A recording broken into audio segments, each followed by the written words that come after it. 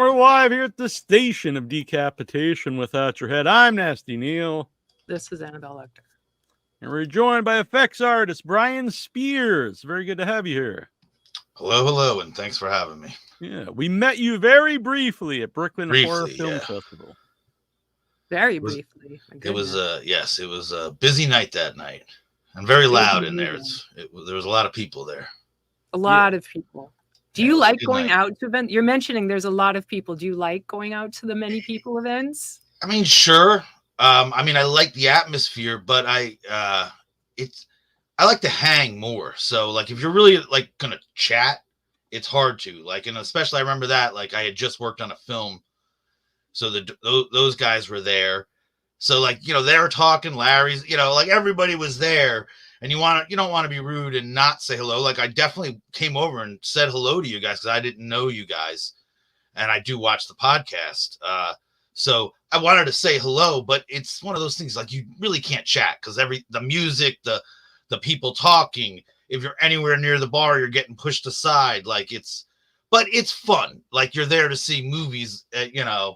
That everyone's there and it's that energy. But I'd rather hang out. I'm not looking to go to the popular place. I'd rather go to the unpopular place. But it's hard. You don't want to also stand in a corner when you're in those places. Yeah. And for people who don't know, is Blackout. Larry Fessenden's Blackout was playing at Brooklyn Horror Film Festival last year, and you did the effects for it. I did, yes. Besides, busy and stuff afterwards, what was that like to see your work on the big screen, watching the movie? I'm not usually privy to see them ahead of time. Sometimes I get a couple scenes here and there. So it's definitely a thrill. And I do know that movie had went through changes, even I think it premiered at Fantasia. And a couple weeks after Fantasia, I was in Larry's garage and we were shooting scenes that were then seen on the day of Brooklyn, just to get to add some extra stuff to it. Maybe that's a lot of fun, of course. We all go to see our stuff. Yeah, you know what I mean. This might be a question for Larry, but did he decide to change some stuff after seeing at Fantasia? Well, there was one shot. I think it's during the car transformation. The Wolfman's eyes weren't in the mirror, and he's always wanted that image. So what we went back and did was we did his hands up, we did his hands, and we actually used his hands this time, and we did them on the steering wheel. Then he was able to superimpose shots, and he did it all like through green screen. I was just there for a little bit just to get a couple pickups, and because it's a shot that's lived with him. Yes, it's a Larry thing, but it's one of those images. If you guys have talked to him, he's very into those images, and he wanted that image. And I guess in the fury of getting this whole movie shot, that's the one shot we didn't get.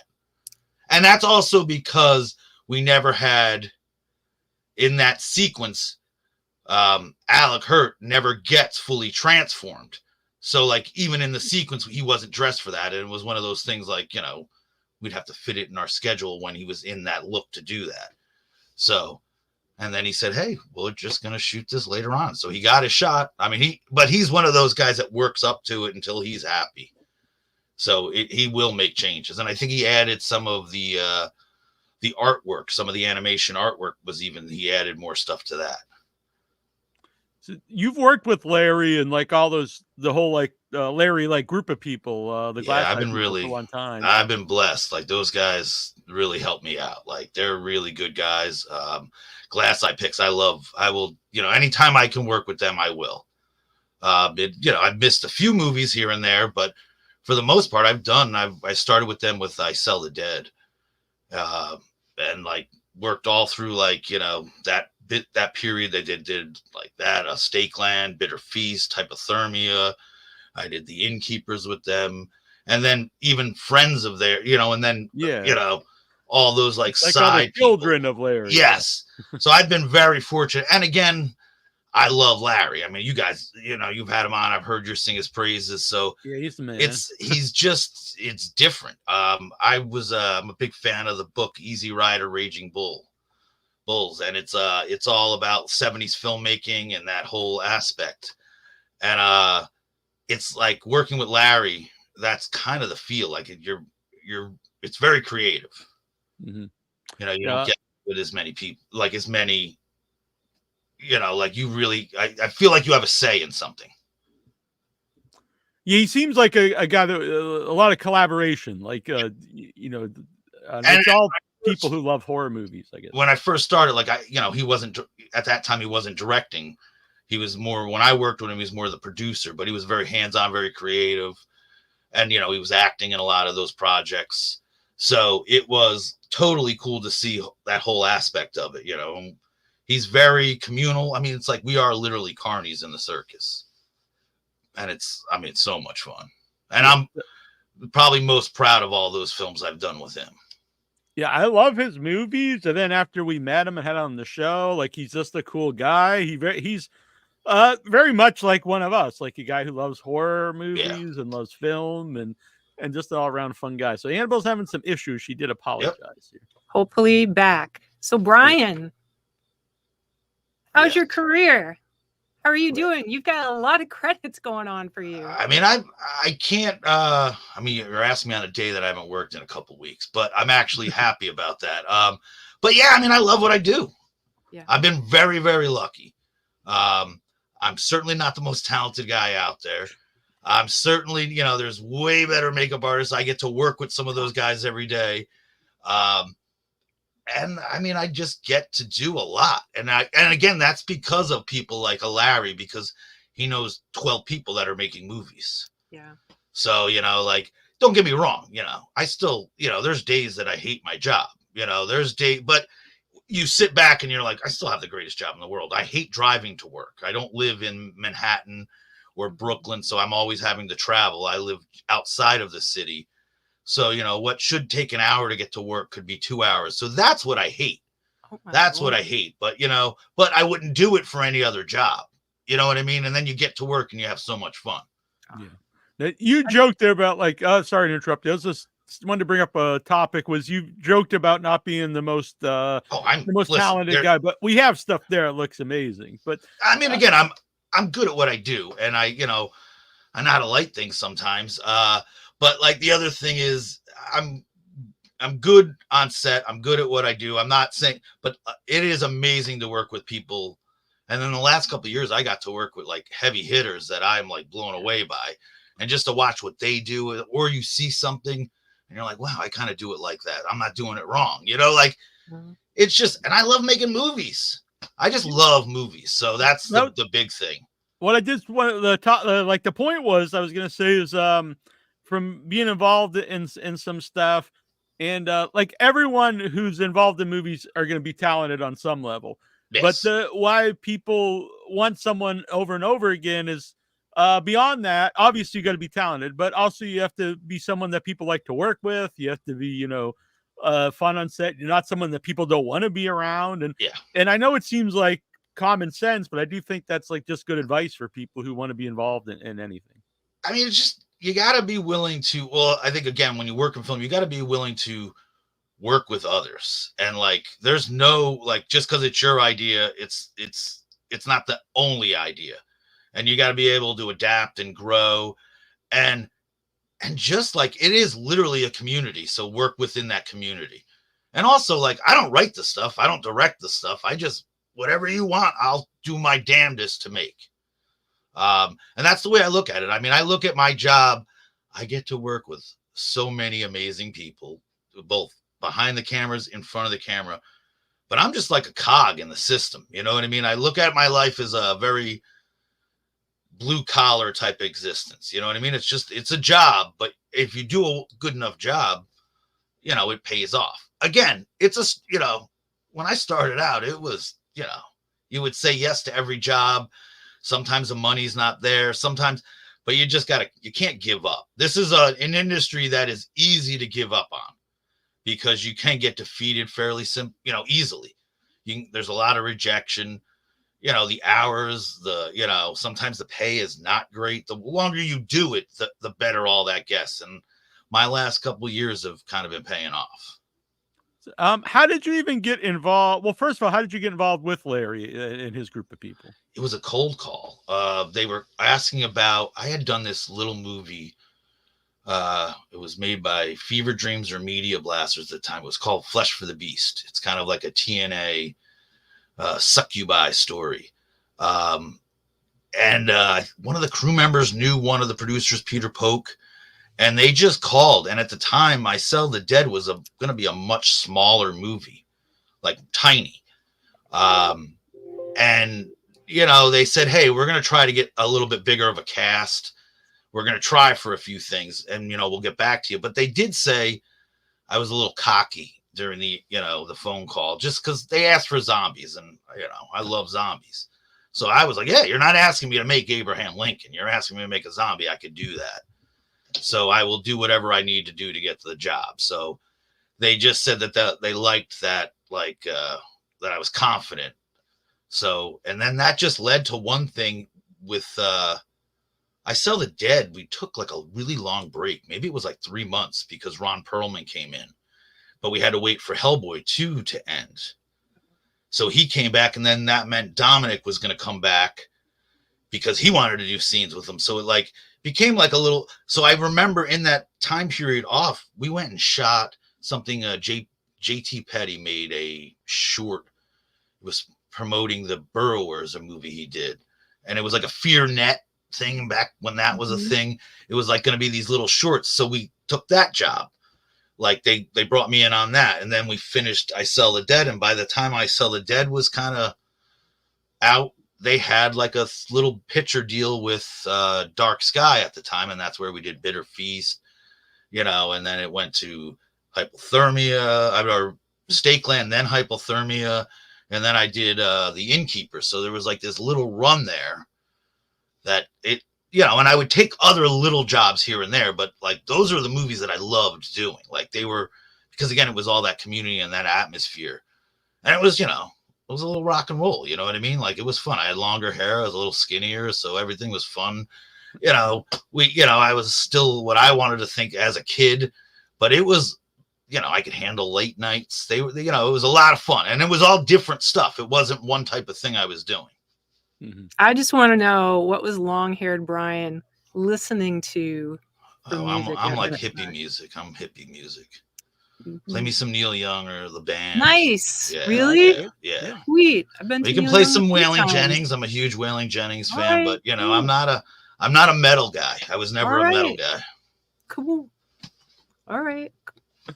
You get some people saying hello. Christopher wants to know, Christopher Outridge, as a makeup special effects artist, what would your dream character movie set to work on? I guess like my go-to cheesy answer is if Scorsese made a zombie film. I love zombies.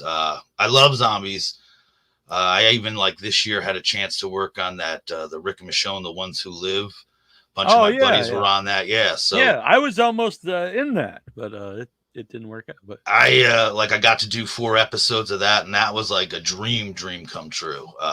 So I love zombies. And I've had the chance to do zombies, werewolves now. I've done vampires. I've done, you know, so it's all, I'll be honest. And the other answer is I just want to be a working makeup artist. And that's like, I just want to keep working. And I'm more, I think I'm better at more of like, you know, I've never done really many aliens, but I like the more realist. I want you actually to look away from something I do sometimes. Like I would rather you be like, ooh, that looks like it hurts. Yeah. So I like trauma. I like gore. Usually a lot of the answers I make well, I don't like gore. I love gore. If it's done well, especially or done over the top, like, you know, a Dead Alive or an Evil Dead 2. Yes. I love like that kind of, you know. Yeah, Dead Alive is all kinds of fluids. Yeah, like that's the kind of stuff that, you know, I like I can't even say I'm the hugest horror fan. You know, I started watching horror movies and it was like, you know, that 1987. I think I got my first Fango. I think it was issue 68.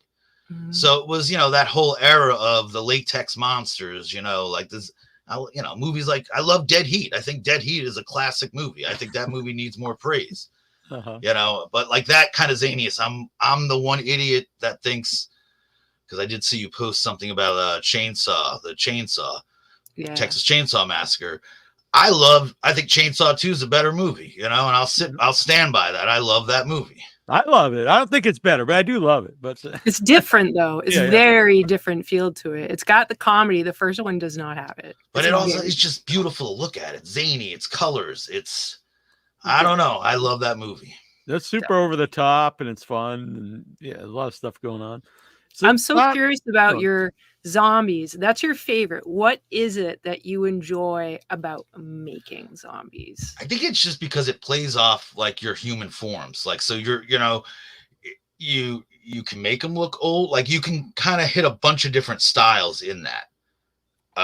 Like even creating them, they can be wrinkly. They can be, you know, and they're also, you're never hiding. Like when you do an alien movie or a monster movie, you're trying to break the human form. You know, you give it a more monstrous look, like, you know, let's build it with a zombie. You know, it's a human form. Like, and I'm more drawn to that. And I like the idea of a zombie. You can get away from one zombie, but it's the mass. It's that, like, hey, being in a crowded place, you know, it's that like claustrophobic. You can become claustrophobic with zombies. And I think George Romero's Dawn of the Dead is like the first comic book movie ever made. I think it's the best. I was gonna ask your favorite zombie movie. That's my all-time favorite zombie. That's the greatest movie. You know, I love that movie. Yeah, it's not just the best zombie movie. It's one of the best movies. But yeah, I mean, I think it's a great movie, and that was a movie I've watched that over and over and over and over again. That is a huge part of my life. Yeah. What did you think of the remake? I probably would have liked it better if it wasn't Dawn of the Dead, maybe. Well, I was just going to say, it'd be a really good movie if they just didn't call it Dawn of the Dead. But, you know, they had it in a mall. Like, hey, that's our little tribute to, if they just changed the title, I think it would have been a better film. Is that the one with Matt Frewer in it? Yes.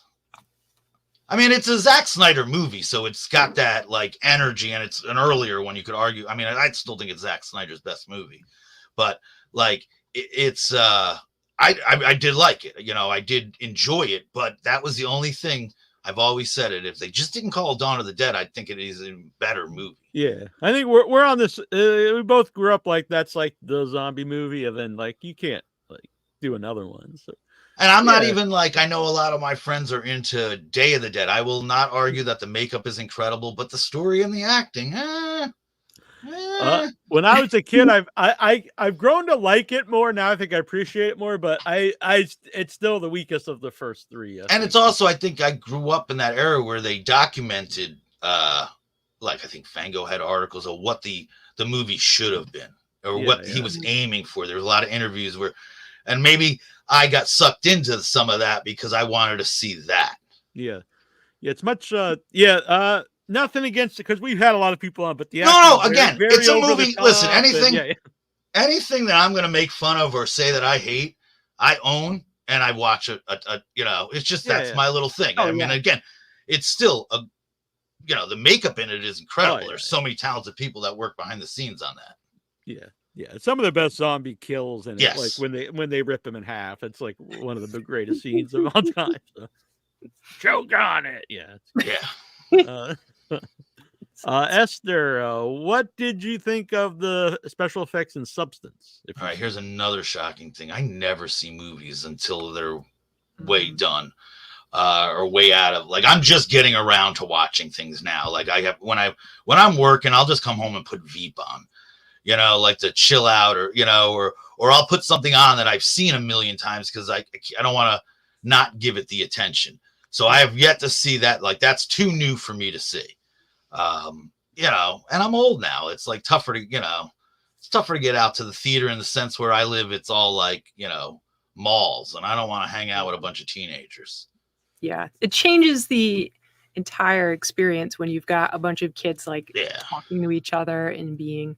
And I'm already yelling them to get off my lawn. I don't need to say like, move another seat away. Like so. Oh, Neil's seen me do that. Yeah. So Annabelle and I run into that sometimes in Boston, and I'm much more. But Annabelle's much more. Shut But up. The Substance is one that I will check out because I'm also not a huge like what's going on in horror. There's, I love a lot of the stuff, but then there's a lot of mainstream stuff that I don't really care about, or I'll wait. But I know The Substance because other people have talked about it, and friends have told me about it. I really didn't even know about it till it's come out, and it's really blowing up with people saying it has me interested. I like the story. I haven't seen it yet either, but it sounds good. And I had somebody else tell me that has that kind of like zany 1987 feet, where everything gets at the end. So I'm like, all right, I can dig with that. So I see people say it's like one of the goriest movies ever at the theater, which wow. I didn't realize that from like the trailer. I didn't think it was that kind of movie. That's a big statement. But I think you guys will understand, in this new world we're all in with movies and stuff like that. By the time I'm ready to go see that, it'll be out. Like, they come out so quick. Yeah, they come out so quick. So some of it is like, that's some of my other issue. It's like, I don't want to like miss it, like I did. The only two recent movies I've seen in theaters this year were I saw Longlegs and I saw Maxine. What did you think about them? All right, Maxine, I've worked with Ty West before, and I think it was a fine movie. I liked it. I loved X. I think X is like a great film to me. Where all these guys now are trying to make the 25th Chainsaw. He did make a Chainsaw movie. He just didn't call it Chainsaw. So I love that movie. Yeah. And I think that's why I love, and it had like a 70s porn set. I thought that was like unique. The alligator was one of the most amazing shots. Yeah. So, Maxine, like at least like what I like about Ty is, he does do a lot of that. Like, he's throwing a little slide tribute to other movies. And, Maxine was very much like that, it was very, I guess both of them are kind of cult films too. Longlegs, I liked, but I didn't really love the end. And I don't know if the two movies wasn't the payoff I wanted. How's that? Yeah. I thought it was well done. Again, all these things are well done. But if I had to be a critique, that I wanted more. Now, here's the thing. I'm dying to see it again because I'm like, oh, it was unique enough. It held my interest. And then I'm like, then I got home in my car and I'm a really bad uncle. So I took my 11-year-old nephew and the whole time we're discussing and he's like, that was the greatest movie ever. I'm like, you don't even watch movies. You don't know what the hell you're talking about. So like, I was like, I can't like the same movie an 11-year-old like, but so, I definitely want to see it again because it's like, Sometimes it does affect me where I'll be like, listen, I don't think I'm going to like it anymore. I just want to see, did I miss something that everyone else is raving about? I saw it twice, Brian. I saw it by myself. Then I saw it with Annabelle. I think I liked it even less the second time, I'll be honest. Okay. But, right. And again, it's tough to say that sometimes because I think it gets understandably personalized where it can be very hard to say, I don't like something. Yeah. People get I don't want to offend like anyone. Yeah, right. And I don't want to offend anybody, but at the same time, I don't like. And listen, I think Nicolas Cage should have won an Oscar for Pig. So I just think he's done. I've loved his recent movies. Yeah. Like, and I just think like he's doing great stuff, but this was no different than any other Nicolas Cage performance. Yeah. Yeah, I agree. Sometimes they just bring him in and say, you do that thing, you do. And I mean, what I liked don't like about to say too much about it just because I know independent film is kind of well, see, that's the other thing. I root for these guys. I potentially could work for someone of that. You know what I mean? Yeah. Like, so I got to watch what I say because I am very opinionated. And it's cool that relatively low budget movies made a fortune, and it's which is half the reason I went to see that because I was like, I'll give money to this. Like, I'm not gonna go. I'm not a big superhero guy, so I don't really care. Or sure, I can name a bunch that I loved, but I'm done with it. So I like to, and what I'm afraid of is guys that I work for, guys like Larry, guys that worked for Larry, guys that spin off of that. It's hard to get a movie made. Yeah. It's so hard to get movies made. And like, we definitely need to see these smaller movies get more love. Like a Longlegs making tons of money, I'm all for. You know what I mean? And I appreciate that because movies like that are going to open doors for directors I work for. Very true. Yeah, I would say, same thing with Terrifier 2, like a very low budget actually compared to stuff that really makes a lot of money. And I know a lot of independent directors I'm friends with they hate it, won't go see it. And I was like, even if you don't like the movie, you should be happy it's And I done so feel well. yes, and like I think Terrifier, the first one, is really good. I like it a lot better than the second one. I like the second one, but I think the first one is when I mentioned the Terrifier, what I liked about the first one is so many times I work with guys that are low budget or we're gonna make a grindhouse movie. We're gonna do like that guy made that, like he made a perfect grindhouse movie. Whether he was trying to, I'm sure he was, but it like he didn't overdo it, so it worked perfect. I mean, when you get more money, you're gonna make different changes, but like I thought he did a great job on that first movie. He like delivered on what you knew what you were walking into. Yeah, and I like that it doesn't really have a backstory to art. Yeah, no, I mean, and that's kind of what you want from that kind of movie. I've had people say, "Oh, it doesn't have a story." I'm like, "Well, what like slasher movies like really have like a really?" I think that's the problem is today we have to explain things to our audience, and I think that's the one problem I have with like modern. I don't care if you remake it or reimagine it. Well, still keep it as dumb as it was originally. Like they try to like smarten it up more now.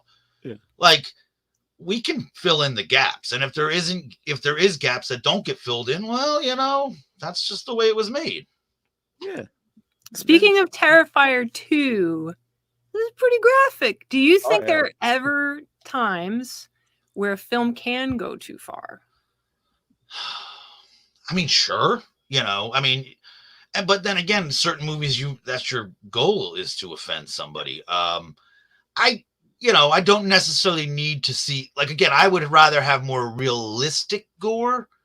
Mm-hmm. Like, I either want realistic gore that you like, wow, that looks like it hurt. Like, I don't want to look at that. That's too much for me. Or I want it over the top where you're like cheering. Yeah. So I don't know. And it's also how well the movie is and how it, because again, when I was a kid, I was told The Exorcist was the scariest movie. But it wasn't by the time I saw it. Like, if I was 13 and like they're, late 80s. But Henry Portrait of a Serial Killer was the scariest movie that I ever saw, because that to me was real. And I was like, when you're 14, 15, you're just, figuring things out. Like, and that was like, whoa, when they turn that when you realize that murder and they're just sitting in the room and watching it, like that to me was scary. Like that made my hair, like that more realistic stuff. Yeah. I think Zodiac is a scary movie. Yeah. Like to me, it doesn't always have to be a horror movie if it's well done. And there's truth to those things, like you were saying, the idea of it being real, because there is reality to these things. Maybe there's like blown up a little bit, sure. And at the same time, and I think that's what it was. When I was a little kid, I was scared of like, Friday the 13th Part 2. I remember, having a babysitter and freaking out when, but like it was, and then I realized it's all make believe. And then that's when I knew what I was going to do. And I wanted to do that because I wanted to like, if I get this scared over something that someone made, I can make that stuff. And like, so at 13, I knew I wanted to be a makeup artist. Did I know what a makeup artist was? No, but I knew that's what I wanted to do. But like, that's the thing. Like, sure, you can show too much, but if it's done well, it's worth it. Was there a particular movie that you saw or character, or zombie, whatever, you're like, this is like what I would like to do? I remember I did it like an interview for the local paper, because I used to do like a local town haunted house, and I was like the little kid. So I remember my interview, and this must have been like 8th grade, or maybe it was my going into freshman year. And I said my two favorite movies, because I thought I was badass, was Dawn of the Dead and Reanimator. Yeah.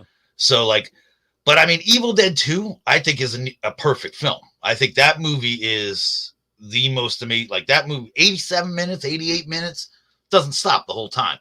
Of course, I love The Thing. Those are probably the two movies that like, oh wow. But I was a Fangoria kid, so even if I don't like the movies, I knew all about them in that era. It's interesting you said those two movies, The Thing, because you said earlier either over the top or like serious, and Those are two different, like, Yeah. They're both very lot of stuff going on, but The Thing's very serious, and Yes. Evil Dead 2 is very, goofy and And I remember I did a movie. I was lucky enough to do a movie. Well, I did a couple things, but I worked with Bob Kurtzman, and I would just be like, dude, just tell me any evil, and he'd be like, it's so long ago, I don't even know, I don't remember. And then he would just sit there like 2 days later to be like, you're right, that is a great, when we did this, and like he'd tell little, like he'd remember stuff. And it was just like that.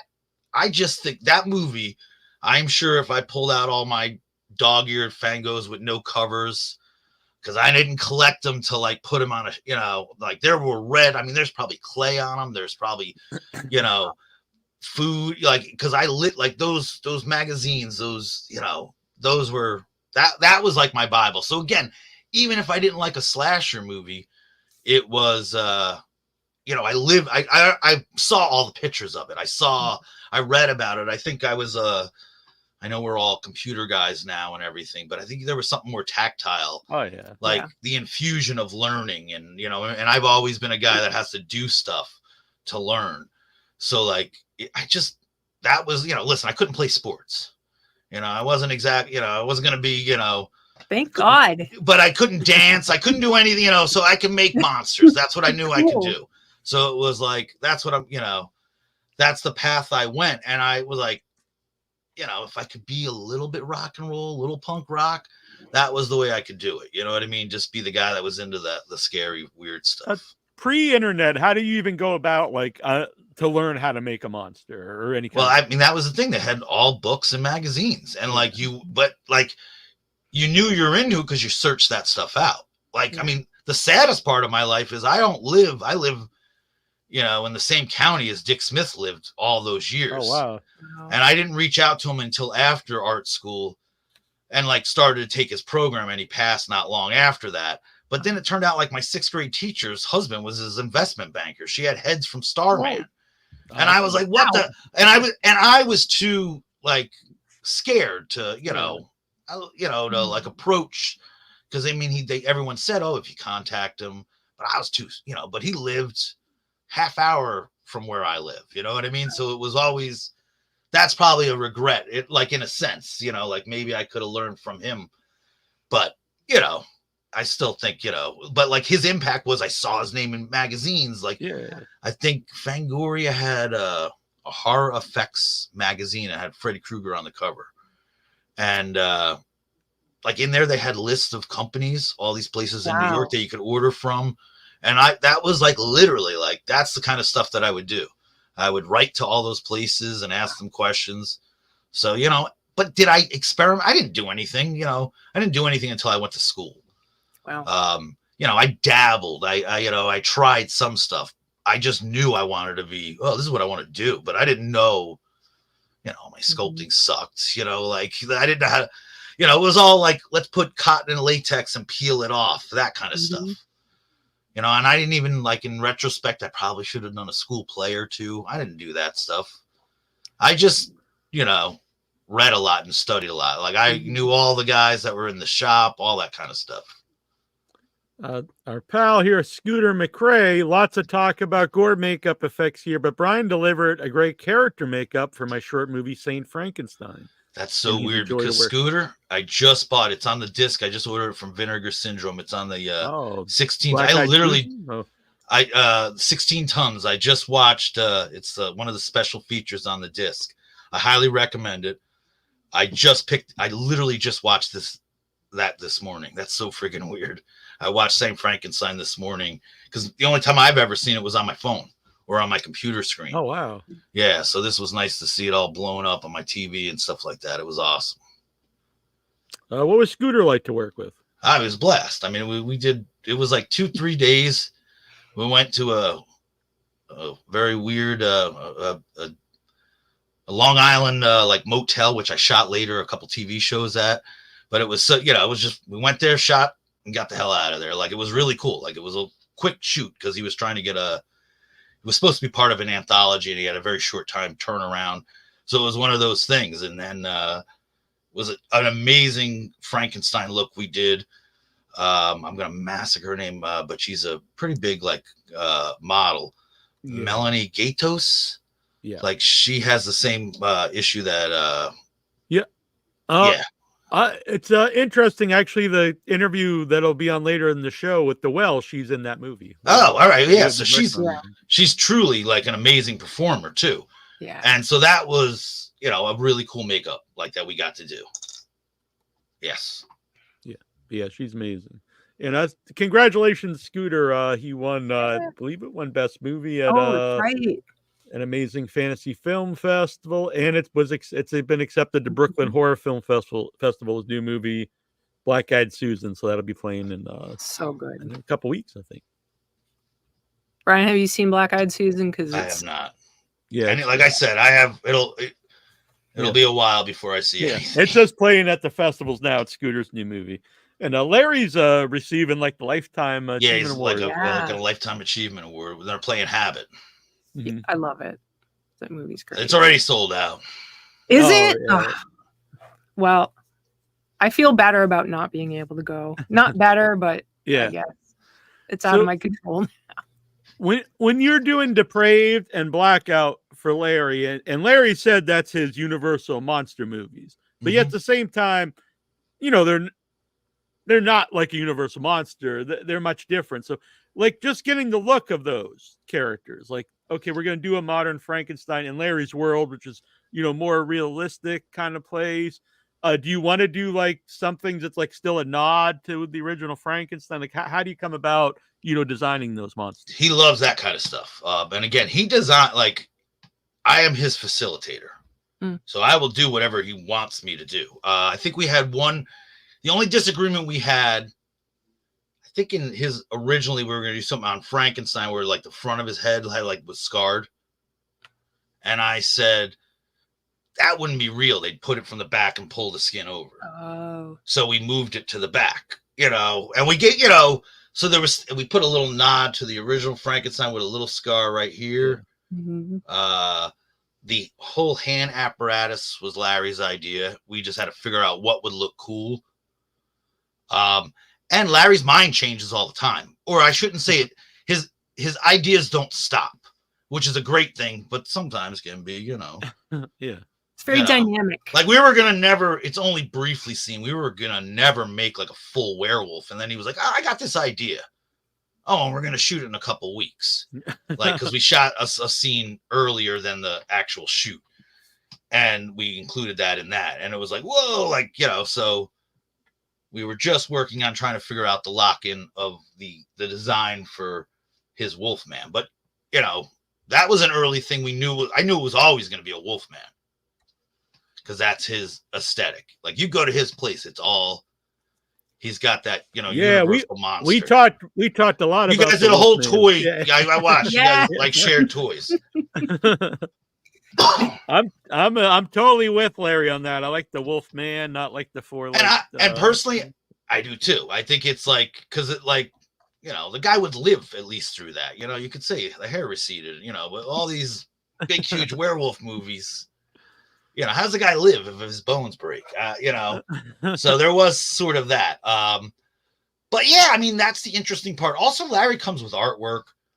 Like he, you know, and also the benefit of, I guess, knowing him for not 20 years, but darn close. Wow. Like, you know what he likes. Yeah. I was surprised that he doesn't usually do a lot of blood. And I thought Blackout had probably the most blood he's done in any movie he's ever like directed. So that was kind of like unique. Yeah. And you talked a lot about Fangoria, and you have the behind you, Blackout on Fangoria. Was that the first time something you made was on the cover of Fangoria? I think I've been in the little film strips a few times. I've had they did a whole article on me working with Glass Eye. John Carpenter made the cover for that, of course, you know, but so I have been in, but, you know, I mean, I think my first appearance was in a Terror type, but the cover was a big deal, and it was for a Larry movie. So that meant the world, like, you know, when you look, you know, I'm not old enough to start looking back, but, you know, when you do look back, you're like, oh, that's the movie I want. Like his movies are always the one, that I would want if I had a choice. I think Stakeland made the cover of a Rue Morgue, so that was kind of cool. Yeah. I did a movie called Hellbenders, and that made the cover of Rue Morgue, but I was a Fango kid. So that was a big deal. And then, like, my buddy, I work for, you had him. Was that with the Addams Family, Hellbenders? Yeah. No, this was an older one. This was, had Ron Perlman, Clancy Brown.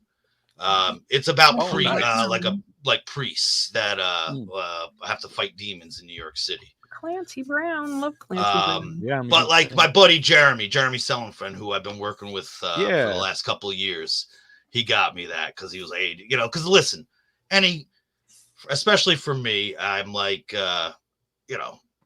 that's my Oscar. Like, I don't, that's the big deal to me is making the cover. Like, that was a huge thing. I'm sure bigger guys were like, oh, come on, kid, no big deal. But that's, because again, I have a 17-year-old niece, and she's like, wow, you've always talked about that. That's so cool that you got that. So it's stuff like that, and again, it was for a Larry movie. Yeah. Is that one going to have a missing cover like the old ones? Clay on it? No, I put a couple in a frame. That way it doesn't, but I have the one we could toss around the house. You know what I mean? I have the one we can read. The terrible one has joined us. Terrible Troy. Hello. Having some connection issues. Oh yeah, Annabelle had some earlier. So, but also a shout out to Jeremy Sellenfriend, who's been on the show multiple times. Good guy. Yeah. We've got a lot of upcoming work coming up in the next month that is going to be showing on both big screens and on the TV screens. I'm very happy with the stuff we've got to do. Craig, who I met Jeremy through, Craig Lindbergh. Yes. I believe that magazine was called Horror FX from the Fangoria. Yes. Oh, okay. Craig's also a good guy. I don't want to say. Yeah, Craig's a great guy. I mean, every set needs a Craig. So I remember having Fangoria, and I remember seeing like you could cut out and send away for different kinds of like your class. Here's your thing. You send it away in a self-addressed stamped envelope and get the thing. And here's all your masks. Easy. And I wish that I mean, I love being here now. So you never know where life's going to bring you. But I think about what that would have been. And I question what kind of support did you get from your family around this? My family was like really cool. My parents are no longer with me. And they didn't actually get to see any movie I did. But hey, my mom every year was January. I was born, I'm a January baby. So every year back in the 90s, there would be a Fangoria horror convention. She paid for me and friends to go there. Wow. Like my dad would take us, or like when I was a little kid, we would go to the movies. I mean, I saw Kramer vs. Kramer in the theater. Wow. Like, because my parents couldn't find babysitters, they said I never like talked in movies. I saw The Electric Horseman. I vividly remember that. But like, so we would go to movies as a family, and we were a family that rented movies. I was one of, we were allowed to rent, and I could rent anything I wanted. Like, there was no rules, other than like, if you're going to be an idiot, you're not going to, but I would, a horror movie, if I got scared, well, it's your own fault for renting it, that type of thing. Like, so my parents were always encouraging, I don't know what they thought of, and maybe it was a little easier to be an artist, back in the early 90s, but, I don't know if they were that worried if I'd make it or not, but, it took a while, but I had parents that were encouraging when it came to this stuff. That's awesome. Yeah, like, I mean, art, if I wanted to go to art, like anything, like if it was like you want to take an art class, we'll get you that. Wow. Did I have Air Jordans? No. You know what I mean? Like, did I need, it was what I needed. You know what I mean? Yeah. Like, it was like they would do all that kind of stuff. Wow. That's awesome. Yeah. So like, and we, we were that family. Like, we didn't have cable. That's what, that's where my parents were rude and mean, because we didn't have cable. Because back then they would drill, like, they would put one connection in, and my dad's like, "What happens if I want to move the furniture?" So like he wouldn't let them drill through the wall, you know. And he was an electrician, so he wanted to do that, you know. So I never got Fraggle Rock. So, but maybe it's for the best because I rented every movie. You know what I mean? I was that kid every day at a small video store. I went to a video store, you know, because I don't live that far from you guys. All know Mike Gingold, but he went to the same video store I went to. Like it was this amazing like video store with like whoever was picking those movies was reading Fango and every horror magazine. Nice. So like it was one of those things. It was like so cool. Yeah, I had that open policy from my parents on renting movies until my mom popped in Bloodsucking Freaks. Oh, that's so weird because well, here's the stupid thing I did. Well, my dad said I couldn't watch. I just waited for him to go to sleep. And then I gave my neighbors, I let them borrow, I rented 10 to Midnight with Charles Bronson. Like, he should not watch this. So then guess what? I just never let my neighbors, I've never shared movies with my neighbors again. Right. So that's the way I fixed that. I can't pop up if you guys send stuff in from Facebook, I can't pop it up here, Facebook group, but I can see it. Antonio Rotona from Mexico. We should celebrate indie films getting theatrical release, even if not everything resonates with ourselves. That was from earlier, and I thought it was a good comment. Absolutely.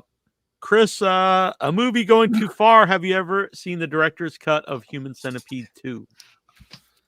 Yeah, I mean, sure, it went too far, but I mean, you knew what you were walking into. I mean, but that's the other thing. We can turn things off. So if it goes too far, you don't like it, just don't watch it. I'm a fan. So. But I actually enjoyed it. So I can't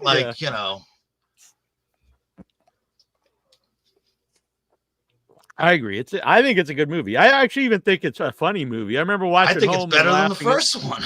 And I thought, am I crazy? And then Troy and I saw it at a festival with a bunch of people, and everyone's laughing. It's like, oh, okay. Other people found it funny too. But I thought it was great. I think just showing the depiction of him with this gross. Well, some people love. I think it was a millipede and not a centipede. And then, oh my god, I think it really was a good movie and crazy. Yeah, like the part with that guy in the kitchen. Oh my god, I mean, but also it's listen, you have to also look at movies, and maybe like you brought up Bloodsucking Freaks. Yeah, that's not a very good movie. And it's not, it's not a movie, as you old, when I was a teenage boy, it was probably better for other reasons. It's a horrible, it's so wrong, but it's one of those, like, that's what I don't think we have anymore. It's one of those sort of like, I Spit on Your Grave. Like it's almost like you got to check them off. Like you got like, it's like a rite of passage movie. Like Faces of Death. Those aren't great movies, but no, you had to sneak down. But see, that's the other thing though. Like you had to sneak down to the basement or go. You had to watch it because it was the thing to do. But now we can see everything, and it makes the movies maybe a little less rites of passage. Yeah, that's true. It's very much like I thought I was doing something like, I'm a badass because I'm watching this movie that I shouldn't watch. Well, and then Troy here, I'd say Troy's my brother. He's 9 years older than me. And when I remember going to his friend's house to watch at the time, like Evil Dead was actually hard to get for a while. Mm-hmm. And so it was like a bootleg VHS tape, but it did make you feel like you're watching like something like or The Burning was one that didn't have a release for a long time. So we'd see it on, the bootleg. I wonder what kids now. What's their kind of let's sneak off. Like Brian said, so much stuff you can watch it. But a Human Centipede is one of those movies now. Like you got, that's the one that's so over the top. But again, it's that like I'm not again. I don't watch these movies every day. I might have a Bloodsucking Freaks T-shirt. But that's as far as it, I don't watch that movie every weekend. And I might, I Spit on Your Grave. I think the Joe Bob Briggs commentary is amazing on that, the disc that I have. I'll watch that, but I don't know, you don't need to watch that movie 20 times anymore. You know what I mean? Yeah. And I think a Human Centipede. But I think a Human Centipede is, Martyrs is another one that's a tough watch. So, like, a Serbian film would probably be there. Serbian film, yeah. Mm-hmm. Yeah, I guess those are still the ones you get your friends together and you're like, you got to check out this fucking movie. It's crazy, Yeah, like it's not making Roger Ebert's, book. You know what I mean? Like it's not like, but it's exactly what you're saying. It's sort of like, I want a little grime and dirt in my horror. So it doesn't have to be in every movie, but it's to have that option. That was part of the fun when Annabelle and I went to see Terrifier 2 in the theater, because there was people that walked out because it's playing, in an AMC, so you don't, I think they think they're going to see like the new Conjuring or something, and it's a much different movie. And then some of us were like, "Oh my god!" and laughing and having a really great. I remember seeing Goodfellas in the theater when I was a little kid, young. I mean, I wasn't old enough to drive there, so we had to have parents drop us off. And me and my buddy were the only two people laughing when Ray Liotta goes across the street and bashes the guy's nose in. And then, we laughed. I thought that was hilarious. So no one else was laughing during that. But so, you find that, maybe I'm a little weird. Yeah, it's okay. That's okay. Yeah. Chris, how do you, this question was presented to me during another podcast. I would love to know your thoughts. How do you feel about having a horror movie storytelling relying on how gory the movie is? I mean, again, as a guy that makes the gore, I mean, if I'm getting paid to make it, but no, that's the other problem. Like, I think there is a big, and I can say this because I have been approached by people and working on things right now. There is like, oh, well, we need more blood because Terrifier had tons of blood. Like there is like an influx of like, how do we get more, blood and gore in our movie? Well, you got to pay for it. So if you don't have that, but there is if you're going to rely on gore, that is an issue. I mean, I'm always a guy that's, and it doesn't always work this way. And I love every movie I work on. But some of the stories are not as good as some of the other ones. Yeah. So I can simply say that, like, again, working with a Larry, I think Larry makes in indie movies that back in 92 and 94, that era, like when people were making thought-provoking movies, he just puts monsters in his. Yeah. So I, as I age, of course, those are the movies. I like those movies, but I do think you need to have like a story and good characters. And then people will put up with anything. Yeah. So, and I think we're going to see more of a low budget like aspect, bring in some of this gore and more practical effects as Hollywood is using more CGI or what, what I mean? We're seeing, because we talked about The Substance, having not seen it, but we all know something crazy happens and that's going to draw us into it. But the movie doesn't rely on that. Mm-hmm. Yeah, I actually even realize it was that kind of movie just from the trailer and stuff. So that has me interested. There was a couple here I was trying to find. Todd Quality Jaeger. Hey, now I'm getting through. He's just telling us he's here. Okay. He's a huge Late Phases fan. Oh, cool. I didn't notice that part. Yeah. Late Phase. That's a I would say underrated werewolf movie. People should check that out. And I have to say that with Bob Kurtzman and his team did the werewolf. What I did is we did the gore for that, and I got to age Nick every day, and that was cool because like even Bob when I worked with him, he had never seen Nick. I mean, he'd seen Nick, but the whole time he was there, like Nick was always in makeup, so it was like the last day you got to see him without, and it was very subtle, but. It was, you could tell that we aged him up. I mean, to the point where I think our first day, Nick was wearing contacts, but like cloudy contacts, so you can see, but you can't. It's not great. He drove to work cataract that day. Kind of thing. He drove to work that day, and he's like, "Oh, it was really tough getting here." I'm like, "Dude, don't put your contact." He's like, "I wanted to give him a good college try." I'm like, "Dude, you're nuts." But that was a great fun movie to work on. Yeah. So I don't know how much you could talk about the sequel, Smile 2, which comes out next month. I don't think you can talk too much about it. I can't say anything. What I will say is I was part of a team. Jeremy handled. He was the department head on that for the prosthetic department. There was a monster crew as well by Alec Gillis. I did do the first one, but I was only a makeup artist on that. I had nothing to do with that other than I was always hired just to do a makeup, and so it is weird, because everyone uses that as a credit for me, which I would never use that as a credit for me. All right, I will take that. I was like, but no, don't. I mean, that certainly helps, but you know what I mean. Like, it wasn't my job, and I don't want to like have any stolen valor there. I worked for other people on that one. Yep. So and the same thing with Smile too. It's a way above my pay grade to say other than it's coming out. I think October 18th. Yeah. And then after that, there's a lot that can be said, but Yeah, I think Mr. Sellenfred will be back on the show sometime when that's out as well. So that's very exciting. But I know did you do the makeup on Kevin Kepi? Yes. When it's that middle stage before it's the monster. Oh, it's like the taller, like the mom, the distorted mom. Yes. So it was supposed to be Jeremy was on that movie. He was on the first one as well already. And it was going to be myself, Jeremy, and another East Coast based makeup artist, Lisa Force. We were going to do the makeup. Jeremy's a family member got COVID.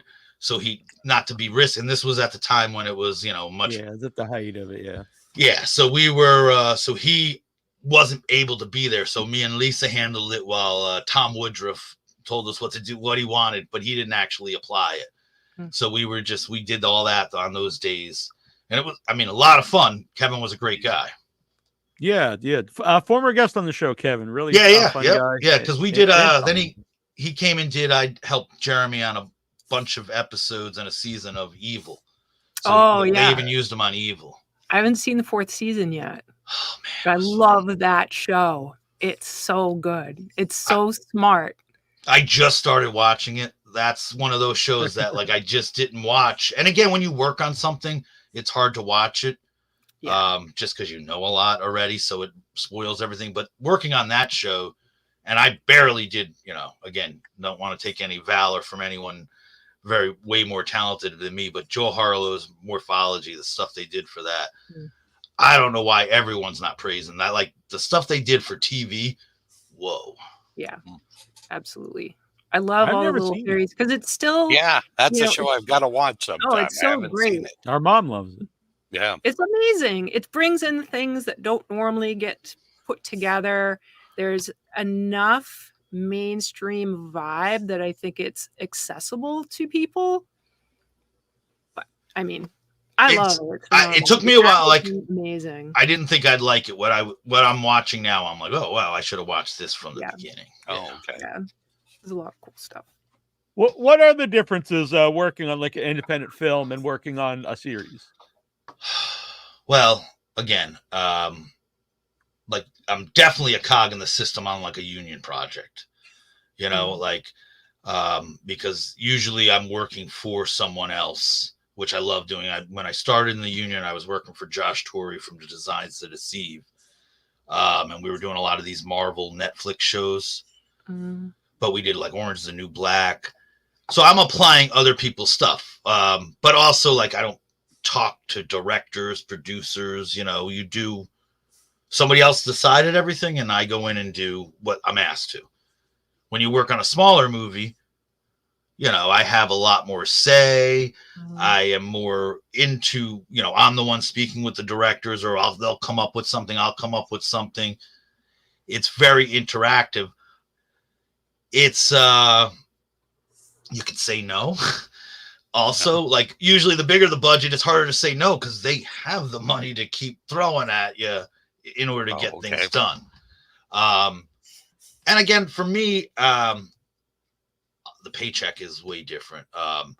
But I still even as busy as I get, when I did Blackout or Depraved, even I had other, I was doing TV shows at the time, but I would take the time because I need to that's my creative outlet to do those smaller movies.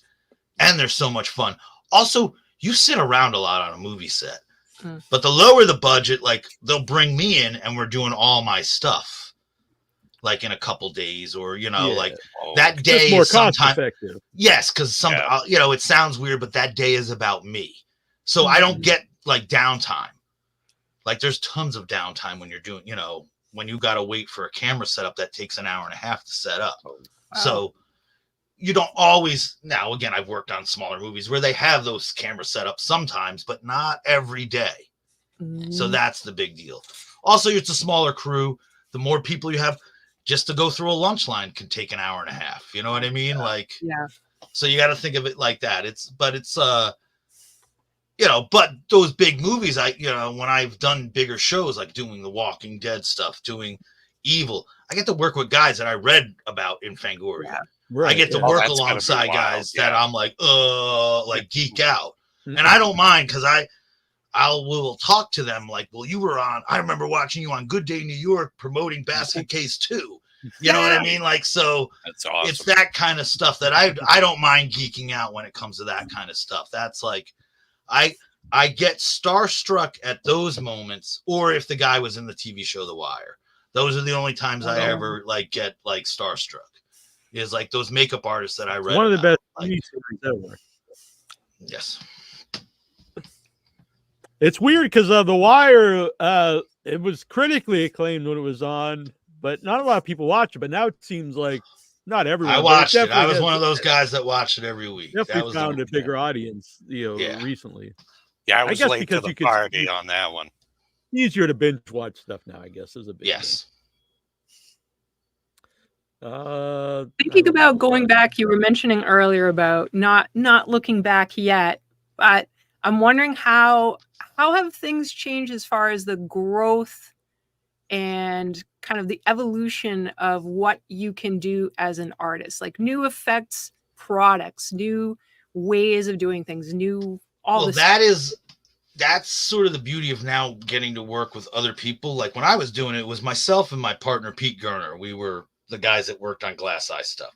We would occasionally get very talented friends that would come and help us out. But 90% of everything that went on there was like we built. Oh, okay. I don't know how to build everything, but we figured it out. Now you work on these bigger projects and you're like, whoa, like they have the materials that I dreamed of. And like, so that's different. So I learn stuff every day. And like the beauty of having some of these bigger jobs is I can go out and spend, like, I'm still one of those guys, like you get a kit fee when you do a job. So every day you get a certain amount of money towards your materials. Some people, it all goes in the same check. So like at the end of the day, though, whatever that was supposed to be, I go out and buy product or materials with it. Like I still do that, where some people, I don't need to, but it's because I want to learn new stuff. Yeah. It's amazing what we can do. And there's certain things that I just like, I'm never going to be the guy that does animatronics. It's above me. Like, I'm just like, ugh. So like, but but I want to learn other techniques to do other things. So like, there are things that, I have friends that are getting into 3D printing. Yeah. It's not my thing. I'm always afraid I don't know how to do this stuff. Like, I don't even know how to turn on a computer. I don't use a computer unless I have to. I'm like a little antiquated that way. Like, I am, I know how to get on YouTube. So as long as your thing is on YouTube, I know how to do that. Nice. But like, I'm not a genius, so there's certain aspects that I just know I'm going to age out of. But I'm encouraging everyone else to do whatever they can learn. But again, I think learning is you don't stop. Yeah. So that's the thing, like, and again, I like the stuff that's behind me. Some of it was for a movie or, but some of this stuff, I'm bored. So I just go out and make stuff. I'm always going to make stuff, even if I'm working on something. That's great though. And like, even like when I go home from work, I molded stuff, I sculpted stuff, but it's not my stuff. So I have to come home and still like to decompress. I'll go down in the basement or up in my little man cave, which, really is the whole house is a man cave, but that's a whole other problem. But like, that's the thing. Like, so I always kind of like, I'm always making stuff. I don't know, some guys like have hobbies. That's my hobby. I still do my work every day. What kinds of things do you well, work on? Because you said you've got a little downtime. What kinds of things are you doing when you have a little downtime? All Do right, you so like make- I mean, it sounds dorky, but like it's Halloween coming up, Yeah. so I do like a huge thing in my yard. You know, Yes. but like it's usually like if it could be considered much more of an R-rated yard. I have dead bodies from movies that I've worked on or severed heads. So like, but I've had the stuff for years, and like right now my little downtime, so I'll take a certain couple pieces and restore them. Or I have a couple sculptures that I'm working on right now. I have a couple people that talk to me about movies. Mhm. So am I officially starting those movies? Well, I might be tinkering a little bit. Like when I read a script, even I'll like sometimes read it twice, but in between reading it, I'll not sketch something out, but I'll like sketch it in clay. Like cool. like I just idle hands. I have Catholic guilt. That's bottom line what it is. I can't just sit on the couch and watch TV all day. Like there's something wrong. Like if I'm not working, I have to do something because because I could sit around and watch a lot of TV. You know what I mean? So I need to stay busy. Do you get a lot of trick or treaters where you are? I sadly. Well, I live in suburbia, yes. So I get, and then I do. People come just to see my yard. Yeah. How do we see your yard? I always post pictures on Facebook or Instagram, so all right, you can. They'll be out there this year. Nice. All right. Yeah, we'll share them on the show as well. We'll crop out if your home address is in. I mean, nothing to visit. I mean, at this point, dude, I don't care. You know what I mean? Like, I'm not moving. Is there ever any because you talked about Jeremy, Craig was here. Is there any ever maybe early in your career was there any like not animosity but like competitiveness between like FX people? I will say this about Jeremy. We had done a movie years ago, like sort of together. But he got the job and then couldn't do it because he had a union job, and it was like, holy shit, I'm making this kind of money. I don't know what so I wasn't in in the union, so I went and did the movie for him. And I know we've talked. We've never had animosity towards each other. Sure, is there a competitive thing? I've been told people have said negative things. I'm sure I've said negative things. I try not to. Mm-hmm. But yeah, there's definitely competition, and there's definitely like But again, it's also a small. The New York, the East Coast is very small. Yeah. Like we get a lot of work, but there's only a certain amount of people. Now, do I work with every one of them? No. But do I have animosity towards them? No. But I mean, I do remember a few. That guy got that movie, or that guy got that movie. Hey, but I was also lucky. I got the Glass Eye Pix movie, so I didn't really care. Mm-hmm. So I'm sure Jeremy has said he was jealous of me once or twice. I'm sure I was jealous of him once or twice. But the jealousy never got into like, backstabbing. That's important. Yeah. But it makes sense when you have a project that comes out and I would imagine you think, oh, I would have been able to do this. Well, the other thing is now, like, the beauty of getting to work on these other projects where we can bring our friends in and bring talented people. And like I said, there's way more talented people than me, and I get to work alongside them every day. So that's like, I'm not upset by that. You know what I mean? Like so if you're gonna be that petty, it's like show business is wrong, like the wrong business to be in. So like, I've been very lucky, so I'm not going to complain. I think you learn by having someone better, like next to you and showing you. And if you're open to all that, I think it applies to everything, but especially what we do. Like I'll rip my friend off because I'm like, I like what you're doing there. I'm going to steal that idea. So, Collaboration is so important, I think, to have that, like to not have that ego of I'm the best. Also, like having done a lot, like, listen, I did probably 15 years of indie movies, which is probably 10 too long, but I loved it. But it's also like trying to meet those deadlines, which I never missed a deadline. But, like the stress levels, now you get to work with people that like, what you're doing. Like, like I'm going to get it to this far. Like, I don't mind like if somebody takes my sculpture and then works on it a little bit and I get it back, or we share sculpt. Like that's just, it adds more to what you're doing. Yeah. We get people in the chat just saying it's cool that your work is your hobby or your hobby's a work, maybe. Yeah. Vice versa, which that is. I mean, I have no other skills at this point now, so I am screwed if but like I've stuck with it this long, it's paying off. Yeah. So you have some acting credits on IMDb. Was that stuff that like you happened to like you were wearing the suit, or is it something that you would like to do more I of? did Stakeland. I played Sister Agatha because I just thought it'd be cool to make me a huge woman with big boobs and like, for the and I knew I'd do it. You know what I mean? Like, and so everything I have is out of like, hey, I'll do it. I think secretly when I was a kid, I probably wanted to be an actor because I also love actors, but I can't do what actors do. Like but you put a mask on me, I'll act like an idiot and everything. Like I'll do whatever you want.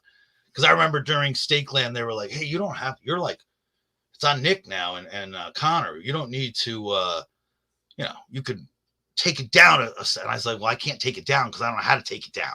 Like, I'll just give the performance. They're like, it was great for them. They loved it, but I didn't have to do that. Mm-hmm. And then I remember I went and did the sequel, Stakeland. We were in Canada.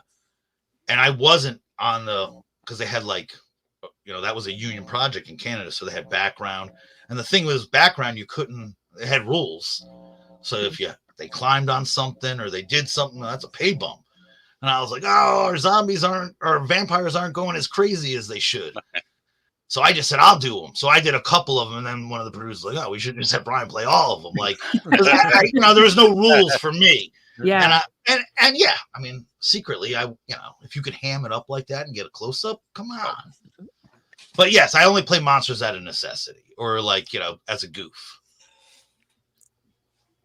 Have you ever written anything like, maybe you have your own idea for some? I'll say this. I have the greatest idea for a zombie movie that's never been made.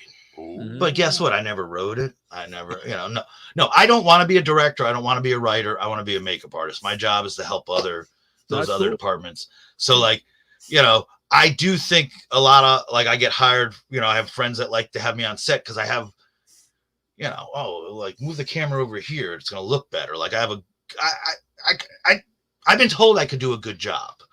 But no, that's not something I want to do. I don't like I want more talented people than me doing that.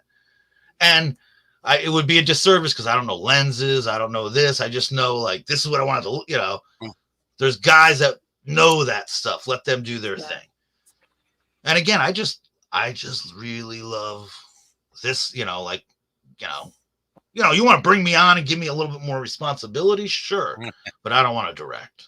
Yeah. But again, I do have the greatest zombie movie that if I wrote it and directed, it would be amazing. But that's everyone in film. Can you bring those ideas to other people though? Because you have this network. I mean, when I was younger, but when I was younger, we sat around and pitched things and this and that, and like sure. But at this point, I mean, sure, but I don't say never though. But also, I would just rather do my job and just stay busy that way. Yeah. Like, because the other thing, would it be as good? Like, it's so good in my head. It's so good. Like, I don't know if it would ever be as good, because again, it's a huge when you said like, you might give like an idea, like you move the camera here or whatever. When you make something, do you ever, is it ever like a problem if the director Can I swear? Make it? Yeah, you can say what you want. Like, I'm a total asshole. Like, if I know I don't want you to shoot it this way, I will not paint that side. You know what I mean? Like, where other people like, no, we want the piece to go unfinished. Like, it has to go to set finished. Well, no, I built it for this shot. Nice. Like, that's what you asked for. Like, so don't ask me to do 20 different things with it. That is a great secret. So that's like, has it backfired a couple times? Sure. But I try to like, the thing is you can only build something to work a certain amount of ways. So like either it was built this way or, like, so yes, I try to only build, but if I can give them more, I will.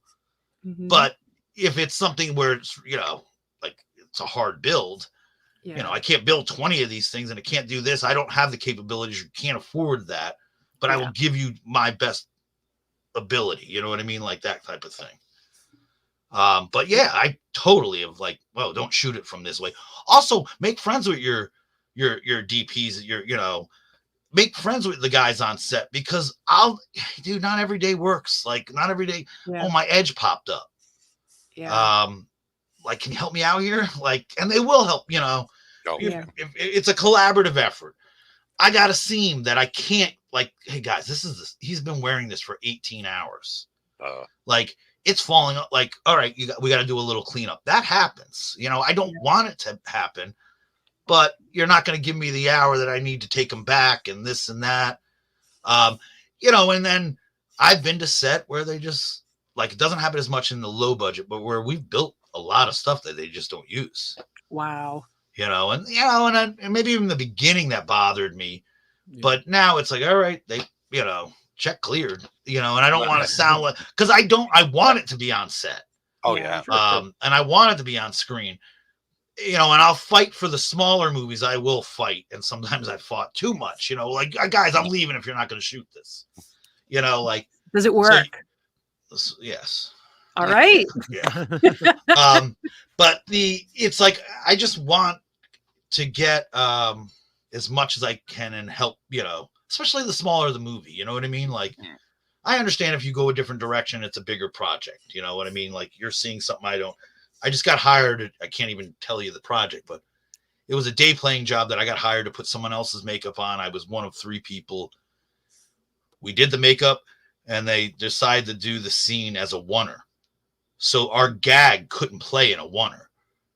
So we were there and we couldn't do what I wanted to. You know what I mean? We were there to hire for a specific thing. Yeah. And we just couldn't. It wasn't, and the boss was like, "Oh, I'm so sorry. I had you guys come in for this. I apologize." I don't care. Because guess what? I actually think the oneer looks like a cool shot. When I saw the shot, I was like, well, yeah, that's so much better than if you would have cut that up and do this and do that. If it's for the film, I don't mind losing something. Then do you save those things to use for future projects? I have a friend who does a little composing, and sometimes I'll listen to this person work and he'll say, I'm saving this for my own thing in the future. I mean, listen, I have molds, like, so I will reuse whatever I can if it's going to help me in the next build, especially the smaller the movie. Yeah.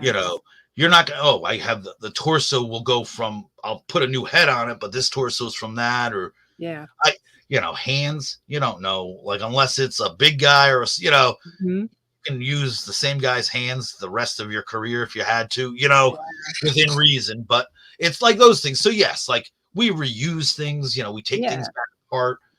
Yes. Which is just wise. Like you said, you're not going to know the hands. If I could help a smaller movie by, like, all right, if I could save you some money because I have this mold already, you still got to pay for, maybe you don't got to pay for A, but B and C you do. You know what I mean? But, like, I have this mold, so we can use the mold. You just got to pay to pour it up. And if that helps you get farther in what you need, I'm all for it. And it happens all the time. I don't we use, they're called transfers. They're like little cuts and little bruises. They're just little transfers. They go on like tattoos. Yeah. I mean, a cut's, Yeah. You know what I mean? I will make a few new ones a year, but maybe not for every, like, oh, I just need cuts. I'll run the same mold. Yeah, absolutely. You know what I mean? Like, so it's like that kind of stuff. It just makes sense. Yeah. Yeah. Like you're saying, financially, your own time. Because then you could use that time to do other things. Yes. I don't want to repeat a makeup. That's what, you know what I mean? Like, oh, I did this for a movie. Yeah. Like, I think after Larry's, I got approached to do a similar look. There's been a couple times, and I'm like, well, I don't want to do it unless I really like it because I've done it already. Yeah. So our friend Julie Hapney was helping with Arbor Day. She's on Facebook and says, "Hey, I just jumped in. I already feel his pain." She's a effects artist out in Vegas. She's fantastic. So, do you have any opinion on Face Off? Because we've done a few shows with like a whole group of Craig's makeup friends. That's how I met Jeremy at first, and they all had differing opinions. Some of them like vehemently hated the show, and some people liked it. I remember I was on a movie. I was at this movie Hellbenders. Was shot in Brooklyn, and I stayed at the convent because, like, at the time I didn't know Brooklyn that well. Now I work there all the time, but at the time I was like, oh, and my hours, I slept in this convent, and stayed there but I remember being on that movie, and I had been approached. I think it was season 2. And like somebody said, hey, you don't even have to audition. You know, somebody recommended me and they were very interested. And I remember the one guy that I talked to was Larry, because he was coming into my makeup chair. He was playing a little part in this movie. And, you know, he made sense. He's like, you're already sort of working. Now, mind you, the first 2 or 3 seasons, a lot of those people were, you know, in the same boat I was in. Like, you know, they were in the shops and working. But, you know, makeup artists aren't household names, so you don't really know them. But it's not that I didn't mind the show, you know, but, you know, it's hard to make a competition. And I'll say this, the whole reason I don't want to, like, I would watch all those cooking shows, you know, I watched Top Chef when it first came out. And I just didn't want to get home. If I did Face Off, I didn't want to go home for burning the rice the one time everyone burns rice. Right. You know, the people who watch it, that's all they'll know you for. Yes. Yep. And at the time I was working. Like at the time I had, you know, sure, have I lost jobs because my Q meter or whatever, you know, I'm not as big of a celebrity as some of the guys that came off that show. Yeah, I lost jobs over that, and that kind of ticked me off. But I have friends that were on the show, so no, it does not bother me. But did a bunch of us always like sit down or text each other or call each other after and make fun of things? I'd be lying to say I didn't. But yeah, I don't. You know, maybe by the time the longer it goes, it's harder to defend. But you know, it was different. It was new, and if it got anyone into makeup, that's a cool thing. That's too. True. Oh yeah. Yeah, because during that period, the magazines, like, they've kind of made a comeback the last few years, but the magazines weren't really big during that era. So maybe that was a way. Kind of the only place you'd see things like that. Yeah, a kid wasn't reading Fangoria at that listen, time. What I had an issue with was it's never that easy. You're never done with something in 5 to 7 days. So that's the only, like, hey, listen, I mean, I would have said like they have to do a gag, and whoever gag is better makes the movie or something, like a little bit, you know. But then again, you know, then that's, you know, you're upsetting people, and you're not upsetting. You know, you can't do that on TV. Yeah. You know, it would have been cooler to watch a movie being made, and you know, you follow the gags in that or something. Yeah. But again, how do you do that? And around that time, I think we were approached by people to do, like, I think every effects artist at one point has been approached after that to, like, oh, let's do a little a little thing. Like, I don't mind saying it, but like I did, there was a little bit of time that I knew Dee Snider. Yeah. And Dee Snider, says, hey, we might want to do like this little gag where like Dee gets caught in a makeup and can't get it off. I'm like, well, I don't want to do that. You know what I mean? Like, I know I get to be on the show or something. And it was very quick, and you know, it didn't go very far. But like, I couldn't do that. You know what I mean? Like, I don't, you know. Yeah, who's gonna hire you after that? Yeah, so that's like, it is some of it. Like, you know, maybe if I was better looking, I would have done it. But I don't know. Like, you know, that's, you know. Also, I was working. And then I found out more stuff, like you couldn't leave your room, you couldn't do this. Oh, wow. You couldn't wear a horror t-shirt. Wow. You know, like, yeah, because it was for TV. Oh. So all like the TV stuff would have drove me nuts. Oh, yeah. At the time I was drinking, and then I heard after a certain season you weren't allowed to drink anymore. And I'm like, well, then what that, you know, like all of that. Like, I don't want to live with people in a room, in a house. Yeah. If I don't have that to. would drive me crazy. Yeah. You know, I'm older than a lot of those guys that, you know, I'm about, you know, so it was like, you know, but no, I think anything that, you know, plus if your reason was to watch it and goof on it, well, and that got you to watch, well, then so what? Yep. Yeah, I'm sure anyone who, like, I'm sure people who work in the music industry have a different look on, you know, American Idol as someone who just watches it as a show. And or the cooking shows. If you're a Yeah. professional chef, you probably look at it differently. So you can't. Well, you have something coming out next, and you said the last couple weeks you haven't been working on anything. Do you have anything? No, I coming finished a up bunch of TV shows, but I have Yeah. I have a movie called Director's Cut. It's a very small indie movie. It's playing, I think it premieres in Chicago this weekend, and then it's playing the Bushwick Film Festival, and then it's going to have a little run on Halloween, 4th of July. Halloween. Oh, cool. It's a little slasher kind of movie that I did. I did that during the writer's strike. It got approved. Oh, and I wow.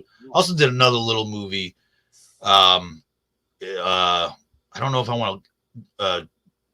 Justin Brooks and Emily Bennett wrote and directed it. They also did Alone with Her. I think it was a Shudder movie. It was during COVID. It's their follow-up. I don't want to say too much about that, but that movie, that and this director's cut movie that I did during the strike was so like rejuvenating to be around, you know, because I stayed on these movies a little longer than I normally would have because I didn't have to be at a other job. Yeah. But yeah, so those are like the two upcoming things. You know, I did work on Goosebumps and I did work on Smile 2, which are all coming out. But again, I work for other people and I'd rather them get the glory for that. But yeah, I mean, Blackout just came out on which I love. Not just because you're here, but yeah, I love Blackout. It's an amazing disc. So even if you didn't like the movie, the disc is it looks like it's loaded with stuff. It's really good. Yeah, it's really, really good. So if it has the making of, it has a little Larry put together a little mix of Habit, Depraved, and Blackout in like a little running 20-minute like montage movie. That's cool. That's so good. His commentary is very good. I mean, I worked on that latest season of that Rick and Michonne, the Ones Who Love, I think it is, The Ones Who Love. I just got around to watching that. So that's how far back I am. I've just watched that. I just picked up another movie I worked on that just came out recently called The Becomers. It's a Zach Clark film. Oh. So that was, that was interesting. It's an alien movie, isn't it? Yeah. I built the aliens, and that time someone else put them on set where they were shooting. But I worked on his movie called Little Sister. So I'm going to watch that tonight. Festival, I think. Yeah, it was up. It actually premiered. Is it the Boston Underground? Or... I think yeah. That's where it premiered. Boston that's like right up by you guys, I think. Yeah, we go to that pretty much every year. Cool. The other thing is I work on, a ton of stuff. So it's hard to even remember what I did because I don't even update. Yeah, there you go, Craig. I don't even update my IMDb. So I don't even, so I've worked on a lot of stuff, but I've been very busy. There's a bunch of stuff coming out, but I'd rather let other people promote because it's their names on things. Yeah, I was telling Craig at the time I was going to be like it wasn't one of the zombies. It was the group of like survivor people, and like I had callbacks. I was kind of excited, but I didn't get it. But Craig said I should have got unhealthier looking. Julie, about you're talking about Face Off. She said 100% agree with him. It made producers think we could make anything in a day. Yes. That's the big problem. Like, and again, you didn't know that at night somebody else came in and ran the foam. And foam, anyone that runs foam or runs a silicone piece, like that's a whole art in itself. And again, just that's all. Like it's deadlines. And then, no one and that's the one thing a TV show is never going to show you deadlines. Like they're not going to show you, like our job is as great as it's boring. You can just sit there all day texturing, putting lines for wrinkles, putting dots for skin texture. It's great. But it's great to do that stuff. You know what I mean? Like and it's necessary to be that attention to detail, but that's not the exciting stuff. Yeah. Right. Making a mold is not exciting. Making a mold. It's a necessary thing, but that's the thing. Because you said about no drinking, and she said they had to buy months of cigarettes in advance if they were. See, just that you can't do you can't go anywhere like that. Yeah, that would. I had the wrong. You got to Go share a ahead. room. Like, guys, I'm 50 years old. I'm not sharing a room. Like, I've turned down movies because they said we're all getting a house together. I'm like, I'm not doing that. I'm sorry. I'm not like above it. It's just not for you. And I'll hang out with the crew. I'll do everything that the younger guys are doing. But when I go to bed, I don't want somebody like fucking with me. I don't want like, oh, this is funny. Let's get the old, let's take the picture of the guy that falls asleep first. No. I had the wrong. There's just certain things. Yeah. I had the wrong show. I was going to be in Dead City, which was Dead another City. one of the. I think Dead City they shot up by you too for a while. Yeah, that's why it came up. Yeah, it's up in Boston. I don't want to forget to go back to it. You mentioned sketching in clay, which fascinates me. Can you tell me more about that? It's just I think that's the one thing I don't think I was ever like a great illustrator, but I could sculpt, and it wasn't even sketching. It might have just been cruder versions, not as blended together. But if like somebody said, "Oh, we need a zombie," I would start putting that together in a clay form. Maybe it wouldn't be like as refined or an idea, and it'd be rough. But in my head, it was like I knew where I was going. That's amazing. And I always do that. Like I have more sculpture started in my basement than I have ever finished. Wow. And that's like, maybe it's a little ADD. Maybe it's just, it's like, I'll get to a point, and if it doesn't happen, because like I said, it's like, I don't want to start a movie until I have the movie. Mm-hmm. But sometimes, an idea comes to you. And sometimes I just like to see it fleshed out. I did a movie. It was for Jeremy. I won't say, I did a makeup for an upcoming movie. But like what I did was I sketched it I sculpted it on a head on my day off, and then went to work, and then had the life cast, and was like, all right, this is what I was doing. Cool. Because I had nothing to do, and sometimes I'll just be watching TV or listen to a podcast or something.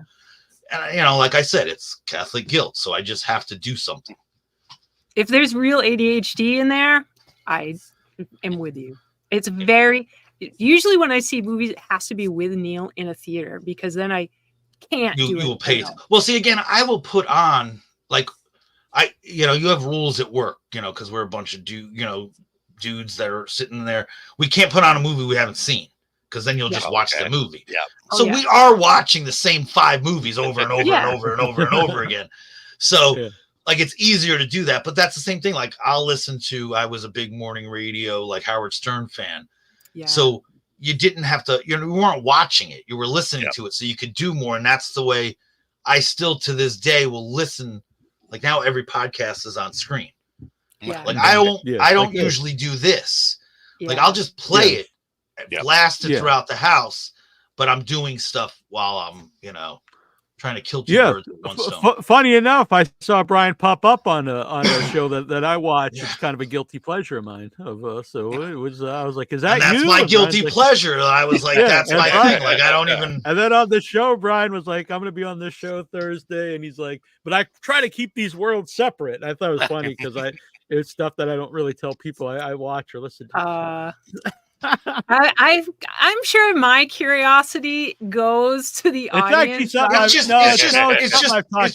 It's just angry comedians. That's all it is. Yeah, like, it's not nothing bad. It's just bad. But it's not something everyone listens to. Like, there was a day back in the day when you didn't tell people you listened to Howard Stern. Yeah. You know what I mean? Now he's a national icon to some people, but like, there was a time like early on that you don't mention it. I mentioned to you to Annabelle before MLC. I listened to Misery Loves Company with Kevin Brennan. And I mean, that's like the greatest podcast in the world, but like, that's a whole other thing.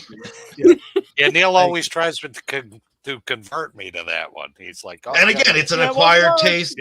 But that's I don't even know how I get into it. I just started watching it one day, and I was just like, and then it only turns out my buddy got really into it, and he's on the shows. So that's my like little connection to it. So it brings me, I probably wouldn't have stuck with it if it wasn't for my best friend. Yeah. So it's just like, and it was very weird to be on this show that I don't tell anyone I'm on. And I got a Facebook message from Neal. It was like, "This you on this show right now?" I'm like, "Oh my God." I don't have to find out. That's too funny. I need to know. And I think just one thing I'd like to plug, because again, I'm not far from a celebrity, and this has been a weird week because I did that other comedian show. Yeah. I did you guys, which I'm more of a behind the scenes guy. I'm very self-conscious to be on air, but I'm also going to be Delco, Horror Haven is having convention in Media, Pennsylvania. And I had met two of the founders at a Monster Mania, and we hung out with them, and we were just, goofing around with them. And they've asked me to be a celebrity guest at their show. So I am one of their celebrity guests, which I am far from a celebrity, but I'm very appreciative that they're bringing me along for that. And it should be fun. And that's this weekend. And that's great. Look it up, Delco Horror Haven, if you're in the Media, PA area. Cool. Sweet. Very nice. Have you? So you haven't done that before, or you have done that, Ben? No, I've never really done any of that. Like, I mean, we did for that Fangoria. We went to Planet. No, not Planet. Went to Forbidden Planet, and we did a signing there. And so we signed all the magazines. I've never, I think I've done a couple DVD signings here and there. Mm-hmm. My signature is not elevating your disc, but. It's very nice. And I'm very humbled by doing that. And it's very I like the attention at times, but it is, I don't know. I mean, I just watch the movies. Just buy the movies, buy all that stuff, and keep me employed and my friends employed, and we'll all be happy. But it's weird. Yeah. I don't think I could, when they were asking me about doing do you have a banner? I'm like, no, I don't have a banner. And I was like, I probably won't. What I would do is I buy all, any movie I work on, I buy them and I give them out as gifts or family members and stuff like that. So I will say I have a couple discs. I'll take whatever extras I have, and I'll sell them for what I paid for them. But no, I'm not going to sign. I'm not going to charge for autographs. I'm not going to, I'm not that kind of I don't, But now you're that guy that is the artist and the creator that people might be like, hey, Brian. But you know what? Back in the day, I met all the, when I meet those artists, I'd rather just talk to them the way they talk to me. So that's the thing. I don't need to sign. It's nice to be there. And if I can make one guy into this job, it's worth it. Unless he's going to steal my job, and then I'll be really pissed. As long as he's not too good. Yeah. Just don't be better than me right away. Julie says, yes, it is. I ask people I work for, other FX artists, to sign my DVDs all the time. Go on. Yeah. I was just going to ask what the clay is that you do your sketching with. Well, I use a lot of monster clay because you can heat it up and it gets softer. Yeah. Cool. But I use there's a bunch of different clays, but for all the sketching, I like that because you can do it real quick.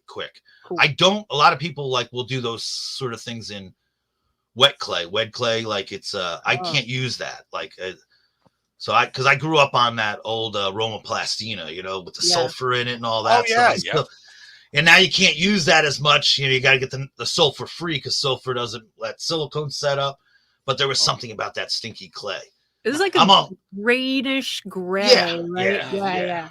Yeah. And I'm also a weird dude that when I'm working, I always have clay in my pockets, so.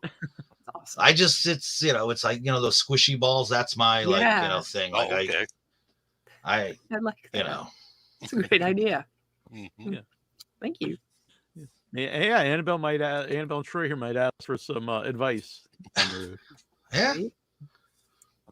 We're working on something together here. So, do you want people to follow you on social media? Yeah, I'm on Instagram. I think it's Brian Spears Effects, so that's fine with me. More importantly, support movies. Yeah. You know what I mean? Go out there and watch it. If you haven't seen a Glass Eye Pix movie, find them all. They're all amazing. We all love Glass Eye Pix. I've been very fortunate enough, to work on some very good TV shows. Some, wonderful small movies. I'm just getting into some bigger movies now. But just go watch movies. And they don't even have to be horror movies. Watch everything. Yeah. I watch all kinds of movies. I know we do the horror show, but But that's what I mean. That's the thing. Watch everything. Yeah. I will say this. Support independent films, especially. Yes. I think that's especially being, you know, there's a lot of stuff going on now with movies and crew. Mhm. Like I was very blessed to stay, like my downtime now, a lot of guys are going through that now. Like since the strike, since COVID, work is not where it used to be, like, you know, where it was, and people are really struggling. Like, but you know, help people, you know, if the way to help people make movies is to watch those movies. So anything you could do to watch that stuff and support that stuff, you know, which is, you know, sometimes, like I think we talked about it right away in the beginning. It's like, I don't want to bash a bad movie, you know. I'll enjoy a bad movie, but also realize 1 million people made those movies, and it's really tough. And I can pick out every mistake in the movies I've worked on. You know, I always say, you know, I wish I had more money. It's not so much more money. It's maybe I wish we had one extra day, which is meaning you needed more money. You know what I mean? Like that's the only thing. Like, so the more you support those, you know, and if you'll find your favorites, just support all that, because then it keeps getting all those made. And not downloading it, pirating it. Yeah. See, use the money to support. Like I said, like a lot of people like give me crap because I'll buy, like they're like, oh, you probably get that for free. No, I buy. I will say this: the Blu-ray for I just got it. I ordered 3 of them from Dark Sky. I just ordered 3 more, and they're not like it's not the cheapest disc either. Yeah. But you know, I'll do that just to give it out to someone. You know what I mean? Like very cool. But yeah, like that, and that's the way to do it. That's the other problem I miss. I'm like one of those guys, like I don't read books. So like my bookshelves are all filled with movies. So like you go into my living room, it's all DVDs and Blu-rays, and I've got a VHS stuff. Like, so that to me is like my books, my library, my encyclopedias. Support physical media, because that's the other thing, you know, that's where your filmmakers are getting their money. Like that is like they're putting their heart and souls into that. Watch it, stream it. Fine, great, pay for it there too. But if it's out on a disc and you can afford it, pick that disc up, because that's the thing we're going to be missing soon. Is going to be like we're not going to have physical media anymore, and that's what scares me more. It seems like it's picking up again. It's kind of like people tell me that talking about practical effects, and that became like. But you're also into it. You're into it. True. Like, you know what I mean? And that's the thing. And we're all talking movies tonight. But you got to get that other generation into it. Like on behalf of physical media, records are now a big deal with the young people. I don't know, man. Records are a thing. That really, people are collecting records. No, you're right. Yeah, I actually seen them at Walmart, like in Target. Like they actually. I haven't seen them. I did have to buy the new Taylor Swift for my niece on vinyl. So yes, I understand. So I think that there is people are realizing that there's like a missing connection for younger generations in particular, because they didn't have what we had. And I do, but I think that's we got to keep that moving forward, because that is a huge thing, and that's you know, that's a huge thing that keeps our industry moving. Because again, when I first started like having, you know, it was that market was much bigger, and that market has come down, and I know that's where the low budget filmmakers made a lot of their, you know, they could get their money back that way. It's harder with streaming because we have so much that streams. But we're all guilty. Streaming makes everything so much more accessible. Yeah. Well, when I showed the Blackout disc, like there's so much stuff on there. The disc itself looks cool. The box is cool. The slip cover, and then you get all the extra special stuff, which is a big selling point for me. Like I love to listen to commentary tracks and watch all the like behind the scenes stuff. And you don't really get that on if you watch it streaming. So no. And I was a big. That's where my collections, you know, because I want to listen to the commentaries. I want to listen that's my favorite to that kind of stuff. And again, I use it sort of like a podcast. It just plays in the background. I've seen the movie. I'm also a weirdo that sometimes will listen to a commentary. If I know I'm not going to like the movie, I'll get it just to watch, you know, listen how they made the movie. Cool. Yeah. Plus, there's a lot of good ideas that we could all steal from. You know, how they did it, the mistakes they made. They're all lessons there. Absolutely. I've done that. I'll be honest. Herschel Gordon Lewis, trying to get them. Herschel Gordon Lewis. He's someone where his movies, like you were saying earlier, they're not really good, honestly, but I love them. But I would buy his movies that I actually had no interest in watching, like some of his like. Because you want to hear how they were made. I get that. Yeah, I just like listen to the commentary. Yeah, it was like these weird biker movies. I'm like, I don't really care about this movie, but I love his commentary tracks. Yeah, he could read the phone book, and I'd be fascinated. You know, I just picked up a couple Bill Lustig movies. It might have been, but it might have been like couple of like not Maniac Cop 1, you know what I mean, but like the 2 and 3, and I think I just got Vigilante. He's great at commentaries, because he's also, he doesn't lie. Like we stole this shot, this went wrong, like this didn't work out. Like he's a lot of times you have, like if you can do it and do it right, you talk about your mistakes and everything. And like those are the commentaries that I love. I listen to the movies are those Silent Night, Deadly Nights, like 4 and 5 or whatever. I think Vestron put them out. They're the greatest discs because they're the movies are what they are, but like them talking about making the movie is better than the movies. I'm totally with you. That's when they stopped for a while, like it was hard, like they weren't putting out like commentary tracks, and it was like at that point I felt bad, but it's like I would just rather stream it at that point. But now they've really like all these discs. We actually got some Severin films here we'll talk about later, but I think that's loaded with stuff, loaded with extras. And I think that's the thing with the era I grew up in, being like I was the magazine kid, you know what I mean? I had all the horror magazines. It was tactile. Like that's how I got my information, and the gossip, all of that, like that was written about. Like I used to read Premiere Magazine, Film Threat, I would read them all. So like, I think that's like those commentaries bring me back to that time. Yeah, and I have friends who said that's how they learned to make movies. Like was listening to commentary tracks, or at least got an idea. Yeah. And I think too, that's the other thing is like companies like a Glass Eye that is putting out these movies, especially like Blackout, has incredible, like it has extras that like nowadays a lot of movies don't have the extras. They're just not doing that. When DVDs and Blu-rays first came out, it was a big deal. But now that streaming's the bigger deal, it's not as, as big of a marketing tool. It's really the independent movies and the like older horror movies that are doing great discs. Mm-hmm. From like Vinegar Syndrome and Vinegar. I've just been getting into them. Yeah, they're so good. Yeah, they're almost like the old Criterion ones. Yes. Like from 15, 20 years ago. And I like the, just that attention. Nice. This one here, the Without Your Head films, Once the Future Smash and End Zone 2 is filled with a lot of extras, including commentary track with me. 2 different commentary tracks. Well, I will be sure to pick that up to help that. Thanks for the next one. See, Brian, unlike yourself, Neal wants all of the attention all of the time. You gotta run it.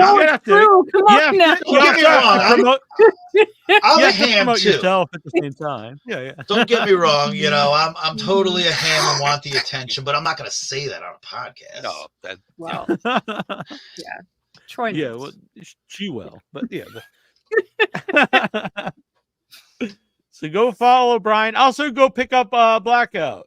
Please not do just because you're here, and I like Larry. I think the movie's great, and I'm gonna get it because I love all the extra stuff. I think it's Larry's best movie since Habit.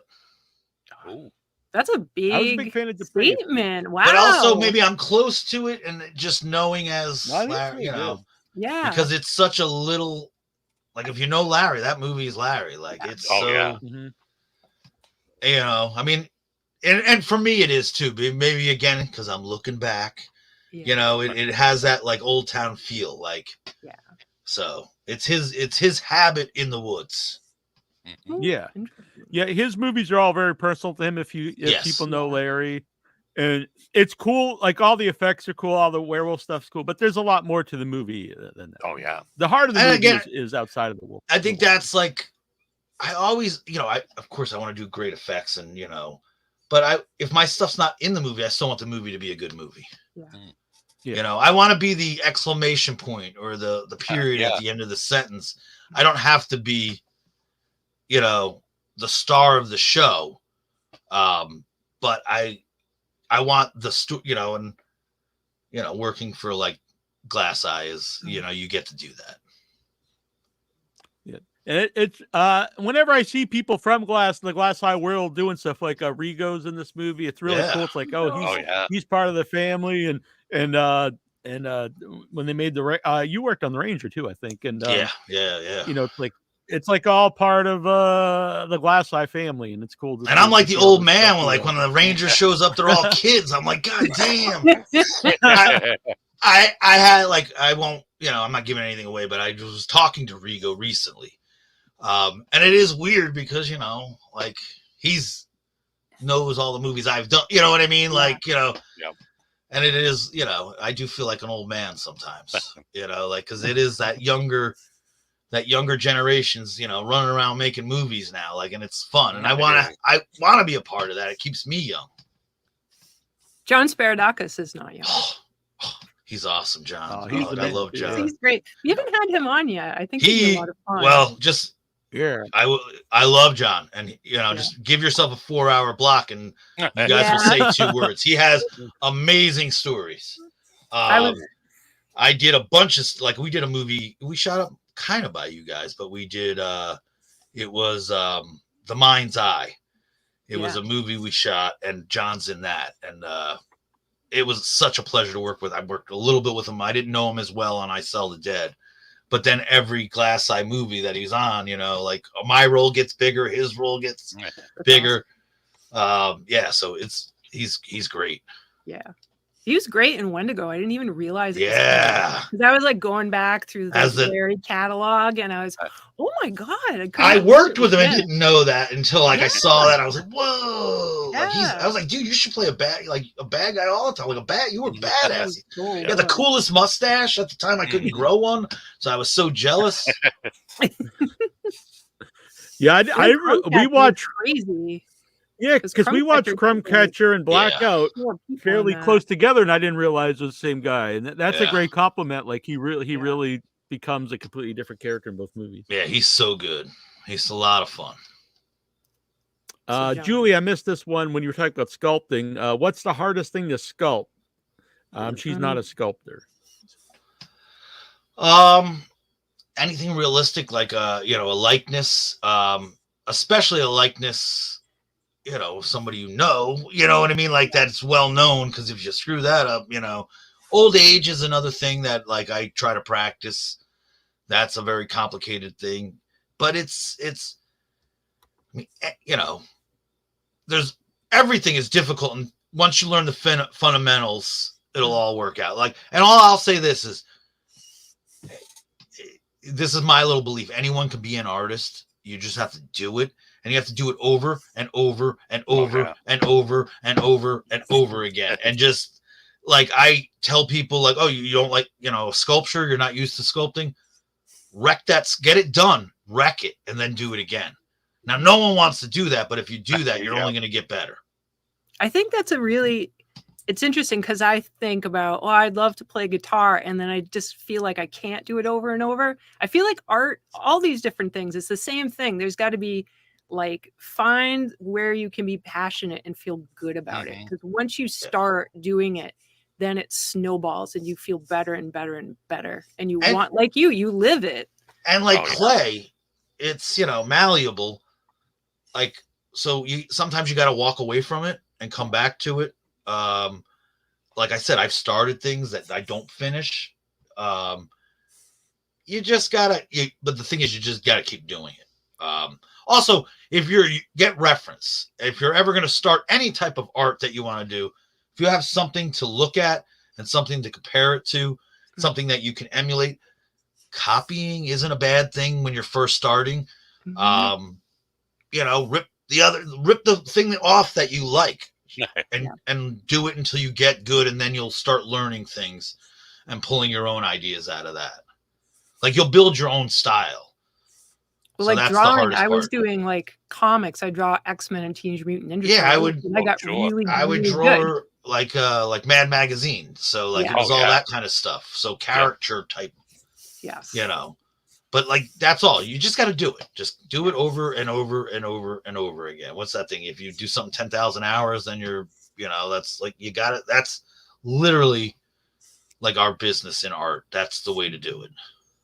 I'm still a novice at the sculpture thing. I'm still Yeah, you're fighting doing it But- with that. some But cool see, stuff. that's the other thing. Like, I mean, I'm okay. There's guys that I'm like, oh my God, like, how do Oh, they yeah, do that? that's- And they do it in a second, you know. But in our world, we have to know how to make molds. We have to know how to apply it. We have to know how to, like, if that's like, fine, you know, try everything, and then you'll learn what you're very good at. Painting, you know, Yep. you know, just don't give up.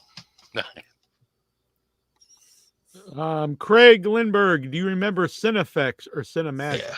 Yes, I was a big. I think Cinemagic was kind of over by the time I was getting into my magazine, but Cinefex was the amazing magazine. But being a high school kid, it was like that one was a little bit more money. It was a smaller magazine, and it was a little bit more you're money. right. Yeah. And it had and then it got to a point where half was always like miniatures and models. And while I was into that, I was, you know, but I would get, you know, I'd go back and buy, see that back then you could buy the back issues and all that. And they weren't like, you know, they weren't collectors or anything like that. There weren't, you know, so they were cheap, you know, they were whatever it costs. Cause I would go back, they did a Rick Baker's Apes one. And, you know, like it was all like, so I would go back and find all of those. So yeah, Cinefex was an amazing magazine. Coast, can 3D printing to sculpting be compared to AI and art? I know people that make molds, sculpt, like everything is just done on the computer. That's not the way I want to go, but I can't fault anyone for doing that. But in my world, I have a buddy Jared that's getting this stuff into this stuff, and I'm encouraging him because it's gonna be the wave of the future. But also, if you're using it to like, hey, this will help me mold something a little quicker, or this, like he's like, if your intention is still to sculpt, like, hey, if this means I can get my armature done easier, or my core model like made easier, sure, I still want to do this part of it. Like, oh, I want to sculpt a head, or like I want to take those and take my sculpture and shrink it down and make little mini busts that I can give out to my friends. Cool. That's totally worth it to me. Yeah. You know, listen, everything good can be abused and not good. You know what I mean? So true. You know, AI gets a little tricky because, you know, I could lose my job because of that. Yeah. You know, could I lose my job, you know, because of 3D printing? Sure. I don't think it's all there yet. You know, I'm like, maybe some guys starting out, it might, you know, be a little bit more of an impact.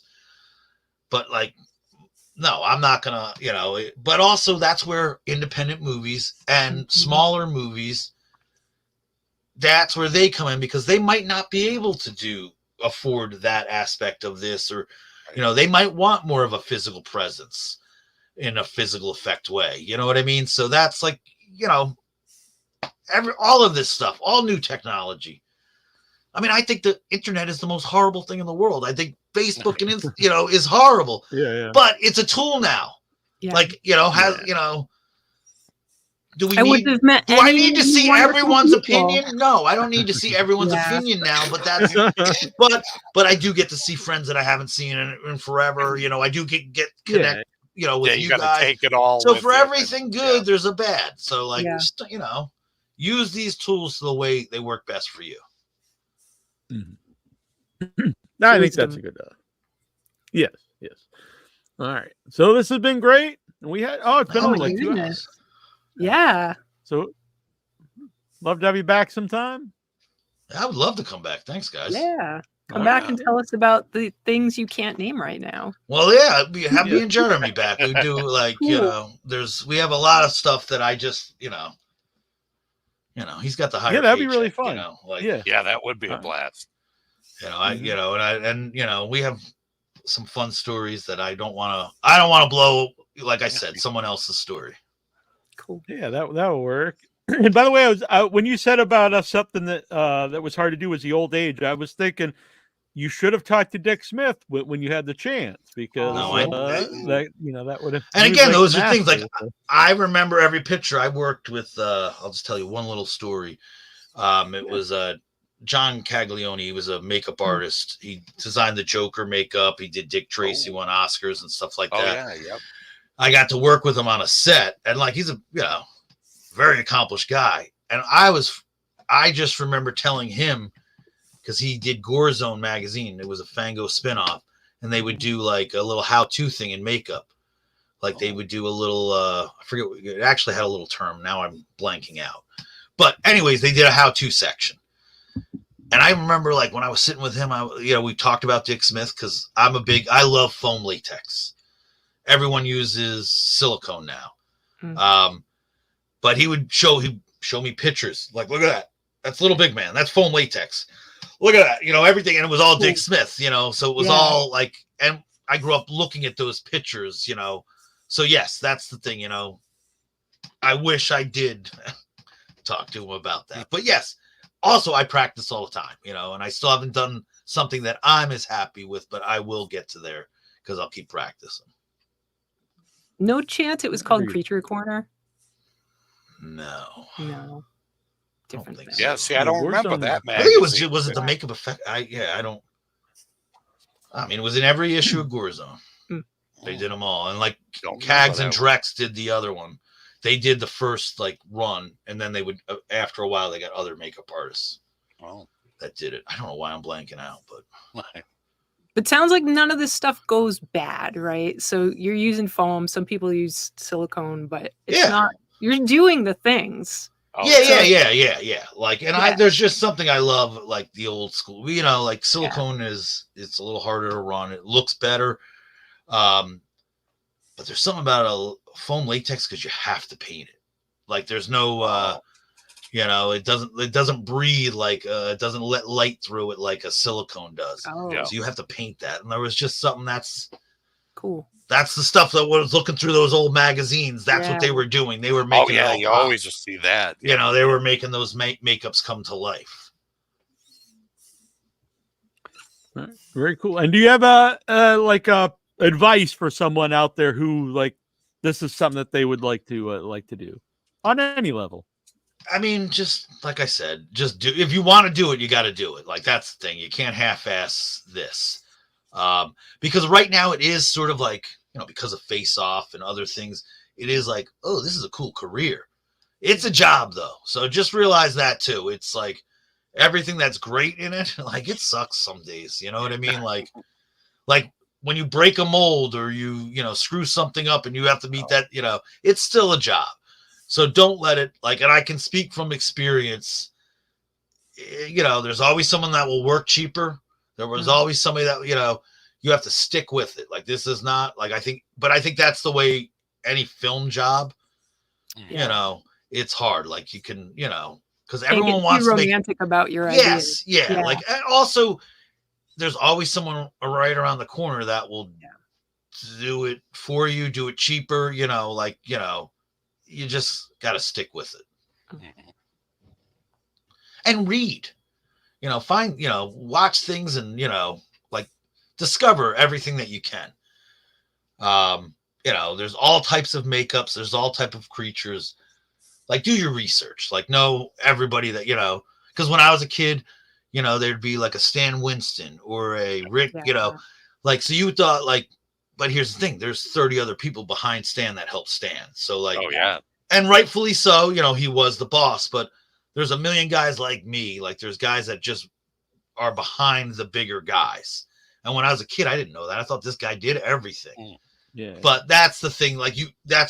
Work well with others, that's the thing. Find your community and work within that community. How's that? Yeah. That's great advice. How about school? Because you did mention. Yeah, I went to the Art Institute, which no longer exists because I think they ripped off people by saying that they can get us jobs, and then they couldn't get us jobs. So we had one in Boston. I wonder if they were related. Yeah, I think they're all gone. They're all gone. Yeah. and I went to Pittsburgh. I only went to Pittsburgh because, you know, hey man, Romero made zombie movies there. Yeah. And it did have the best makeup effects program. Here's the thing. I think school's a good thing. Some people will tell you just go out there and do it. And I do believe you learn more by doing it on a set and but school could lay a good foundation. Because I don't know how motivated I would have been, you know, out of high school doing this in my basement on my own. You know what I mean? Like that would have been the other one told me the materials and the foundations, you know, and I see a lot of people, oh, I'm self-taught. Well, I mean, is that anything, you know, that's great if you are and you're very talented. That's a great thing. But there's no reason not to be taught. Like you can take any class. Oh yeah. But that's the way I feel. I just think that's it's a good thing, you know, and if you're young and living at home, it's good just to get out of your house and find who you are, you know, and then it's only going to help with what you do in life. But yeah, I just think, I mean, I went to school, again, I was thinking about it the other day, oh, should I just taken the Dick Smith class, you know, but I don't know if my life would be the same. Yeah. Right. So I don't know, you know, looking forward or backwards helps, you know, I am who I am because of what I did. Mm-hmm. I think it gives people a foundation to have deadlines as well. Well, that's the thing too. Yes. Because whatever you learn in school, whatever you learn in high school, and then you take an art school, it's the first 2 weeks of your college is that was high school. And then you got to learn way more. And then when you first get that job, it's nothing like when you did in school. Cause I had a whole semester to do this. No, you have 3 days to get this done. So that throws everything off too, but it's the foundation. You just got to lay that, you know, that foundation. Also, our field is so big now. Yeah. You know, just, you know, find what you're good at. All right. Well, we're going to go to break, but we loved having you on, Brian, and we're going to do it again sometime. So go follow Brian, get Blackout, and just go get anything you're interested in. Support independent filmmaking. There you go. Let's do that. Exactly. Yes.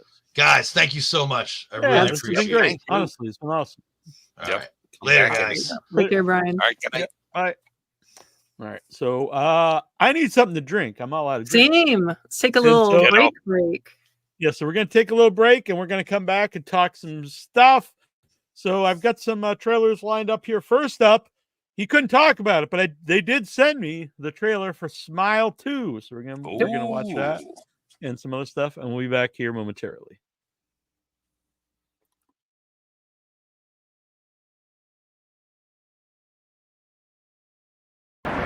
So in 1824, the whole island quarantined itself until most people had either died or had turned to cannibalism. Ho, ho, ho. Thank you for the info. You're welcome, Daddy. Gross. Can we buy tickets here for the ferry? Where are you going? We're going to Svolta. You cannot go there. We've actually booked a B&B. No, hang on. Here, have a look. Richard, Shush. All right, let's go. To enjoy your time on Svalta. It will be short. Thank you. this is your mother's house. Yeah, she was born here. And is she still with us? Sadly, no. She was murdered right there in her favorite chair. Jesus. Sorry. Get up out of that chair. What's going on? We've come on holiday to a Swedish horror film. I feel like we are being watched. Is this about last night? What happened last night? What do we do? I'm not going to be scared away by these people. Bringing those people here was wrong. We will put things right. Coming here was a big mistake for you. Why?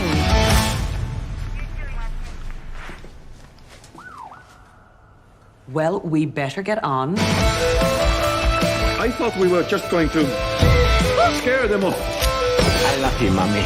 The English must be offered up. Ever since we came to Svalto, we have felt nothing but unwelcome. Our debt must be paid. welcome to Swalta.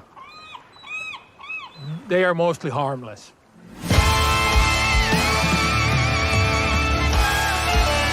Everything is fine.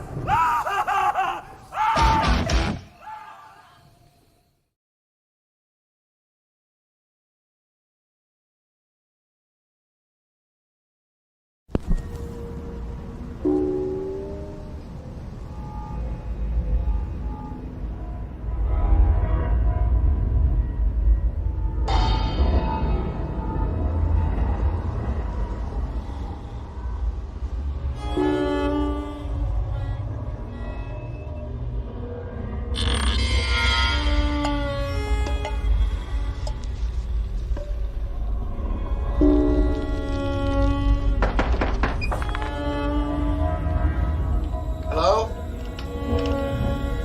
Hello?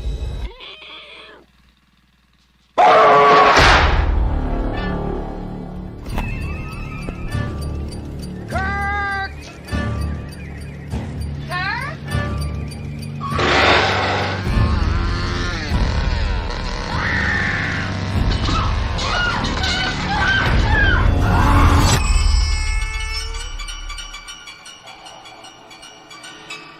You can make him stop doing it.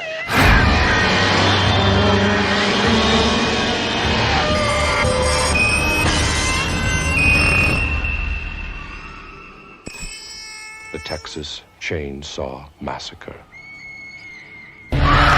Okay, Were we'll you play allowed this. to watch Terrifier? It's a pretty Yeah, graphic movie. I was about 9, 10, so I didn't watch it, but I have seen Terrifier 2 multiple. Okay, all right. It's so good. I love it. Yeah.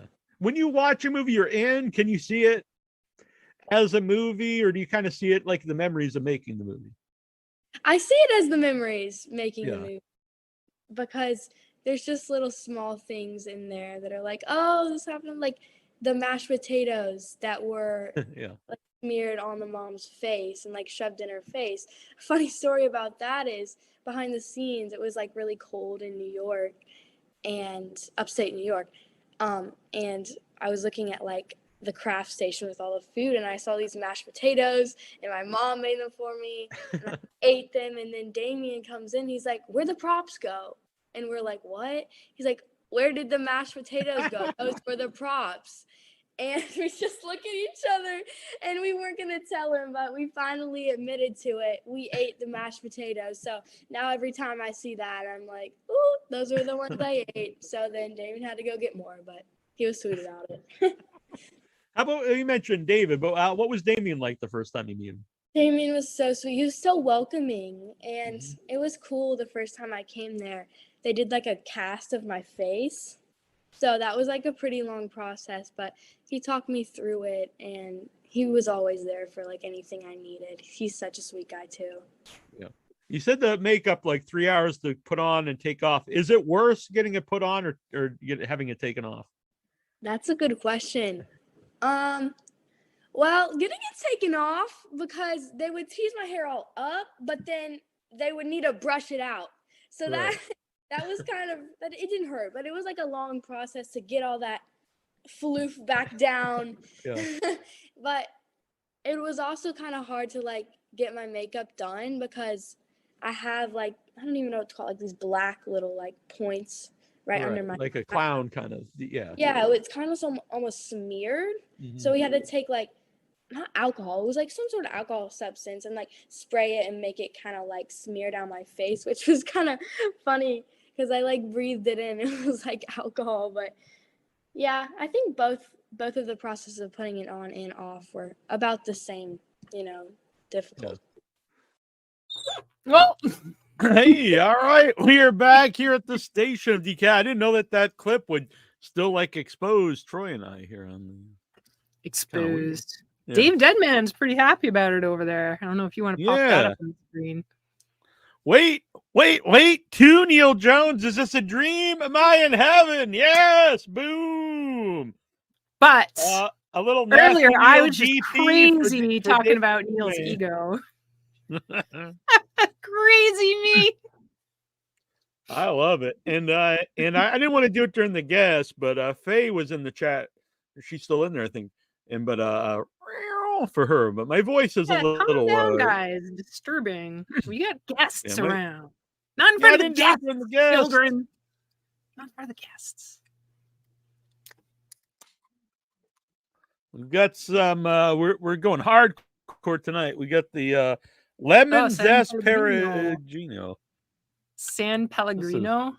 Yeah, that's good. Pretty sure that's Italian, sir. So Yeah, step it up. Salud. Indeed. The Pellegrino is so good. I like the lemon zest. It's like it pairs with the spicy meatball. All right. So, quick, great interview. First of all, great interview, Brian Spears. He's the man. Yeah. I'll have to listen to the first half an hour later because he was so good. I love having as many guests as we do, but it's tough because sometimes we have those people and you could just keep going and going and going. Oh, so yeah. Well, I do like a long form interview. We got 2 hours with Brian, and it really flew by. Mm-hmm. So I thought that worked out very well. And he seemed okay with it too. Sometimes I worry, like, are they like ready to get going? But it was good. Cool. John Sparadakis, we have to have him on. He's so great. You know which guy this is, right? Oh, yeah. The lead guy in Crumbcatcher. Well, not Rigo, but the villain. Yeah. Oh, he's great. He's in so much. And he was in Blackout. Yes, but what's the bringing out the dead one? What is it called? I Sell the Dead. Oh, yeah. Mm-hmm. He's the dude with the mustache. He's the Murphy. This is great. We'll have him on. Yeah, no, I'm a big fan. I'm a fan of the whole Fessenden verse. Yeah. Oh, yeah. Right? The glass eye picks. Yeah. So, a couple things here. Hit the like button. That's free. You can hit the like button. Share this out. Leave comments. Come and join the chat during the live show. It's cool wherever you're chatting from, but it's easier to pop up if you're on the YouTube. You can also interact with everyone else. Easier to do the live show has doubled in price, almost doubled in price out of the blue. They didn't go up $5 or $2. They're like, we're starting this month. We decided to double it. So if anyone would like to help out, you can Venmo at Headyverse, or you could PayPal withoutyourhead@gmail.com. If we get it for annually, we'll save like over $100. We get it's around $400. And a big thank you. I announced this on Facebook, and in one day we're halfway there. We got $200 towards the $400. Cool. So a big thanks. There's love. The Headyverse fans are a good group of folks. Yeah. Yep. So big thank you to Vic Schiavone. Thank you, Vic. He's so wonderful. Uncle Vic's a good scout. He really is. Tekes, Tekes. I know his real name, but he wants to be known as Tekes. Okay. Golgo 13. I know his real name too, but you go. And our pal. Yeah, we don't want to. We're not gonna out these people. We're not gonna dox them. And huge thanks to Chris Outridge who donated $100. So thank you. Chris. Nice. Oh my goodness! Thank you so much. He is gonna get IMDb credits for the whole year of Without Your Head. Special thanks. Goodness. Anyone who donates $100, you'll get a year of special thanks on the IMDb. I mean, I have a few other little things. If you now you're not buying this stuff, these are just little thank you things. Any amount, you'll get our eternal gratitude. $10 or more, you'll get your name in the credits for the year at the end of the show. $20, you're going to get a bunch of random stickers. I'll give you horror stickers, including Without Your Head sticker, and then we'll pick random ones. And $30 or more, you're going to get a Blu-ray or a horror movie DVD. We've got a bunch here. We'll pick. I'm wondering perhaps if you should sneak in a little Arbor Day into these little gift packages. Because I mean, I don't have any. Oh, you know what? You could get a patch. I think that's the only Arbor Day thing I have at the moment. So for tonight, get this really cool patch. You can kind of see it. Yeah. There. Here, I'll come back. All right. Yeah, kind of. Yeah. So we're normally It's sweet, and Troy designed it. It's awesome. It's a no evil tree. We don't want any evil trees. Troy drew it. It's amazing. I did the color work. The color kind of stinks, but the artwork is awesome. And so for tonight, I'll send out Chris one as well. I don't want to say 10. We'll do the $20. You'll get the patch and some stickers. Sweet. So if you want to educate people more about Arbor Day while we're in the heat of the moment in the beginning of our chatting? Of the moment. So yeah, Arbor Day is going to be now. Without Your Head does have this amazing films out there. The Once and Future Smash and End Zone 2, which we did with Launch Over. Arbor Day will be the first, like, just straight up Without Your Head feature film. Written by me with some ideas thrown in there from Annabelle and Troy. Yeah, produced by all of us. Artwork by Troy and Annabelle. Some really wild stuff. Starring all of us. Oh yeah. So it's a tale of us. If anyone wants to pay for my acting class, send something to me. Ooh. Prop master Julie out there is helping. Julie, Lots of help. You so much, Michael Some great Epstein. people. There's, oh my goodness, Michael and hopefully Sophia.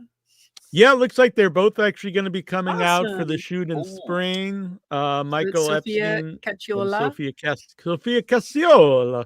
Cacciola. So, yeah. Wonderful. So that'll be cool. Wonderful people. Oh, That'll be Coach. great. I'm sure you I've did never well met in either one of them in person. So It'll be my first time. Yes. Troy's a natural. Yeah, when you were in the trailer, it was like, oh my God, Troy plays a perfect Troy. And just remember, I do all my own stunts. I saw that brutal fall over That's that it. Yep. branch. That looked Yes, that harsh. was It's harsh. Yeah. So when we were filming that, Andrew's like, let's all jump over this tree. And I was like, well, Andrew's a young boy, mind you all. I was like, we'll probably fall over it. Cutie little boy. He's not a little boy. He's an adult, but I see him and I'm older than him. So I'm like, yeah, he's a much taller than when I first started talking to him. He's taller. He just got cut his hair, so he doesn't have quite the shaggy hair he has anymore. Soon he's going to age out of the role I wrote for him. But no, it'll be good. And so then I jumped on it. I was like, well, you guys jump over the tree and I'm going to take the fall. So I even did a little stunt coordination, like, all right. Either like a little tumble-ish kind of, I meant to like catch my toe on it and missed completely though. I just, just rolled right over. But it worked. Troy's I could have making made some it. Troy's Let's making try this some again. amazing stuff behind the scenes, effects, weird, crazy prop things. Ooh, that looks good. You're doing some good eyeballs. Yeah. And I can't even say, I don't want to give it away. Sweet. The rubber cement makes it all sheeny. It's all nice. Yeah, that's great. So you're making some big stuff too. There's gonna be it's fun. Big stuff. It's awesome. I showed Andrew the eyeball, and he's like, "Who's getting their eye plucked out?" And I was like, "I don't know yet. Maybe everybody." Right. Yeah, I got to make a bunch of different colored ones just in case. Oh, right. Eye match. Yep. I figured with the brown I was safe because I have one dark brown and one light brown. So I figured, either brown will work. Cover it. Yep. Cover your bases. Will anyone have a nice green or a hazel eye, perhaps? I would think so. Oh, those are lovely colors. I've got 11 ping pong balls to work with, so we can have all kinds of different colors. Perfect. So I want to get your portrait picture, but yeah, tell them about it, and I'm gonna go get your portrait because I'm really proud. So Arbor Day is a horror comedy about Steve who discovers the secrets of Arbor Day and his friends have to get together, and we have to seek out and try to end the cult of Arbor, including some demonic trees, and it's a very funny movie in theory. This So is quite the sale you're making over. we got a lot better of than Neal's announcement of it. Yeah, I'm not good at pitching the movie. Yeah, so pitch it's it, a Annabelle. dynamic. It's hilarious. Troy and I have heard about it for a long time. Every time he brings us dialogue, I laugh every time, even when I'm without a doubt. Like, yeah, we'll just sit there and crack up. It's like having Woody Allen telling us a story, and we're just amazing how on the floor. Absolutely, it's super funny. He's got great characters. They're very likable. It just keeps the world. We were just talking about this the other day, Neal and I, about how this universe continues to build, and there's more. Yeah, the mythology of this whole. And I love this, yep. So it's really becoming. It kind of evolves thing. as we go along. Yeah, absolutely, it's pretty neat. Yeah, because originally it was just going to be a short, and then I think Michael Epstein was the one who's like, you might as well make it a feature length. Yeah, and that was very intimidating. Really, the first person was Alok. Alok was like, don't make a. He was like more about like, don't make a short. You make a feature film because you could do more. Nice. And then, as guy. Troy started to make more props, I started to write more stuff. Mm-hmm. And after a while, I realized it was going to be like a long feature. So a long short. So at that point, I even thought about we would do 3 different shorts and then put them together as like an anthology, which would have been fun too. Yep. But really, by then, like it kept going, and I really thought I had probably maybe even too much stuff at this point for a feature film, and then Michael Epstein was like, well, by the time you get everyone together, you might, and if you have the stuff, like don't just pad it out just so you can make a feature, but just like by the time you get everyone together and stuff, you might as well, if you have the stuff, if you have the ideas, if you have the content for it. So that seemed like the way to go, and I think it's the right decision because I think we're gonna have to almost cut stuff down. We won't have to add stuff to make it a feature. Yeah. Yeah, there's plenty of dialogue, and I know it's going to be. Well, Neal and I used to joke around too when we were doing dinner and movie all the time. Like we just wanted cameras on us continually because we just would have material. But Neal does not need me to make his amazing dialogue for this, for sure. The only thing he needed really was someone to swoop in and say, maybe Steve, his character, shouldn't have all of the plot points. Well, a part of that was at the time when it was a short, I knew I could count on me to be around because I'm me. I'm here. Mm-hmm. So I didn't know who else like would actually be there. So it's mostly just me and Troy. But then once more people are involved, then we're actually getting together and renting an Airbnb that then other people can do. Yeah. So that rent is going to cost money, by the way. There's no crowdfunding yet. It's going to be an Indiegogo. Save your pennies. It's going to be in the beginning of the year because Halloween, a lot of horror people spend money anyways. And Christmas time, holiday time, people are putting that money too. So if you want to set aside a little nugget, open up a bank account, put some, bonds out there and build up a little. And by then you can talk up your family and friends and pull them on board. And there's a whole, been making endless spreadsheets, which you guys are probably tired of being tagged in my bajillion spreadsheets. No, it's fine. But they finally, I've got the big help. Annabelle's really organizing all this stuff together because I realized it's kind of like someone was this on this Brian earlier. Oh, when he's talking about Larry, and I'm in no way comparing myself to Larry Fessenden, but the idea of like just having idea, I can definitely understand.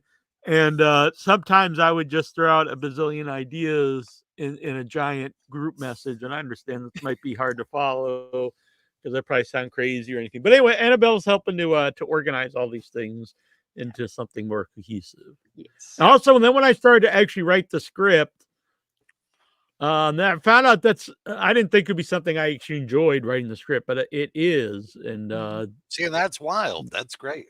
Yeah. But another flaw is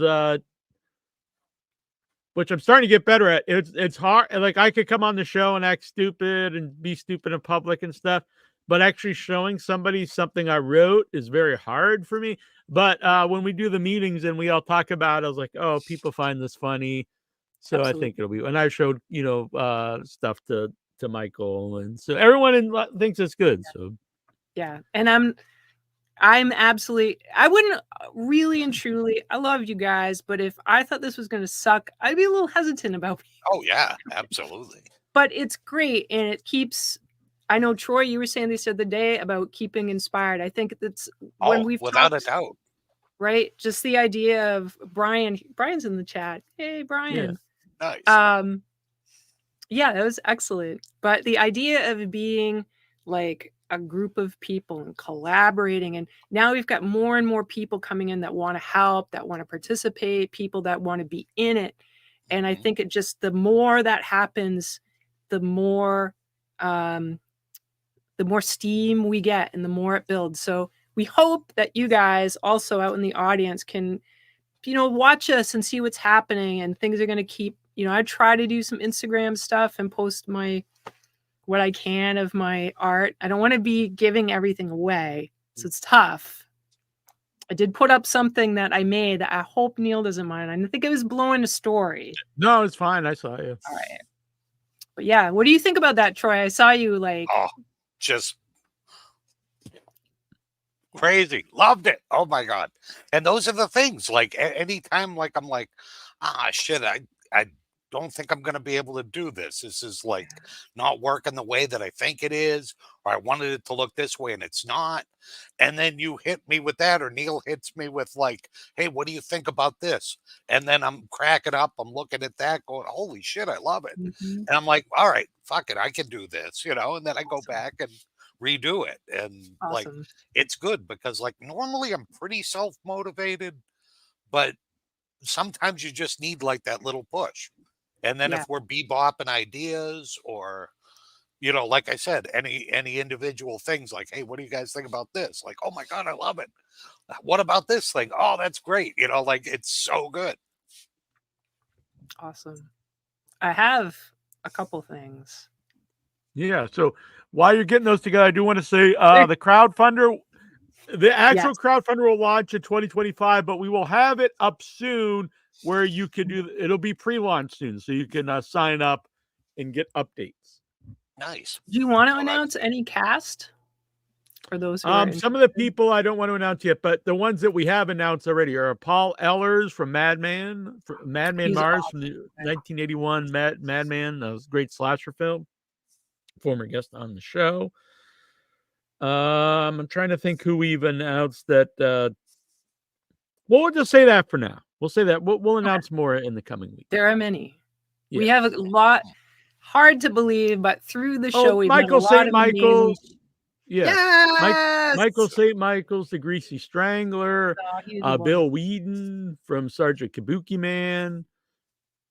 There's some other people I don't want to announce yet, but it's going to be very cool. There's some people in the works. Someone I think from today was probably.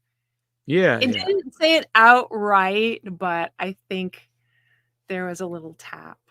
All right, cool.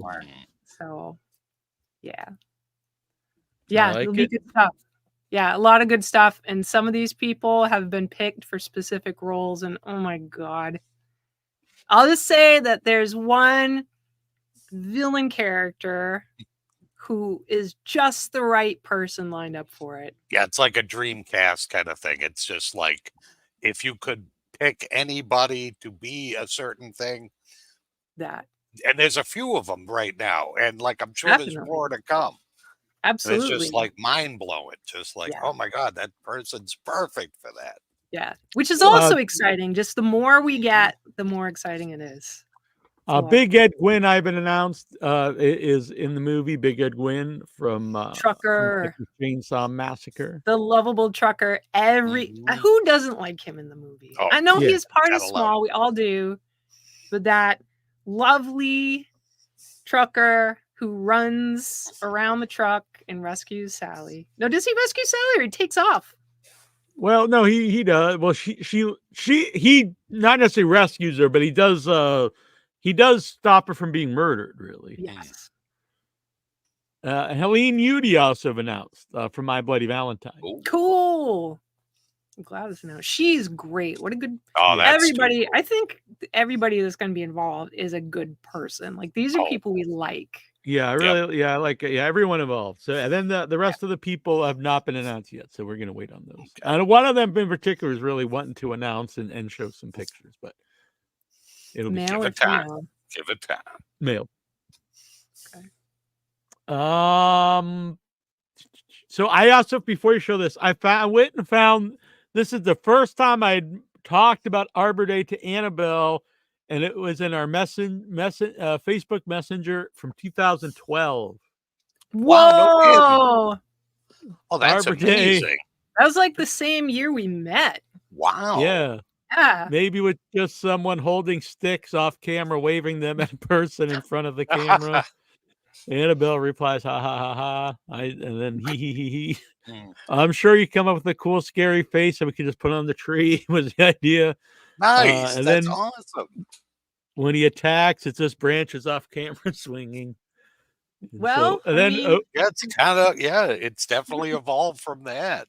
Yeah, there was a few other movie ideas too, which was two. So 3 of these are the movies I've been I was writing all at once, which that's stupid, right? 3 movies, but it was Arbor Day, a Killer Chef movie that also became a lot more to it, and a necrophilia movie, which is also evolved That's a lot more. Great idea. I will It is. never. That one, it's really good. Like that one, I've actually I've actually written some of the script of, but then I was like, I can't be writing 2 scripts at the same time. No, but that's a good movie. All right, keep that one then. I have, what I mean? It's very dialogue On the driven, back and the dialogue is very weird but very funny to me. So it different vibe. Yeah, that one. Yeah, pay for Arbor Day now. That's in the future. Yep. Yeah, and then there's another one that we just won't talk about because I think it's that this other idea that was from 2012 probably should stay in the past and not be brought up. We don't want to be canceled. All right. No, we don't want that. That'd be no. All right. So now what we were going to show here. So 2 things that I've got here. One I'll show first is so there may perhaps be evil trees in this movie if that hasn't been covered. So I won't get into the details of why I did this particular one. And I don't even know if it looks like a tree, to be honest. I think if you make art and you're working and working and working and working, sometimes you don't really know what you're looking at anymore. So maybe this looks right, but here's. Ooh. It's another one. I have not seen that one. Yeah. Oh. Yeah. Look.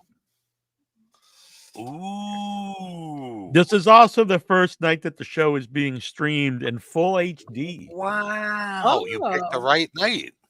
Yeah. So I and it's got some love. Troy made these amazing pages. I want to give Troy credit for that. And Maru helped me. He chewed on some of those. He did. And I did a little bit of coloring. But awesome. Thank you, Troy, for setting these up because it's been great paper to work with. Thank you. And then always go with the Strathmore. That's always my favorite paper. Oh, it's great. It's great. Then Neal, do you want to give a little just a little bit of information about Steve, your character, just to, get us there? I mean, he's just a cool, badass dude. Some say he's the best DM of Eastern New England. He's got sweet hair. I can probably debunk that one. So a natural leader. Born leader. All right. Yeah, so saying natural born leader. He's just just the badass dude, really. Yeah. Absolutely. So Steve is depicted in all of his glory. Let me share that with the world. You ready for this? You're going to blow me up here.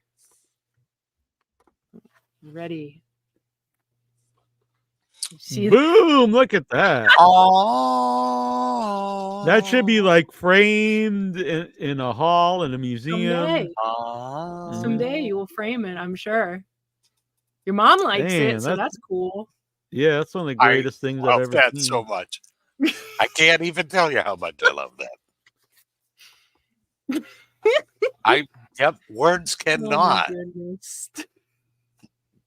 describe how much I love that thing. Now, I don't know if people on Facebook thought I was just drawing you for joy. It was for the movie. It wasn't my deep obsession with Neal and like just, long flowing Fabio hair. So that's what I said to Neal. It's kind of like the what? Like a Jesus / Fabio / Ryan Harrison from Ninja Badass. It's that side on my side. There you go. Yeah. Pretty great. Limited prints, Dave. Just amazing. And Jonathan Jackson cut on to biblical as well. Absolutely. Very biblical. Yeah, well, Jackson, he he's a believer, a true believer in the power of Steve. Of Steve, yep. Didn't you mention how people should be getting tattoos? Maybe I should draw because I was a tattoo artist. I don't know if you're once a tattoo artist always, but probably not. And I know how to do drawings that can be tattooed because you can't just draw a drawing. It can't be this. It's got to be lined in a way that the lines don't merge and all this. Very particular.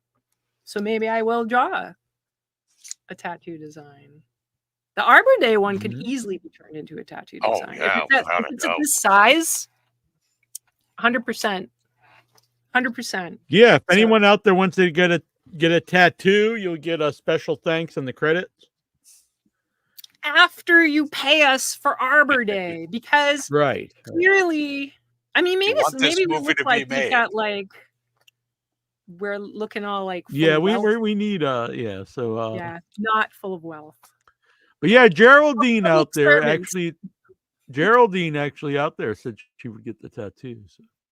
No kidding. That's awesome. It's gonna be like a back. Yeah, I don't know where she is. She has a lot of tattoos now. But yeah. Yes, I'll do that. I'll design that and put like the tribal on either side of it.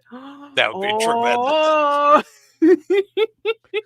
Matt Skinner out there actually is, and he's not an Arbor Day tattoo, but he said maybe down the road. But he is getting a Slasher Man design tattoo, which is very exciting.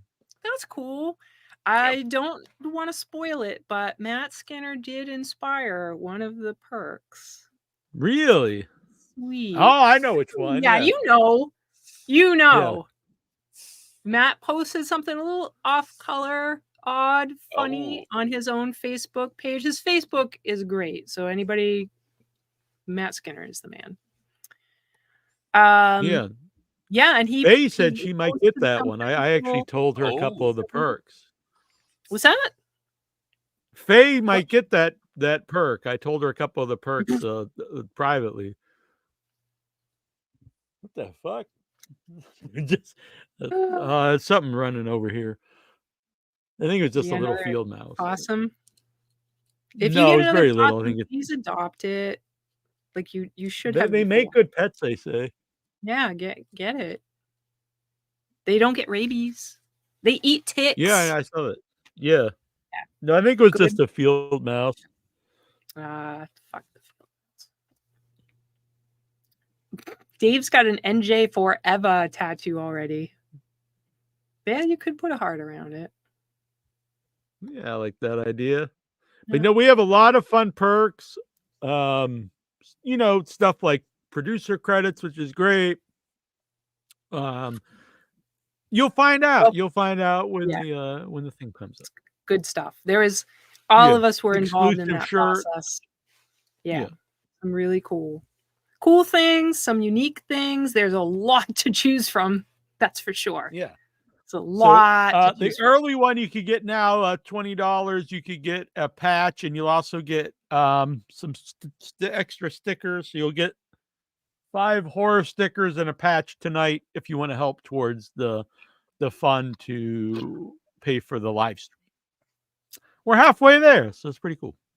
Yay. Arbor Day. If anyone ever has a question about Arbor Day, please cheers to Arbor Day. If anyone ever has a question about Arbor Day, please feel free to ask, not me. Ask Neil.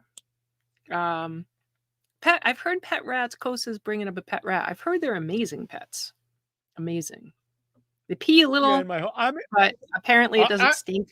So I'm in my basement, Coast, and where I live, it's not unusual to have field mice. I live right across the street from the. Do you have like an old cellar that's like the kind that they made in the olden days with like stones? No. Oh, it's not that old. It's cement.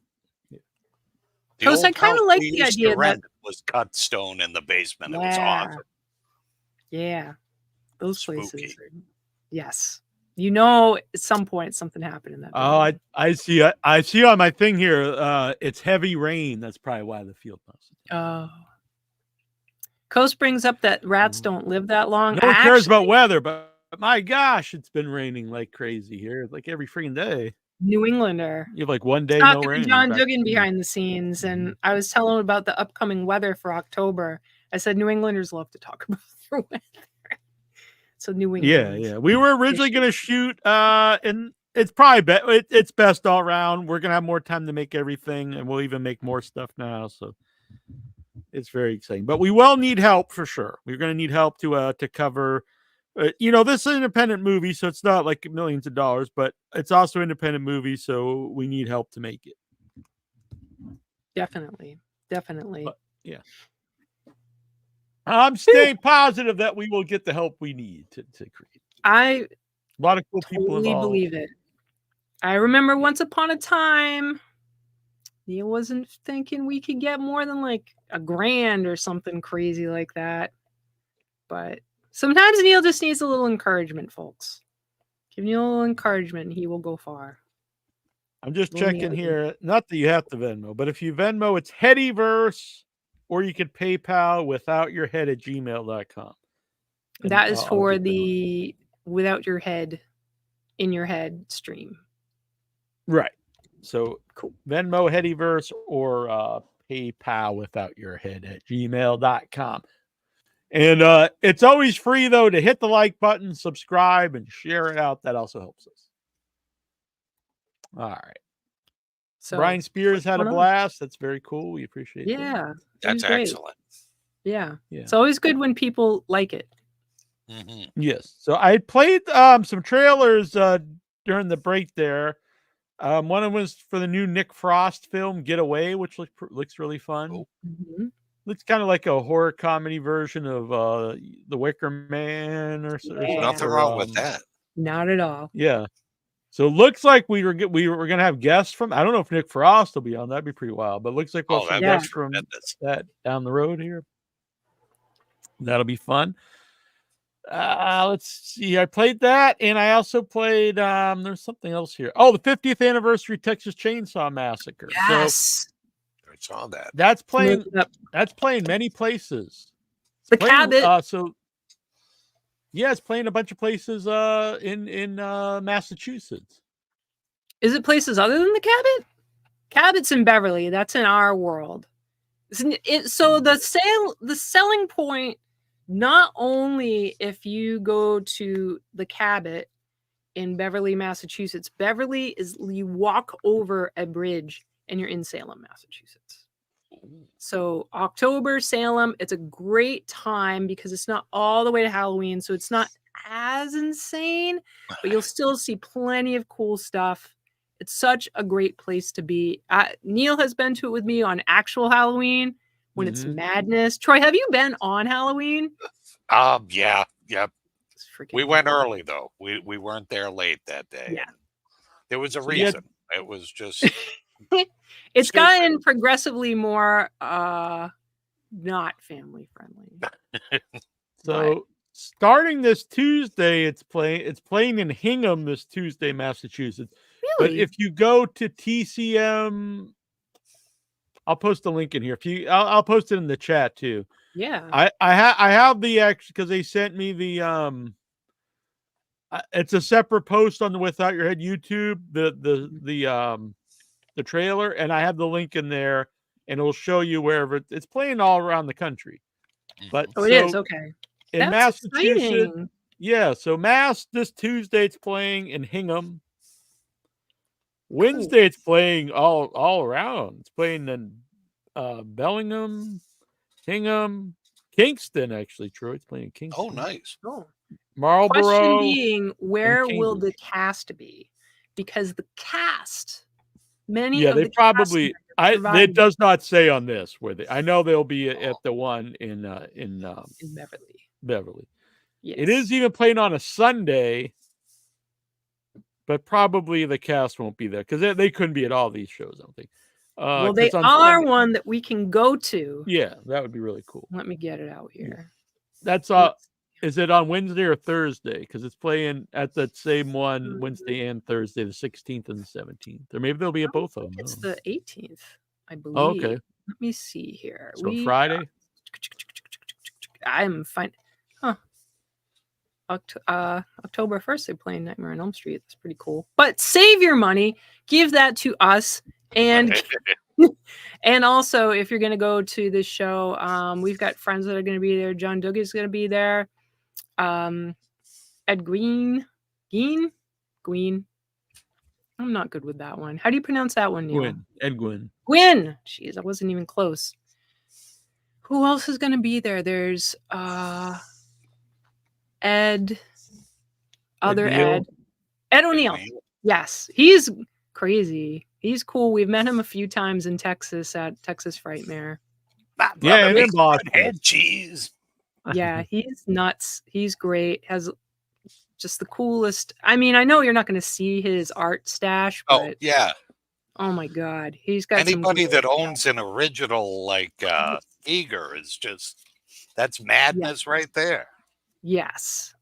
So, all right, Texas Chainsaw Massacre 50th anniversary screening with the original cast and crew presented by Shadows of Salem Horror and Paranormal Convention. Come celebrate 50 years of rip-roaring chainsaw from Texas with screams of excitement and praise to honor the members of the original cast and crew from the years of horrifying nightmares. VIP includes prime seating, meet and greet plus photo op with the actors before the show. Wow. Receive a pre-signed poster from cast and crew, including John Dugan, our friend for many, many, many. Oh, yeah. Speaking of, now Neil and I already know he likes us. Troy, you came up in conversation and he loves you. He says you guys are as soon as you met, you were his kind of guy. Yep. And I didn't even know who he was. We were just outside having a smoke and just talking about this and that. Yep. Very chill.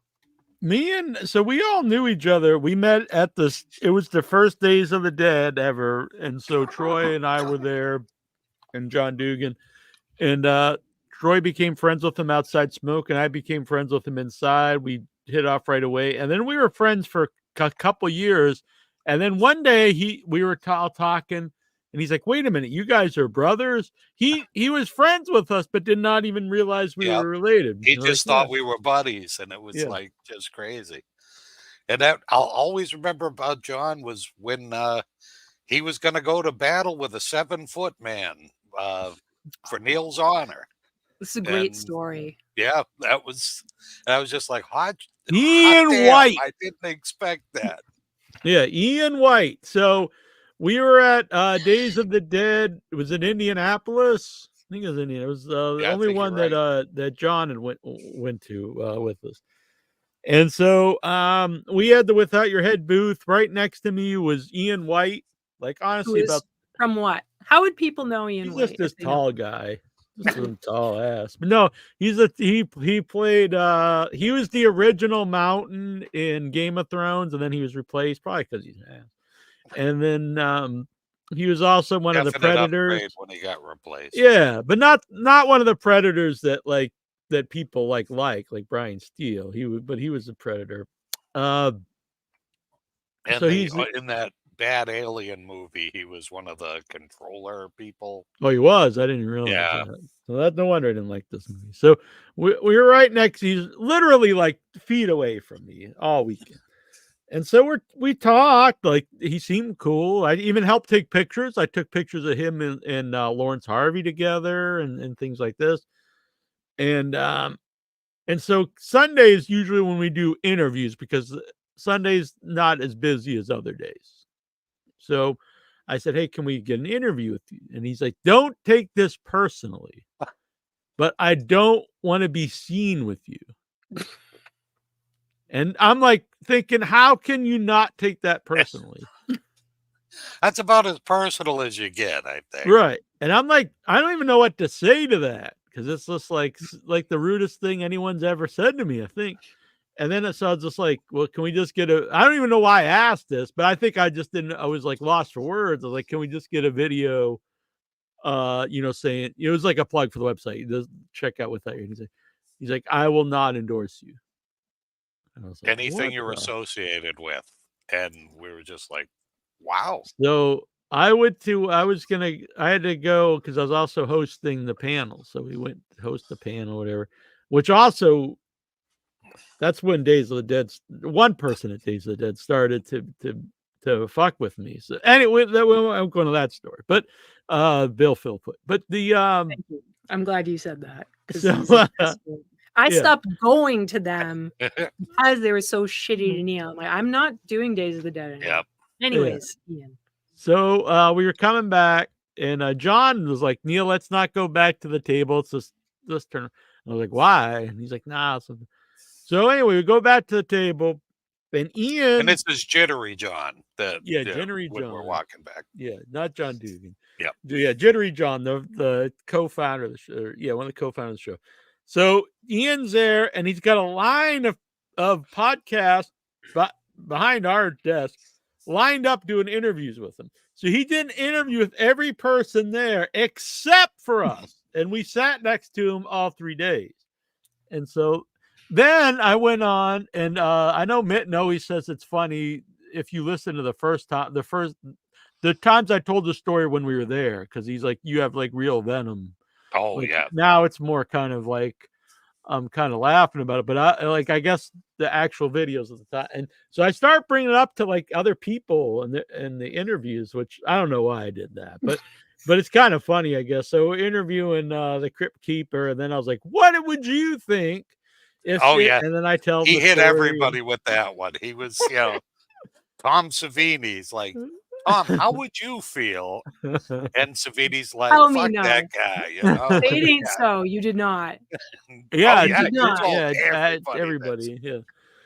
And so then, we're at that. It was a cool hotel because they had a steakhouse there in the hotel, and so it's a steakhouse and bar. So we were in there getting dinner.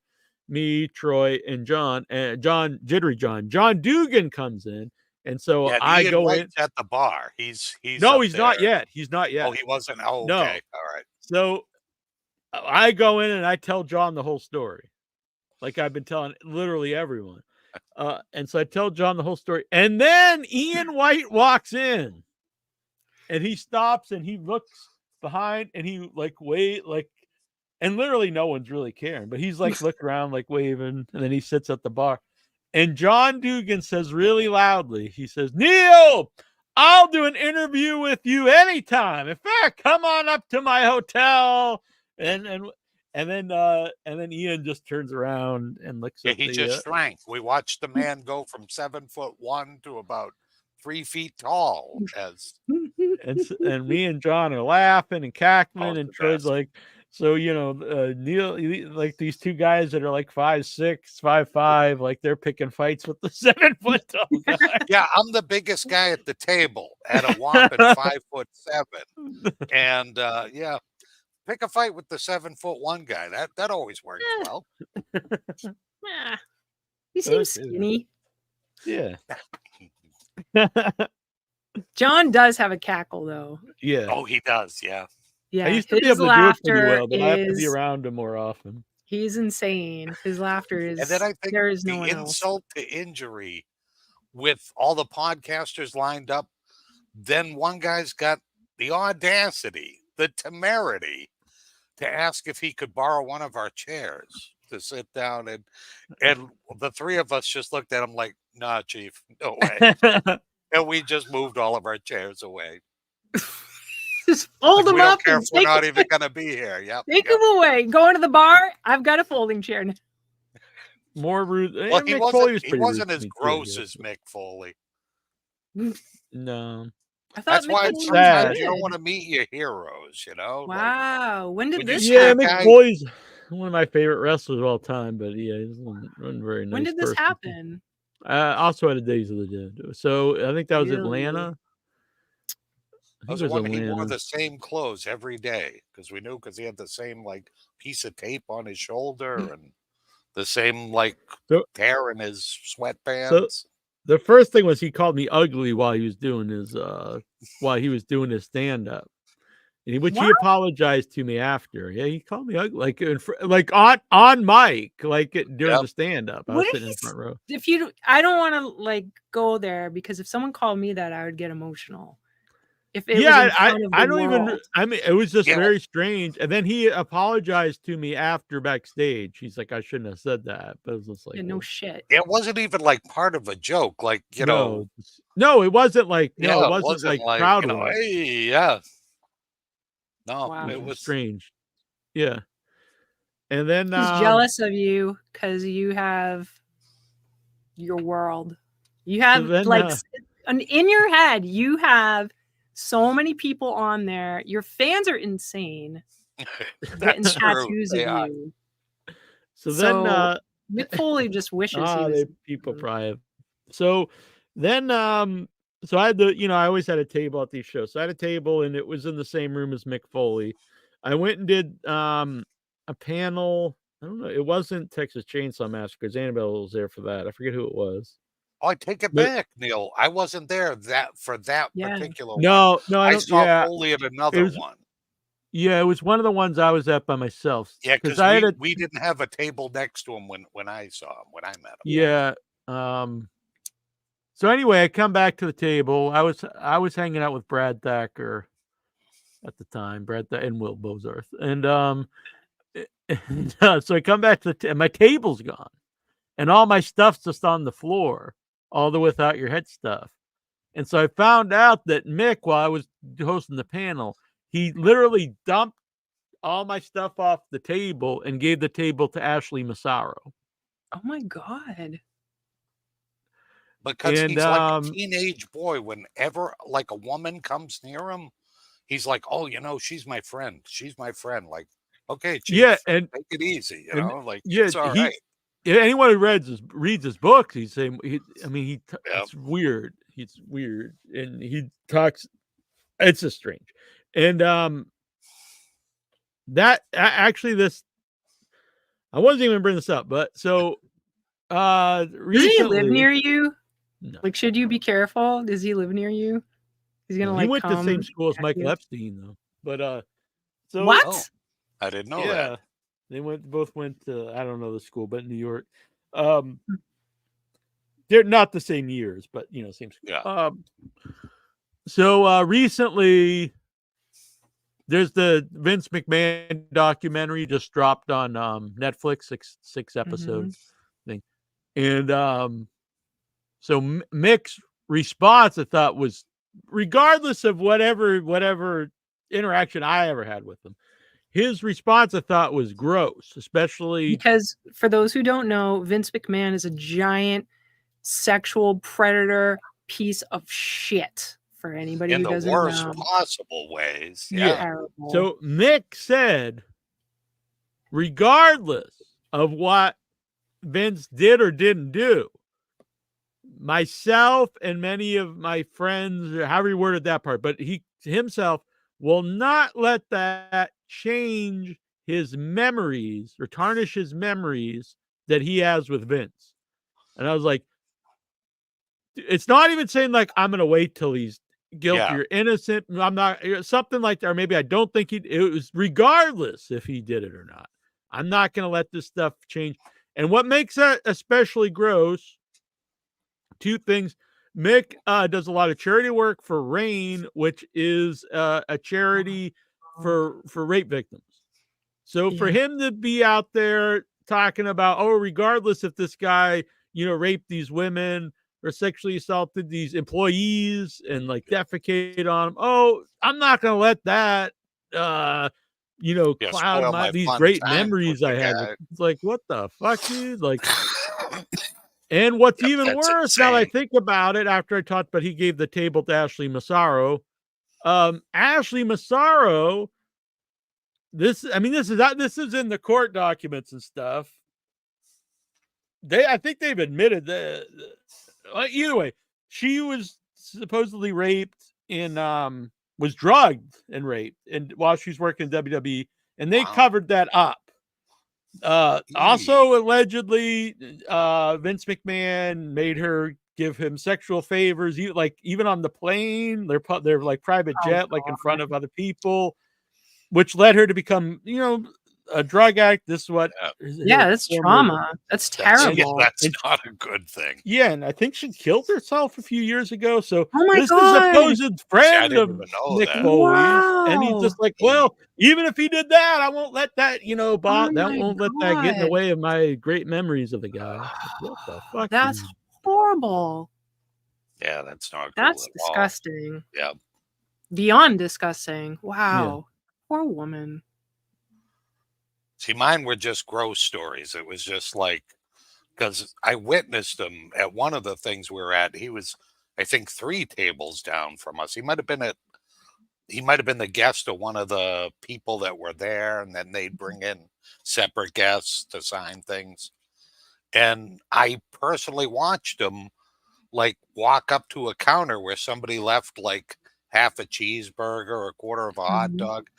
And here's a guy that's got 4 multi-million copies sold books, like he's made millions in the business. He's been in movies, and he just casually walk up and scarf down whatever they left behind. And I was just like, that's so nasty. I can't even believe it.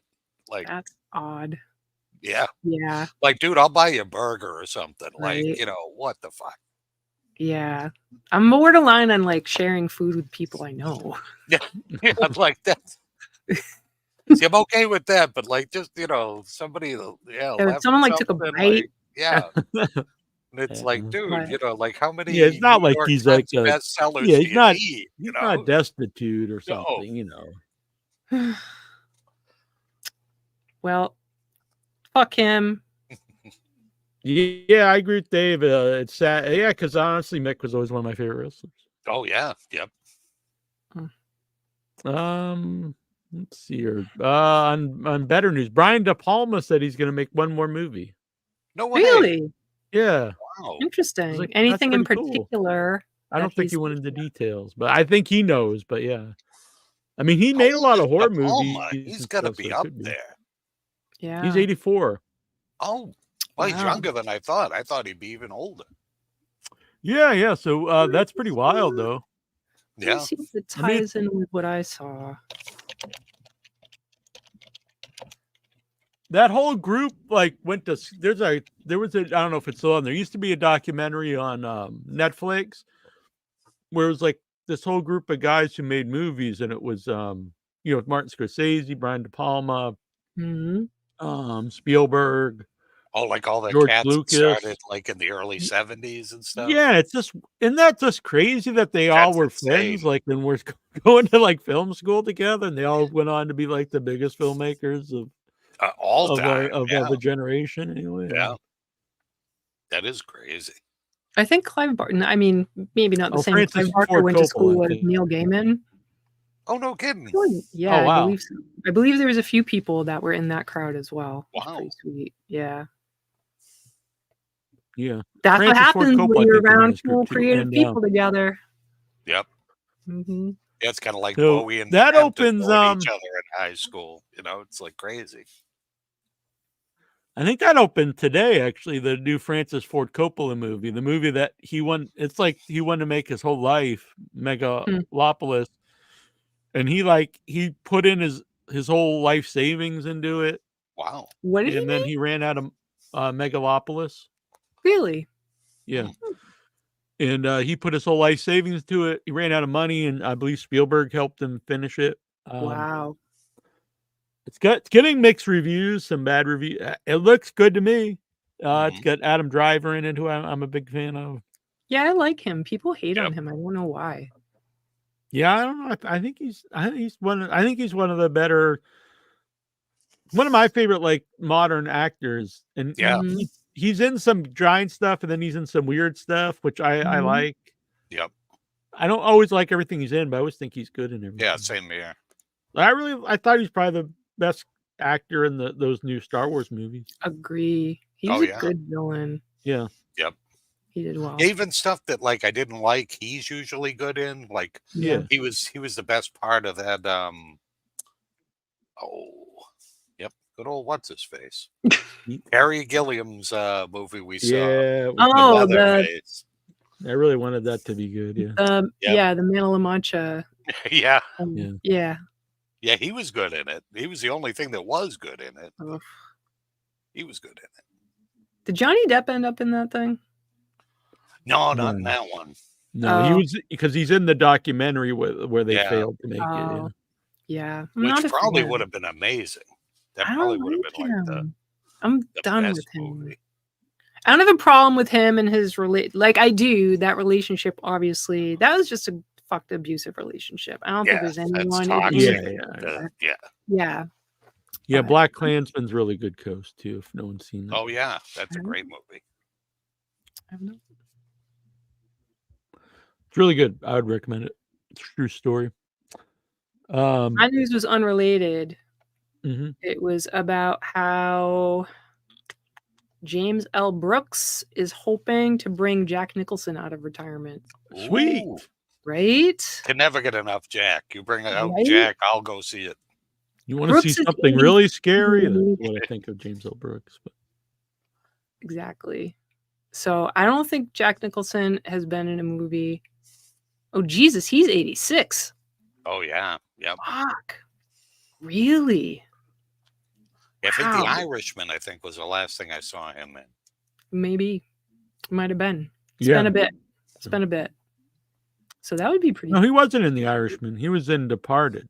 That's what I meant. Yeah, that's right. I think he was in some drama comedy after that I don't think I've seen. But the last big movie I remember him in is Departed. Yeah, that's what I was thinking of. So bad. I couldn't watch it. I love Jack Nicholson, but him having a Southie accent.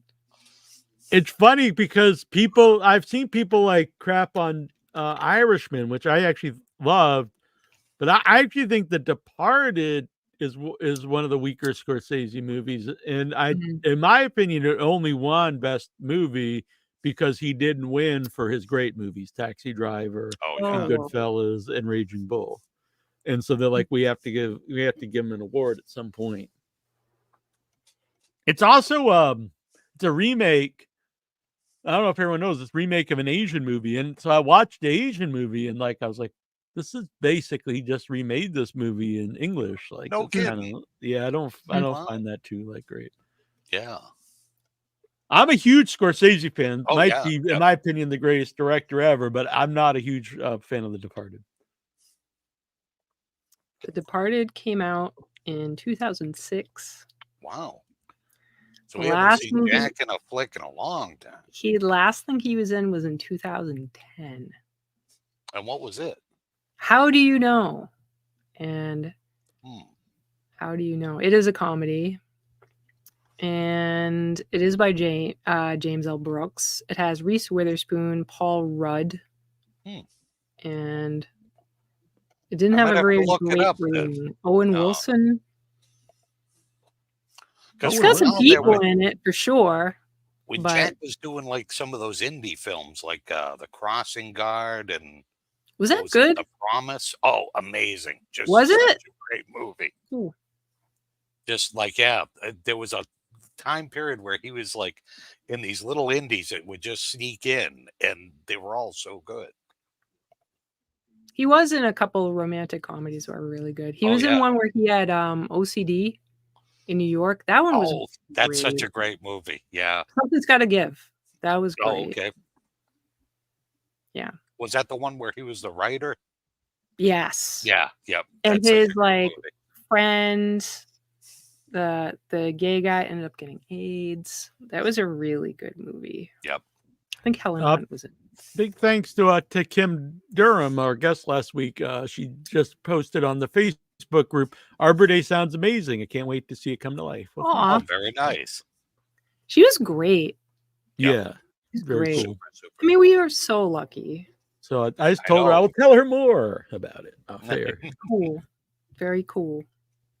So I do want to also mention next week here on the show, we are going to have Brooke Bundy from A Nightmare on Elm Street 3 and 4. That's awesome. Two of the most favorite of the sequels. She's the Yeah. mom who gets the head cut off. Yes. And her daughter, Tiffany Helm, Oh. from A Nightmare on Elm Street Part 5. Oh, wow. She Is that plays Dream Warriors? well, Brooke Bundy is from Dream Warriors, yeah. Yeah. But Tiffany Helm is from A Nightmare on Elm Street Part 5, A New Beginning. Oh. I got to catch up on these. I mother never and get daughter. ordered right. They're going to be on the show, and they're talking about their movie they're making together. Cool. Oh, wow. Catnip. That's a great name. Now, what kind Surprised of that movie hasn't is been used Catnip? before. Yeah. Right? Is this Trap. a comedy horror? What is this? Okay, sorry. Trapped during a snowstorm on Christmas Eve, an eclectic group of residents in a tenement building must band together to survive the night against a horde of feral killer cats. All right. I like it. Cool. Yes. And to make this even cooler, well, I don't know if I saved a picture, but I'll tell you some of the cast that they just announced, actually. I don't know if I saved a picture. I don't think I have a picture. But Christian Calloway, who we had on the show this year, who was great, who was in All Neighbors or Destroy All Neighbors. Oh, yeah. Yep. And one of our favorite guests, Akihiro Kitamura. Nice. I told you we have to have him on the show again. So this That's is tremendous. sweet. Psychic. Catnip the movie by Man. Small Town Pictures. So this is really exciting. They're really excited to come on. Oh, that's even this, better. this is going to be really fun. Mm-hmm. I want Aki back, please. Yeah, we'll try to He has set a this up. baby now. It's so cute. He's so cute. He's a little toddler. Oh my god, so adorable. Catnip the movie. Yeah, I talked to her earlier. We had set this up about a month ago. And Nice. I talked to her earlier. I was like, "We still on?" She's like, "Yeah, we're all really excited." So, Oh, awesome. Oh, very good. This is really cool. And it's So gonna be a they're gonna- live one. Yeah. Nice. All right. So, you'll be on here live next week, I believe, right? Yes. Hopefully, I will be live ongoing. We'll see. Okay. Job's a little stressful. We'll see. Hopefully. Hopefully it'll be okay. If I can't make it live, I'll make it undead.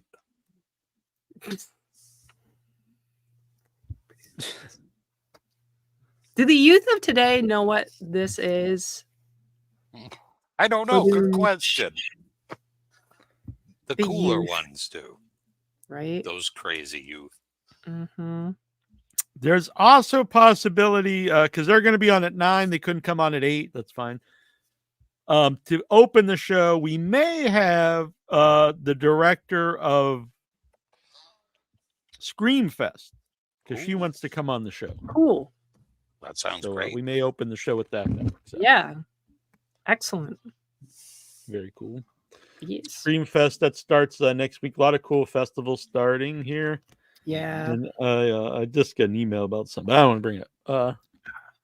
Are they Well, going right to on pay the for us to go to edge. Brooklyn Horror Film Festival? No, but they did Oh. offer pass for it. But yeah, They did? yeah, Well, I'll think about it. yeah. We'll maybe who knows? If not, we'll What day is if not, we'll Rabid? definitely promote it here on the show. What day is When does it Rabid? take Maybe they can place? like squeak us in. Yeah, I've already seen Rabid, so I should. Yep. But probably Yeah. everybody that goes to that has already seen Rabid. Yeah. Like when people And went and saw Maniac we Cop, probably wouldn't even be able to get into it anyway because it's completely sold out. So. reserved. But maybe we can Not get Larry. guests, such as We'll try to get Larry on either before or after to talk about his award. Oh, awesome. That'll be great. So, like, leading into, October, last couple weeks, I've been watching Agatha All Along on Disney Plus. Been good. Tell me more. Well, it's one of the characters from their first Marvel series, which was WandaVision. Agatha Harkness. She was like the witch behind the scenes, and so this is kind of her story now. So it's been a lot of fun. Patti LuPone's in it. Really good cast. It's like it's got a real catchy song in it. It's pretty cool. They're walking down the Witch's Road right now. They're heading to Salem. So. Oh, cool. I've heard amazing things about WandaVision. They said it was. I loved it. Yeah. It was like a so crazy. standout, very different vibe than a lot of the other comic stuff. Yep. It's true. It had a completely wacky, like 1950s sitcom vibe going. It was very strange, but I loved it. And this is kind of playing along with that. And it would be very difficult to explain if you haven't seen WandaVision, but in Agatha Harkness, she's an old Jack Kirby character from the 60s. Oh, cool. Yeah, she was like an old witch who used to babysit for Reed Richards and Sue Storm's son. So she's really? Been around. Yeah. Cool. Yep. Nice. So if anybody gets a chance to check it out, because it's been a lot of fun so far. I think it's 8 episodes maybe total, and this week was the 3rd. So. What? Our boy Dave Deadman has helped out with the funds. Oh, very good. If anybody says they'd like to be anonymous, let us know, because it's good to give people public recognition. Thank you so much, Dave. So you're going to get a patch. You're going to get a Without Your Head sticker. And we're going to pull out some random stickers here as also a thank you. Random. Is Arbor Day involved in this? Not the stickers. I don't have any stickers. But the Arbor Day patch, he's going to get a patch because he gave the... So look at this. I'm just going to pick these out from random. Too cool. That's really cool. The twins. I've got a bunch of stickers here. I got 4 of these things. I thought they're fun little additions here for people. We need pins again. We used to have cute Without Your Head pins. They were just cute, plain old that font that you've got right now. Ooh. What is that? Oh my God, that's super cool. A 3-eyed cat. I absolutely love that thing. It's a Siamese cat. Yeah. Is it from something or? I don't think so. Wow, I love that. Yeah. That's a really nice sticker. It should be. Somebody should make a movie out of that. Right? It's very cool. Thank God it's Friday. That's a great one. That one's cute. And what do you think? One more here? Yeah. We'll give you a couple more, maybe. Yeah. It's another Jason, but it's different. I love having all these multiple, like different ones of a character. That's great. We'll give you one more because he's a good guy here. I have no idea what this is. Whoa. Is that upside down? Like a castle? Oh, I see. I had it upside down. Oh, it's a Pennywise. Awesome. Oh, that's too cool. That's so bizarre. When it was flipped upside down, I thought it was it's everyone's. It's Pennywise, and then you got Michael Myers. Oh. I see Freddy down at the bottom there. Yeah, Jason, Pinhead, I think. Nice. I dig it. Predator, Chucky.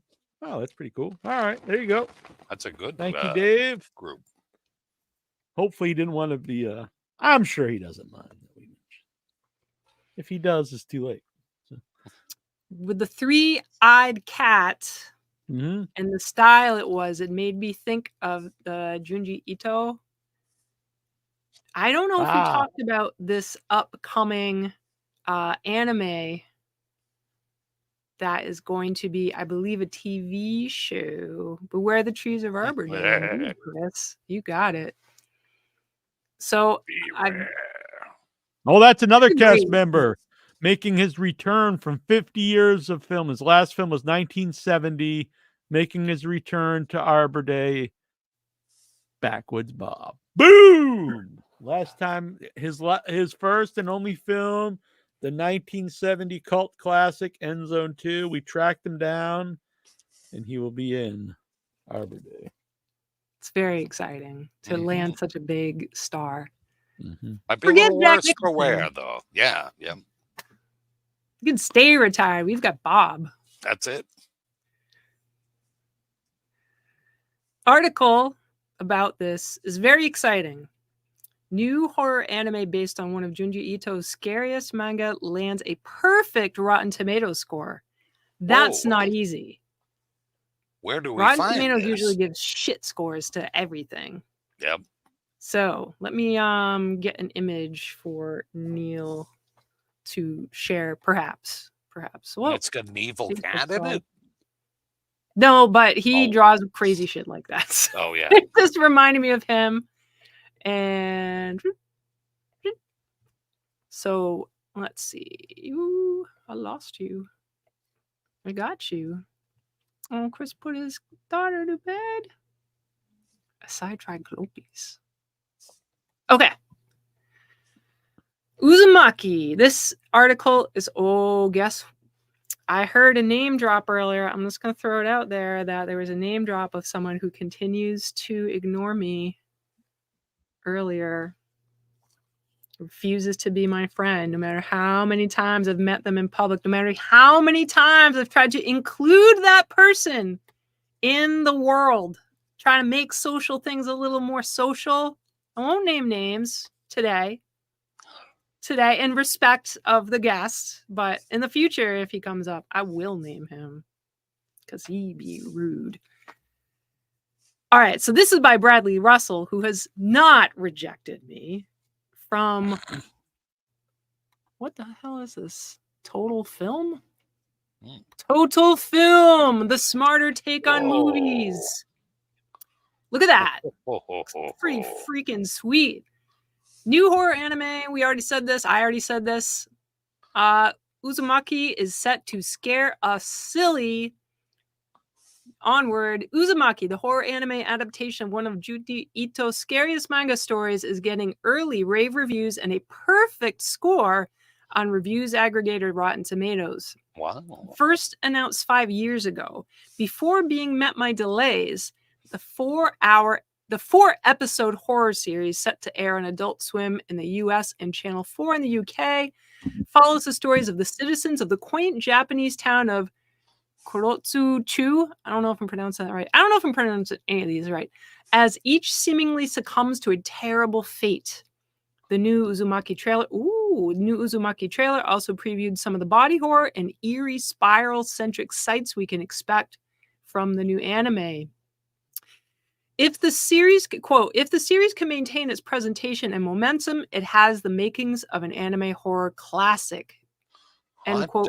From Magazine's Elijah Gonzalez writes in his review. Comicbook.com's Evan Valentine is similarly positive, writing horror anime is something that viewers don't get nearly enough of, and so it is beyond satisfying to finally see what might be the perfect example of the genre arrive right in time for the spooky season.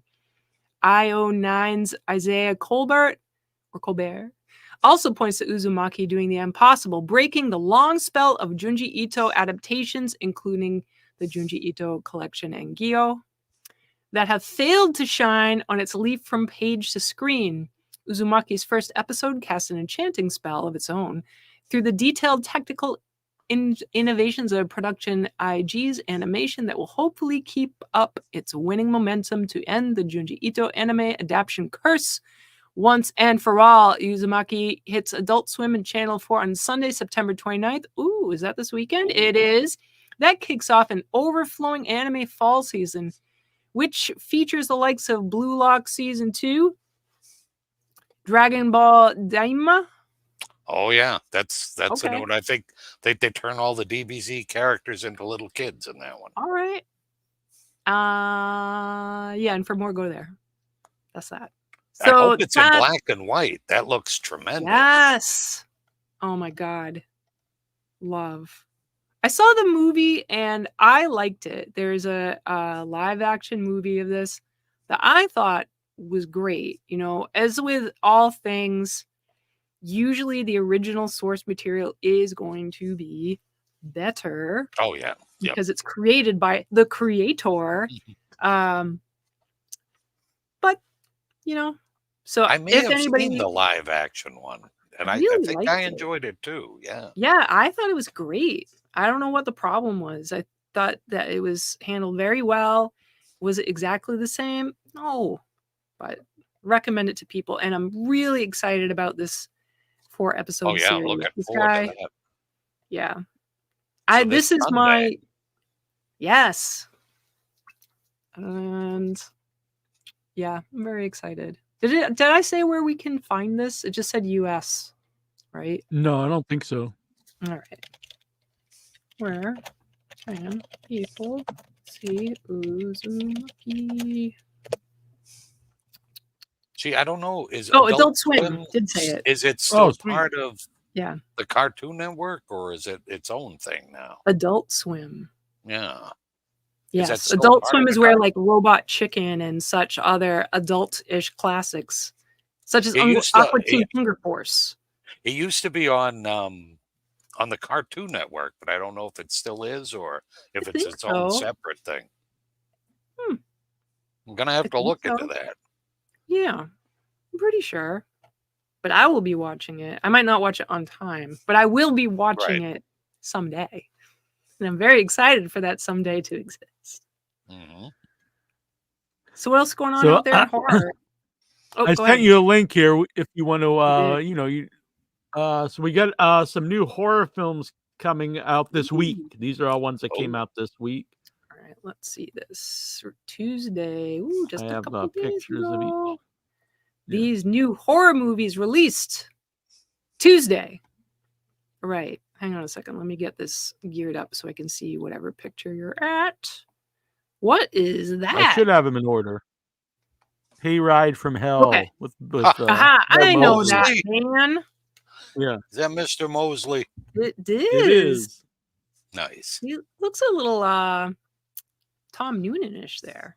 Yeah, he does. Yeah. So this I go on a hayride with Bill Mosley. right? What's up with that freaking jack-o'-lantern behind him? That's pretty bad. Yeah, it looks like he's just got one eye. And... Right? Yeah, that one's You're out of here, kid. it's seen better days. Breaking Glass Pictures celebrates Halloween with Hayride to Hell, an indie movie that reunites horror legends Bill Moseley and Kane Hodder. It's now available on VOD outlets. The team previews Bill Moseley, known for his roles in Texas Chainsaw Massacre 2 and House of a Thousand Corpses, brings his intense, chilling presence to the role of Farmer Sam. Kane Hodder, famous for his portrayal of Jason Voorhees in 4 Friday the 13th films, adds his unique, menacing charm as the corrupt Sheriff Jubel. Jubel. Jubel. Their pairing makes Jubel. The pairing makes Hayride to Hell a must-see for horror enthusiasts and a tribute to the legends of the genre. Set on the Cox family farm in rural Willis County, Farmer Sam exacts his bloody revenge on unscrupulous local townfolk, including Sheriff Jubel, Kane Hodder, who... Jubel. Exactly. Jubel. Jubel. Who messes him in an attempt to steal the farm that has been in his family for 200 years. I almost said 2,000 years because I need glasses. That would be the greatest. Right? Since the time of Jesus Christ. It's a very, very old farm. Been growing one-eyed pumpkins on that farm for 2,000 years. Oh my goodness. Maybe Jesus will heal that pumpkin. That's it. Directed by Dan Lance, who did Alice and the Vampire Queen. Alpha Rift, Alice and the Vampire Queen. That's all one thing. I'm very curious about Alice and the Vampire Queen. Alpha Rift, Blood Runners, and written by Christina Chadwick and Robert Lange. Hayride to Hell had its premiere at the iconic Colonial Theater in Phoenixville, Pennsylvania in 2022. The film was shot on Lange's family-owned Sugartown Strawberries Farm in Malvern, Pennsylvania, which has been in his family since 2 million years. 1896. Oh.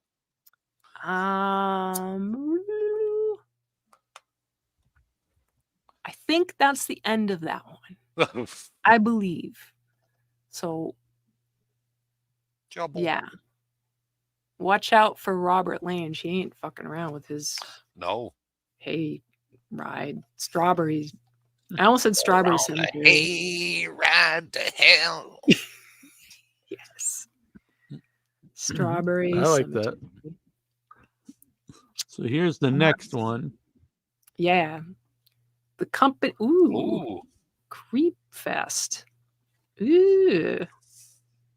The company Ben Cooper Inc. is one of the biggest game changers in the history of the Halloween holiday, responsible for mass producing the very first licensed Halloween costumes that children in America ever had at their disposal. That's pretty freaking cool. Oh. Yeah. I'm guessing that's real and not just Yeah, it probably is. I'm going with it anyway. Yeah. Nacelle, the toys movies that made us. Okay, cool. Explores the company's history and legacy with Dressing Up Halloween, the story of Ben Cooper, a brand new documentary released on VOD outlets today. Very cool. Documentary directed by Rob Capriosi shines the light on how Ben Cooper Inc. went from a vaudeville costume company to a powerhouse that dominated Halloween costume market for decades. For over 60 years, Ben Cooper helped children everywhere evolve into Skeletor, yes! Darth Vader, yes! Superman, fine, and more in celebration of one of the most beloved holidays of the year. Nacelle previews on Halloween. The streets were filled with little Draculas, Spider-Man, and Luke Skywalkers, thanks to Ben Cooper Inc.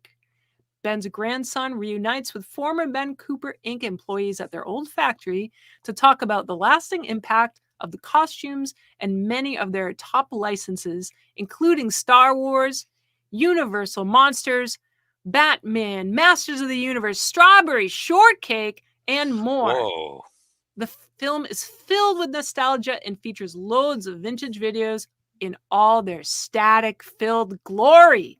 Nice. Ben Cooper Inc. made Halloween night such an unforgettable experience for kids. You could be virtually any character from your favorite cartoon, comic book, or movie. They had it all, said Rob Capriosi. I wanted to tell the story of their company, and it was important for me to do it from the factory where all the costumes were made. Anyone that loves Halloween, nostalgia, and a good American success story is going to enjoy this doc, said Brian Volk-Weiss. Cool. Yeah, that looks sounds awesome. amazing. I'm a big fan of those masks. They're painful. Yeah. They'll And the cut ya. people that especially your tongue. Your tongue would just find its way to that little air hole. Trick or treat. Why are you sticking your tongue at it? Yeah. To eat the candy, Neil. Troy was licking the candy before. That's why I could never understand like why you would want to be Superman though, because why wear that mask if you're Superman and you just kind of look like That's a true. person anyway, you know? True. You need that little swirl. That's true. As long as you get a little Superman curl, then you're good. Indeed. Neil, you're trying so hard. It's hard to look through this because I don't think the eyes are far enough apart, or they're too far. Because you got apart. a big head. No, the eyes themselves are Oh. too far apart. Because you've got those predator eyes where they go That's centered in your face. That means you're a serial killer. No, I think if they're you had literally like too that, big. Yeah, see, if you had that it should inbred be the like same- hammerhead shark eyes, you'd be Your all set eyes with should that the one. distance between your eyes is the same size of your eyes. but this is like much bigger. They have beady eyes. Made for inbred hillbillies. Maybe that's what you get for getting that at the dollar store. Yeah, Before we they go to the like- next one, I do you want got to. an eye, that's good. We should give our man Chris some stickers for the big $100 donation. Oh my lord! Yeah. Chris gets stickers. So without your Chris head sticker, a he's cookie also getting rug. IMDb thank you on Without Your Head videos for the year. What is that? I can't tell. Is that Wednesday? Is it? No. Ooh, I like Maybe it. it's just someone supposed It's to like look someone like creeping Wednesday. out from behind. Neil needs his glasses. Well, I don't have light down here. Myself, hold on, let me get my flashlight here. Myself am strange and unusual. Oh, it's from The Lydia. Alice in Wonderland. No. Sure, it looks like Beetlejuice. Oh, Lydia. okay. Oh, yeah, Lydia because Deetz. it even has the worm overhead. Oh, I didn't see that. Lydia Deetz. Oh, this is sweet. The stack of VHS tapes. I think it's all the Friday the 13th films. Friday the 13th, yeah. That's Very a lot of nice. Friday the 13th films. Yeah, it's all from Friday the 13th up to Jason X. Oh my god. And then they had to stop. Why is Jason X in that list? There's a lot of people who love it. I just like when the person smashes the Yeah, that's person pretty that liquid comical. nitrogen. This is from one of, I forget which movie, but it's No one can see that. Hmm. It's too blurry, dude. Oh, it's some kind of spooky ghost kind of person. Yeah, it's Sinister, I think. The movie Sinister. Oh, okay. Yep. Nice. That's cool. There's and more here. Brandy's in the front room Oh, of your home. nice. Friday the 13th. I hope you like Lot of Friday the 13th. The final chapter. Oh, which There you wasn't go. really the final chapter. I don't think so. Never. Probably not. Never. We'll throw one more in there. All right. I think he gave a good donation. Yeah. Yeah. I mean, Oh, boom. Look at that. Ooh, I like that one. and patches. Yeah, and a patch. Freddy Krueger. They're upstairs.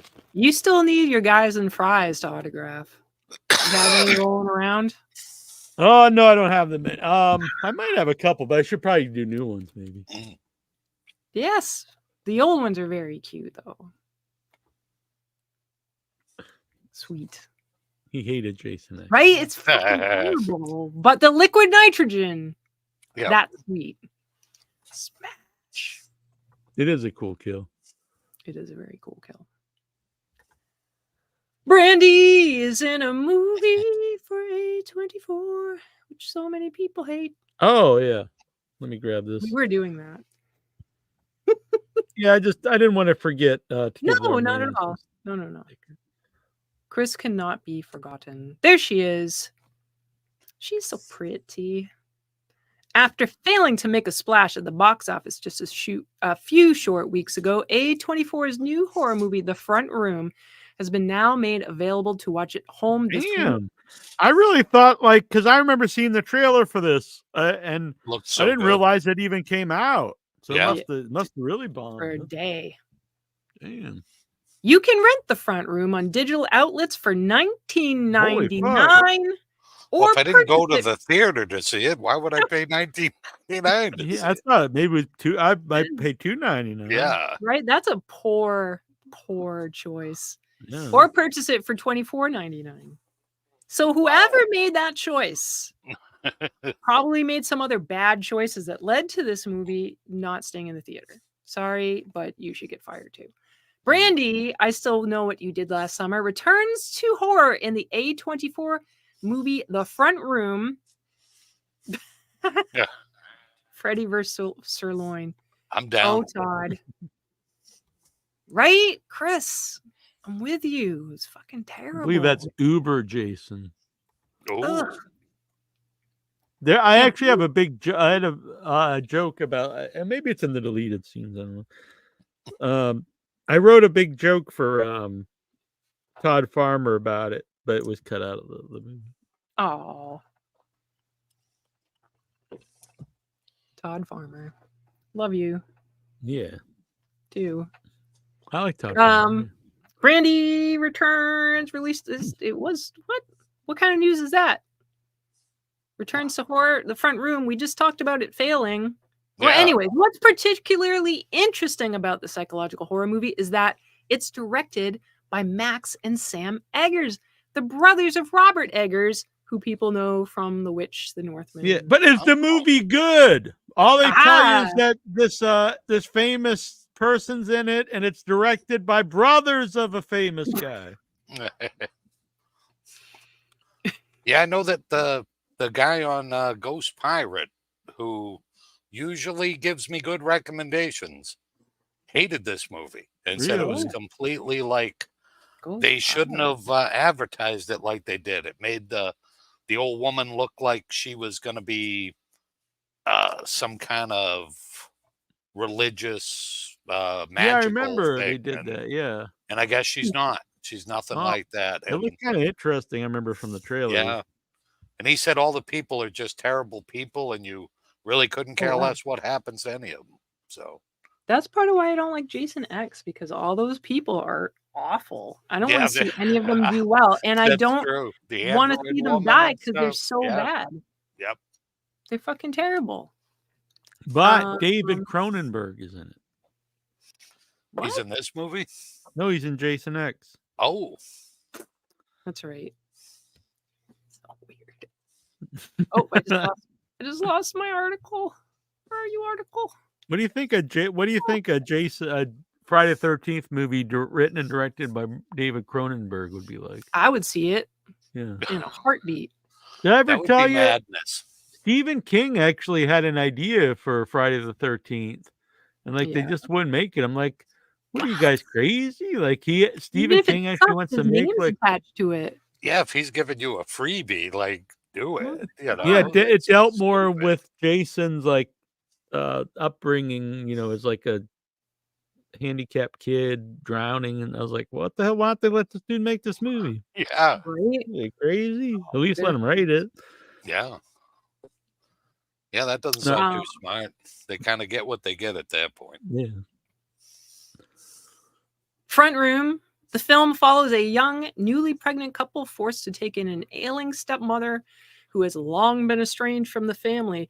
Olivier award-winning actress Catherine Hunter and actor Andrew Burnap and Neil Huff will also star.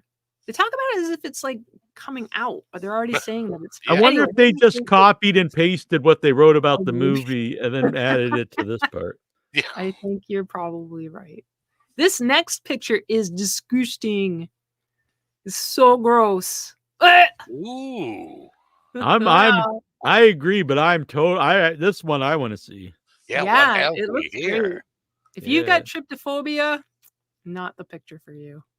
Or arachnophobia. It's got all the phobias going on. Yeah. Right? Hang on a second. Let me get this. Or you got monster phobia. Let's see. Cranked Up Films, in association with 13th Floor Productions and Wallach Productions, has released their feature-length horror anthology. Cool. Oh, I like anthology. Tenants on all major VOD outlets today. This was Tuesday, folks.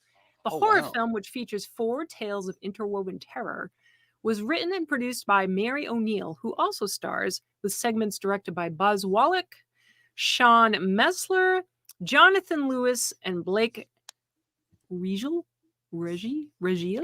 Additional producers include Jay Black, Bill Spadia, Douglas Vermeeren, and Lewis, Messler, and Wallach, the latter two also having co-wrote. Tenants revolves around the character of Joni, who after waking up in an unfamiliar apartment complex finds herself in a desperate search for her sister while being hunted by a shadowy figure. As she makes her way through the building, unspeakable horrors befall the tenants around her. And then there's some credits that I've already said. Fiddle Faddle. I haven't had Fiddle Faddle in, I don't know, Fiddle like 20 Faddle. years. Troy used to be a big fan of Fiddle Faddle. Pretty I tasty. am, but only when you couldn't get Screaming Yellow Zonkers, which was What? Screaming is Yellow that? Zonkers. That was the Cadillac of candied popcorn. Oh Just my the God. best. Tell me With this- more. It had this bright yellow buttery toffee that was like just the right consistency. You would bite into it and you would feel the crackle of the toffee, and it was a bright yellow. It was like buttery toffee, sweet with a little smoky. Amazing. Whoa. They don't make it anymore. With Damn, I just looked it that up yellow because is that probably toxic as fuck. produced from Lincoln Snacks in the United States from 1968. That's why Troy loved this year. He was born. 67. I was a year Oh, old. that's when it right. came Yeah, out. till 2007. Yeah. Really? And then they Oh, put out I didn't limited know. editions, I guess, every once in a while after that. Wow. Yeah, at I think not CVS, but one of the other big pharmacies. Mhm. They had them, Mm. but I could never find them. It was I a used to get nut. them either in a box or in a tin. The difference was it was a nut-free version of the other kind. Yeah. And it also had kosher sugar. I didn't know that.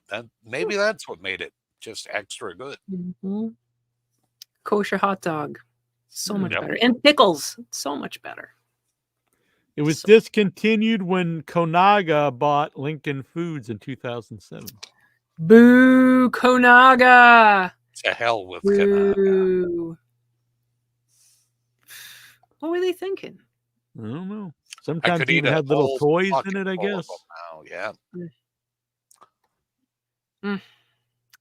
I could never. So and they were that's why I made by had, the like, same. a million cavities, like as a kid. They was were made because by of the same Screaming people who Yellow did Zonkers. Fiddle Faddle, huh? Oh, I didn't know that. Wow. What is Because I that? see it. They were made by the same folks who did Fiddle Faddle. Because I see an ad here. Do you have a corny side or do you have a nutty side? Oh. So it's kind of I like wonder if sometimes that's you when feel they like a came nut, back. Yeah. sometimes you don't. Mm. That But was yeah, an that 80s ad. that was my jam. Screaming Yellow Zonkers. What are your thoughts about Cracker Jack? I like them. I do. I think that's a good way. But sometimes they have way too many peanuts for me. I don't know why. Yeah. It's just personal preference, I guess. Yeah, it's okay. Yeah. It's all right. When I was a kid, I didn't eat any nuts of any kind. Just hear about it and be peanut butter was okay. Oh yeah. Didn't they always have like the temporary tattoos? So you could be like a sailor. That was the first time I ever saw them was in Cracker Yep. Jacks. Yeah. It's pretty sweet. Here's a Screaming Yellow Zonkers, I guess, had toys once in a while. And here's one of Yeah. them. That Oh was in my there. lord. Oh. What the hell is what kind of toy is really that? want it.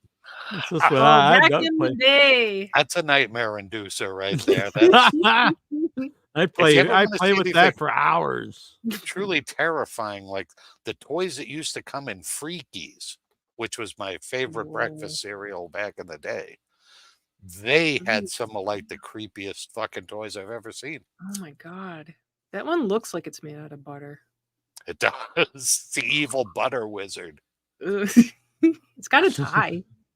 Yeah, kind of with a It's a- part-time diddler built in there. Here's some more of them. Whoa. What the? Yeah, they're all pretty wrong, aren't they? I like the one with the antenna. He's pretty cute. Yeah. He's kind of cute.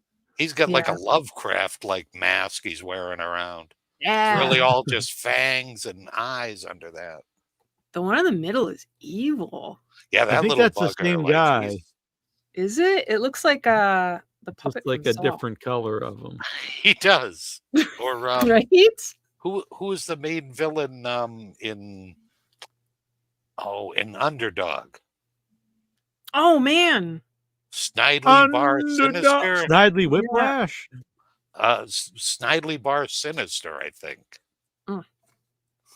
Underdog.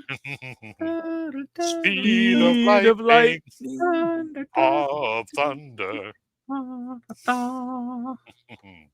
I want to get the whole collection of these guys. They're pretty cool. Check out eBay. I mean, there's some pictures right there. So apparently someone's. Oh my god! Whoa! Some of those are pretty cool. Yeah, what is that blue shit? The blue guy with like the weird gesture thing going on. I think those are like go down to the ground. I think they're like arms that come out of its head. Does he wear a Speedo? I don't know. Looks like it's got like a bikini or something. God, I hope so. We weren't If right. he's wearing, he must need it. So I guess we weren't quite right in the 70s. Oh, the yellow guy. I don't know why I didn't notice him first. That yellow guy. He's he's just the giant head. Yeah, he's like Modo. Guys were like watching shit like wizards. Exactly. Yeah. Heavy metal. I'd make 8-bit versions of these guys, but no one would know who the hell they were. Yeah. Like, get your yellow, screaming yellow zonkers or something. Like there's another one of the creatures wearing the mask there next to MODOK. Here's some more. Look at this giant green dude. Wow. All right. Giant like turtle man. Yeah, that's like a he's like got a it going Godzilla on. kind of villain, a kaiju. And then the weird Aztec duck Oh, thing yeah. in front of it. Oh yeah. Now that's kaiju. yeah. It's very big. Oh, and I think that's one of the I forget what they were called. We Next got to him another is that- Lovecraft creature on the far right. Oh, like from Dagon or whatever it is. Yeah, well, it's one of like the ancient ones or something that cool just kind of stand there and not do much. what was the series you said? Freakies? Freakies, yeah. And even like their box had all these strange little mutant creatures all over it. And then they would take these them are and- cool. Yeah. You need to bring this stuff back. No, they do not. Kids these days can't handle it. No, they'd be- Nowadays. Kids their these days. heads would implode. But maybe because I know my parents were from the 60s generation and they were so laid back, it created us. So Yep. maybe some of the like lame millennials will create more cool kids like us. That's true. That's true. Sorry, millennials. But that guy with the weird little trunk in the front, he was always my favorite. That's pretty sweet. But the freakies, and then they'd have cars that would like, you'd put balloons on them and they would roll around. And then they had ones that you would put like Alka-Seltzer. So what would like in, the balloon would like exhale like kind of and just push it? Is that the idea? Yeah. I've seen Yep. them. Those are them. What? I want one of the patches. Yeah. eBay. Ham hose. That was a great name too. They had some Ham? interesting names. Wow. Well, that's Oh, I see the complete set of the cars on eBay is $45. So not too bad. Oh, that's not too Wow. bad. Because I think there's like 6 of them. Yeah. If they made one for each of the freakies. Damn. The complete set of the rubber figures though. The cars, the people aren't that cool. $300. Damn. What's the complete set? How many? 7. Wow. Notice how it's still there, not being sold. The cheapest one I see is $80. I remember the Um, cereal was delicious, though, at least for like a 6-year-old. I probably had nothing to compare it to at the time. Because I remember I loved the monster cereals then, too. And Yes. then I try to eat them now, and it tastes like you're eating. Frankenberry is good. You get Frankenberry is the okay. Frankenberry, but then it's still got that weird chemical aftertaste. Yeah. The blueberry's the worst. Yeah, It's fake so- blueberry's a bad taste. It's just not good. It's no. And this new creeper caramella, I want that to be good because it's like a Me too. caramel apple. Yeah, it sounds like it would be great, but I was afraid to get it. It's not great. I bet Unless it's not. you really love disgusting fake apple flavor. Yeah, see, the I don't Freakies box was the best. That's cute and weird.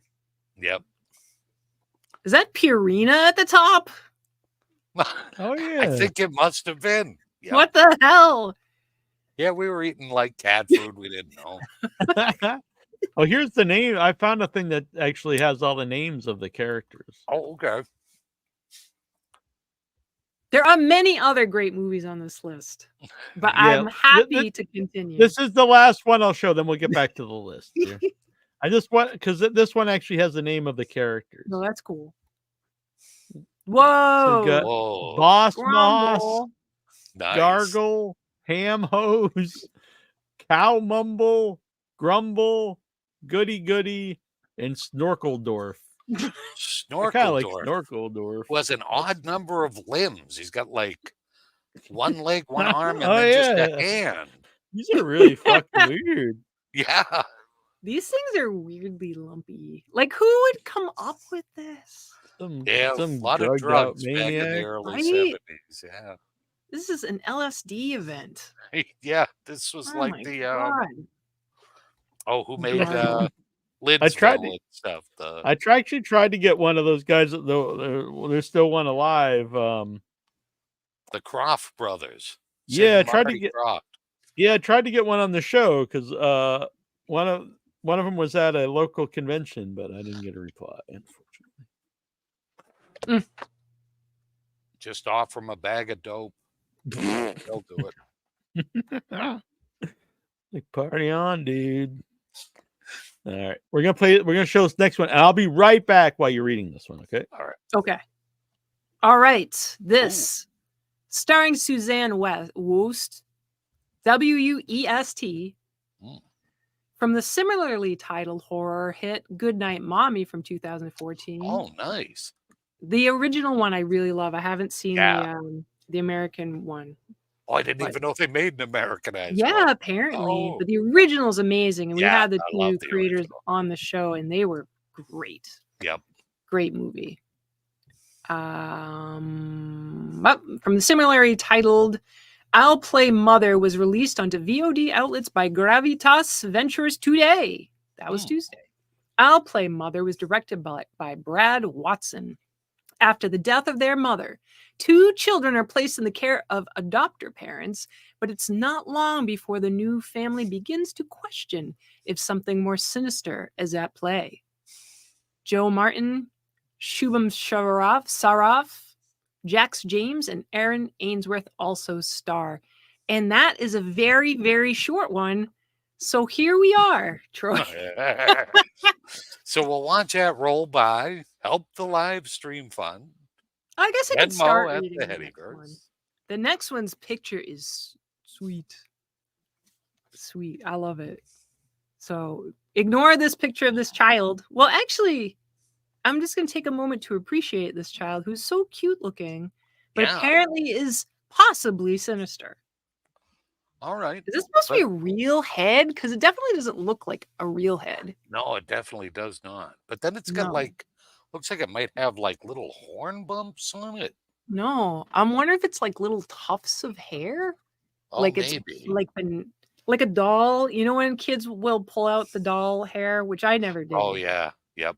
So I'm wondering if somehow that's that. See, anything with that like injected hair, because I remember the Mego figures for Thor and Conan and a few of the other long-haired people, they would have that like inserted into the scalps. And if you played rough with your figures, sometimes you would like pluck a tuft of hair. Yeah, and then you couldn't get it back in. Yeah.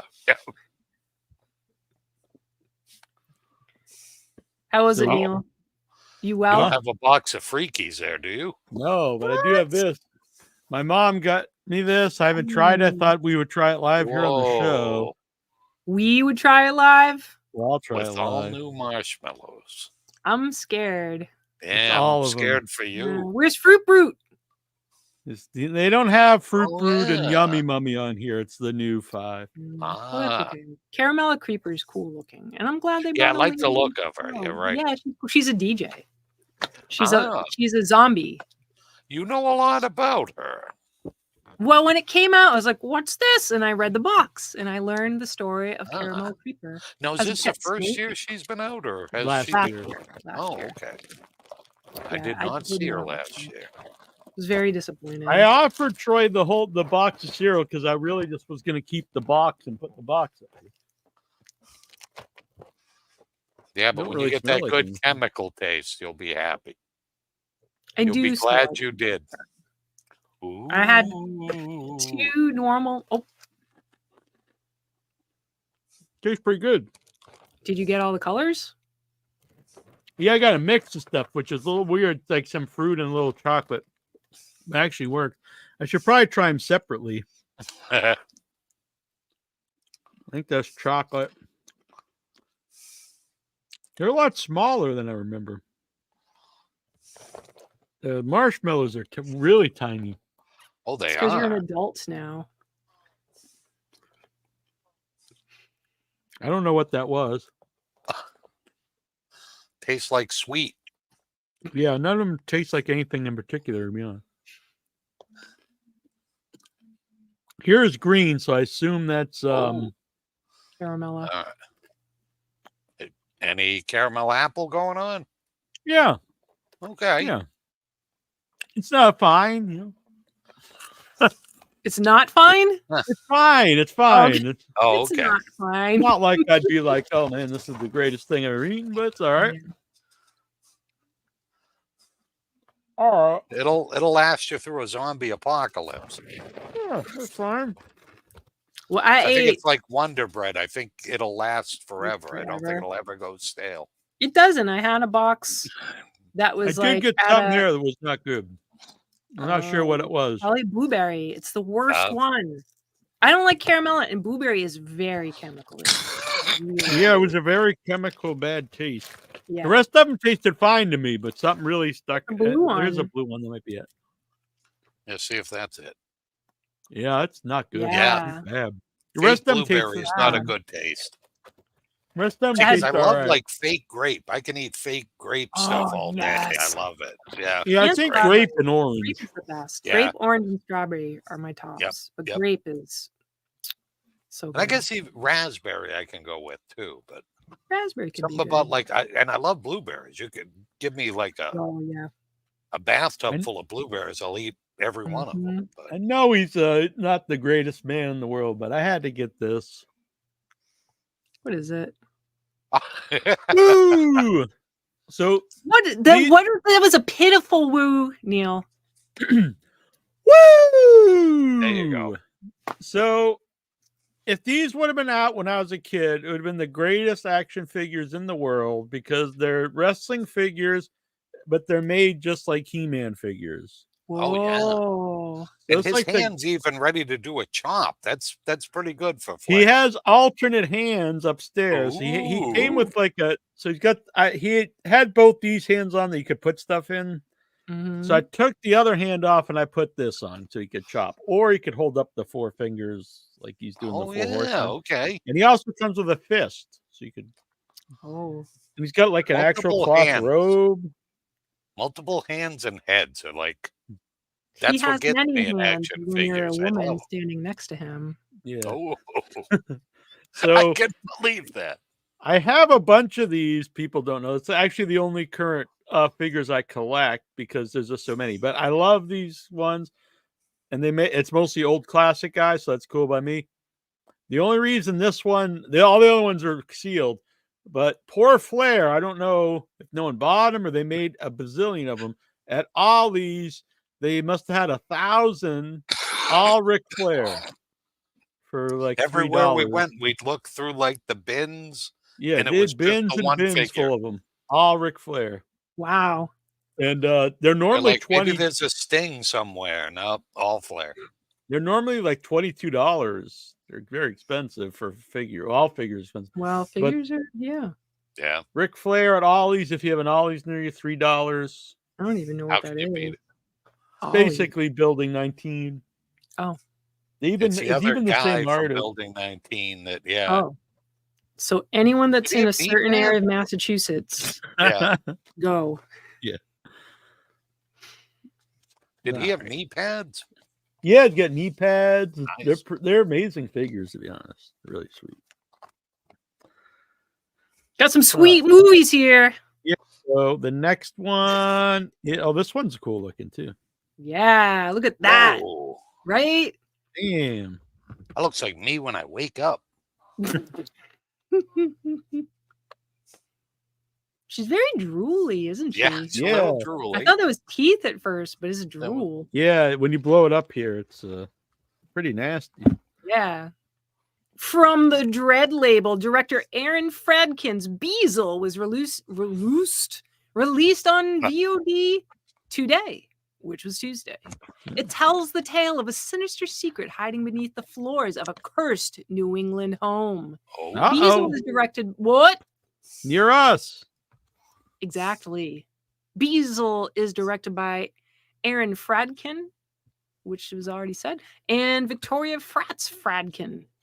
Say that 5 times fast. In the indie horror film over 6 tumultuous decades, 3 unwitting guests of a cursed New England home stumble upon a sinister secret dwelling beneath its floors, an eternal witch with an insatiable thirst for the souls of the living. Oh. And then list some more names. That's Beazle. I like Beazle. Yeah. Maybe you get a little drooly if you don't get enough souls to eat. It's like when dogs look up at you. She's like looking up at your soul. Yep. Like, ooh, that looks like a yummy one. This next picture, it's not like look at that. I like it, even though the effect isn't the end all be all. I like it. This is one of the movies that our guest earlier was talking about. Sweet. Oh, cool. Body snatching aliens attempt to navigate love in the modern world. Genre bending comedy, The Becomers, which was released on VOD outlets by Dark Star Pictures today, which was Tuesday. In The Becomers, drop to Earth and escaping their dying planet, the 2 extraterrestrials, played by a sequence of actors, seek each other out, jumping from body to body on our planet while becoming increasingly drawn into the madness of modern-day America. Yes. I dig Body Snatchers. I'm down. Oh my God, Body Snatchers are some of the best. Yeah. Those are my nightmares are Body Snatchers. I saw this at Buff. Oh, I don't know wait. Maybe I saw it before you came in, or what? Hold on. Celebrated horror, creature, and science fiction FX artist Brian Spears and Pete Gerner designed the striking aliens featured in the film. Nice. Sweet. Wait, hold on. I left out, this is wrong of me, and I should not have. Written, directed, and edited by Zach Clark. The film was shot in Chicago and stars Molly Plunk, Mike Lopez, Frank V. Ross, Isabel Alleman, and Keith Kelly, and features the voice of is Todd Yeager still in the room? Do we know? I don't know. Todd Yeager. Features the voice of Russell Mael, lead singer of the explosive pop rock band Sparks. Amazing. The Becomers is produced by Joe Swanberg, Edwin Linker of Slasher Films. Hello to Bubba. Who is Bubba? Bubba's a good man. All right. I'm going to believe you on that. Bubba actually is an early contributor to Arbor Day, but one of the limited edition Arbor Day 8-bit shirts. Nice. Sweet. Thank Very you. Good fella. Thank you. All right. Trying to take this off. There you go. Next one. This one is a very cool design. Yeah. I like it. I think this is an old movie, isn't it? Vinegar Syndrome says no such thing that I can see. Vinegar Syndrome makes its first foray into original productions with Eight Eyes, a retro horror movie nightmare, co-produced with Not the Funeral Home, the team behind Shudder's The Last Drive-In with Joe Bob Briggs. It is now streaming exclusively on Shudder. In Eight Eyes, a mysterious local crashes a couple's vacation through the former Yugoslavia, pulling them deeper into his web of psychic rituals. Co-writer and director Austin Jennings, working from an originating idea by Justin Wartal, gets ambitious for his feature film debut. much like us with Arbor Day. Photographed entirely on location in Serbia and Macedonia and on 16mm Kodak film, Eight Eyes draws from European genre cinema and American horror films of the 70s to create a nightmarish tableau of nostalgia twisted into berserk new shapes. Set among the ruins of the former Yugoslavia, Eight Eyes was developed with some significant contributions from the film's local cast and crew to ensure an authentic portrayal of the culture environment in which it is set. One rarely been documented on film, Vinegar Syndrome says of their original production.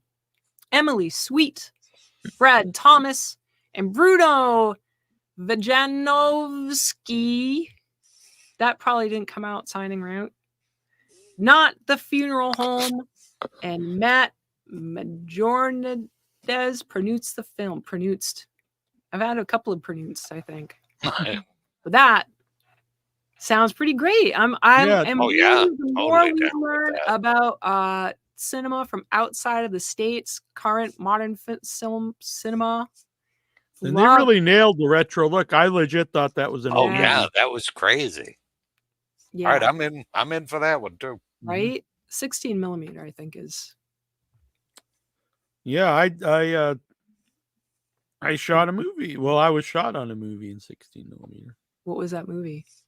I can't say the name of it. It's unnamed. Is it the one I know about? Yeah. So we don't talk about Bruno. Yes. Exactly. I don't have this next picture here for some reason. You don't? I like it. It makes me think of The Black Hole by Disney. Oh. And I like The Black Hole. I hear a lot of people hate it. I love it. The Black Hole was great. It was one of the ones, though, that almost bankrupted Disney. Really? Yeah, that and Something Wicked This Way Comes, which I adore. Whoa. Of that movie. Which I love Ray that Bradbury, movie. Yeah. Well, I love it. Almost killed him. That's sad. I'm grabbing the Look at them today, owning the world. I know. Do you want to put up the one for the next one while you look? I'm trying to get it. I'm trying to. It's not letting me save it. Do you want me to screen capture it for you? Yeah. I will do I think I got it here. Okay. I will not. I got it. It's getting okay.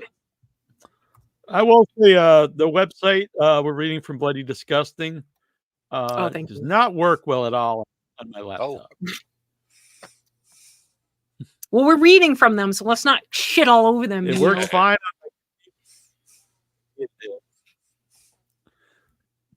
Thank you, good people, Bloody Disgusting, for not suing us after Neal insults them wildly. Although I shit on the two reviewers regularly. But they're individuals. I don't shit on the entire company. Hell have we there? Bubbly. I shouldn't show these unless they pay me, I guess. Wow. Bubbly? Maybe they will pay you if you show them. This is bubbly. This is one of the new limited flavors, and it's friggin' amazing. Orange cream. It tastes like a creamsicle. Oh, a bit of the bubbly, is it? Sugar-free, isn't it? See, does that not look like the Black Hole? Completely unsweetened. It definitely does. Yeah. Max, the evil. Oh, man. There's so many good things about that movie. It was like Nemo. Anyways. Shout Studios, in collaboration with a Kiss and Tail Productions, how clever, Convoke Media and Pixium Film Group, brought the gruesome thriller Succubus to VOD outlets today, Tuesday. Written and directed by R.J. Daniel Hanna, Succubus boasts a talented cast of Brendan Bradley, Rachel Cook, Olivia Applegate, Derek Smith, Emily Kincaid, Rosanna Arquette, and Ron Perlman. Wow. Wow, that's quite a cast. Right? It's pretty sweet.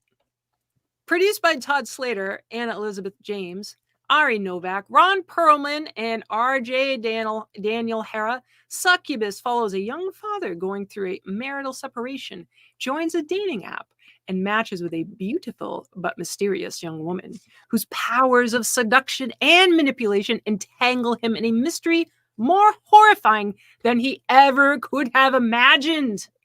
Coached by his oversexed friend Eddie, Chris, a new father, joins the star-crossed dating app just to see what's out there. and eventually comes to the conclusion he should probably rekindle things with his estranged wife. But when he matches with Adra, a seductive young woman with a mysterious past, his curiosity gets the better of him, and he finds himself getting sucked into her world even as his own life falls apart. As Chris, Eddie and Adra's stalker, Dr. Zephyr, circle her, Adra's power grows, finally revealing her harrowing true nature. Damn.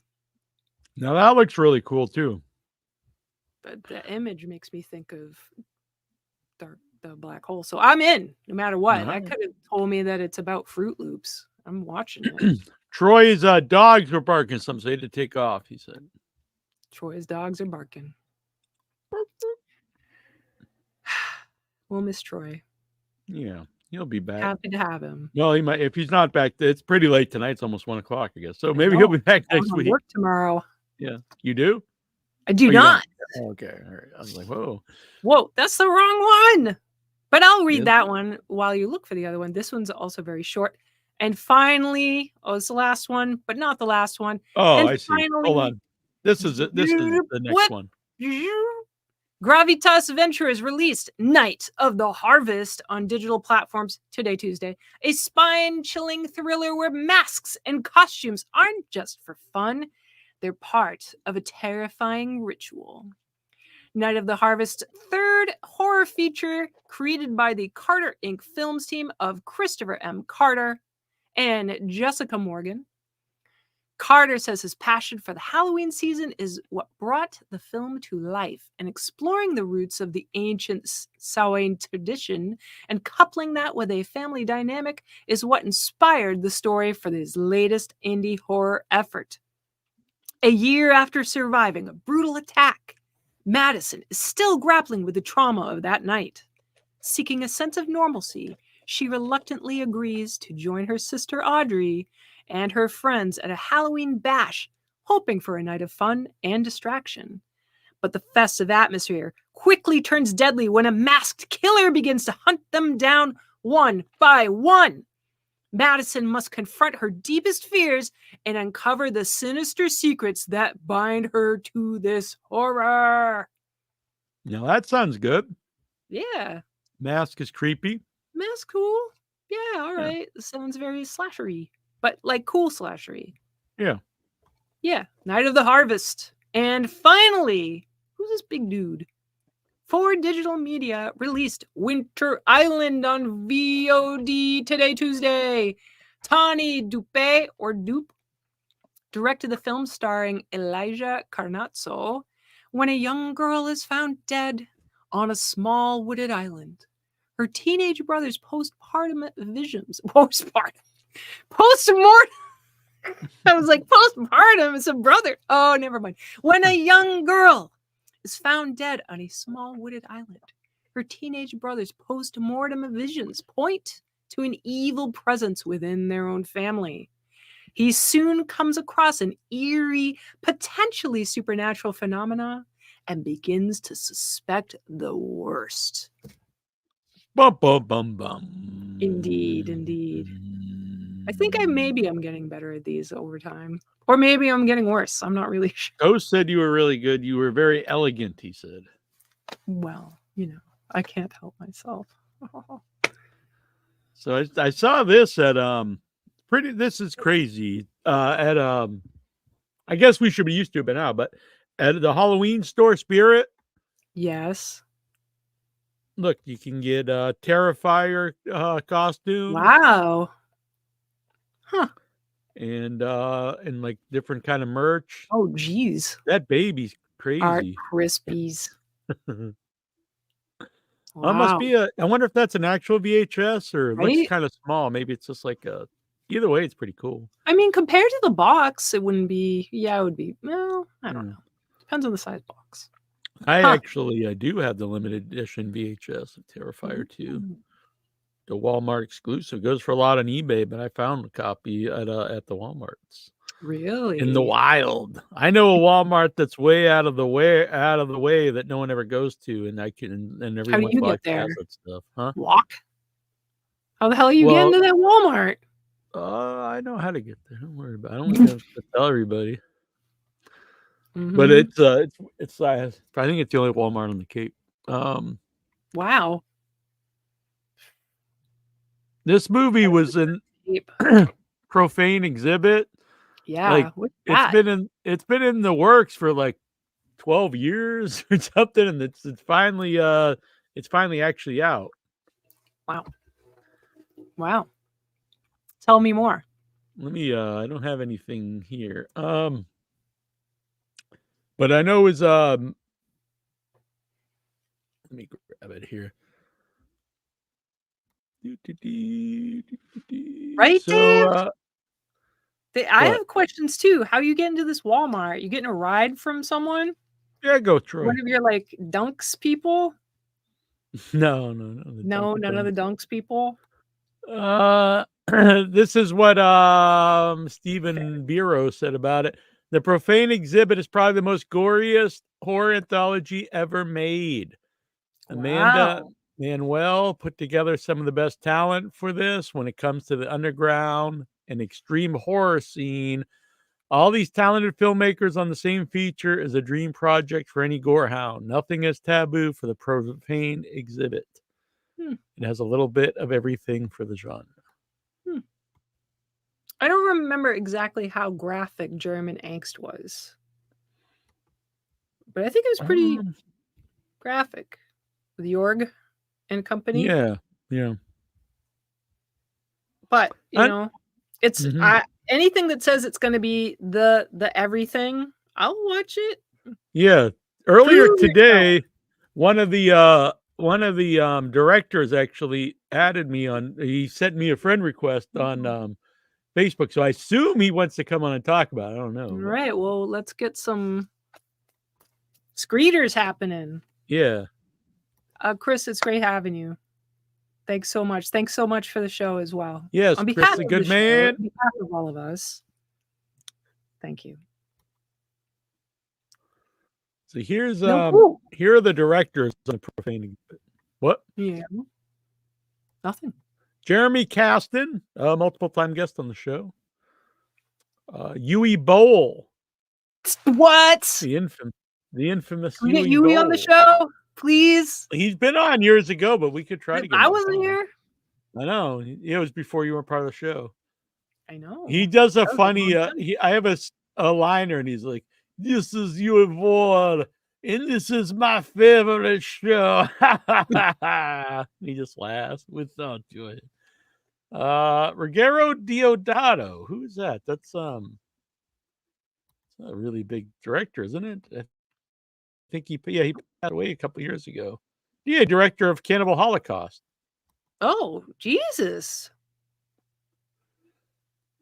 Anthony DeBlasi, Marion Dora, Ryan Nicholson, Yoshihiro Nishimura, Michael Todd Schneider, Sergio Stivoletti, and Nacho Vigilanda. Wow. Cool. Interesting. Yeah, we'll try to get Yui Bowl on. Might do it. Clint Howard's in it. Fighting for him to be knocking the shit out of. Who was he beating up? Reviewers? He wanted to beat up like a critic who didn't like his movie. Yeah. Don't beat me up. Caroline Williams is in it. Oh, nice. Clint Howard's in it. Yeah? Cool. Yep. Very cool. You don't get liners anymore from people. No, it's a little harder to do how we record the show. It's too bad because it would be cool to get like video ones. We could do them when we record interviews. Actually, yeah, that'd probably be a good idea to do. Deep Within. Wow, this is a very long summer. What's that? Deep within the underbelly of Paris, there is a club which is the home of a secret wicked society. At first, it resembles an ordinary fetish or goth nightclub.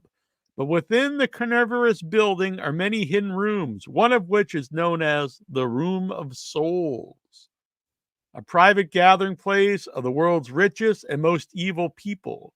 Their host is the elegant yet frightening Madame Sabatier.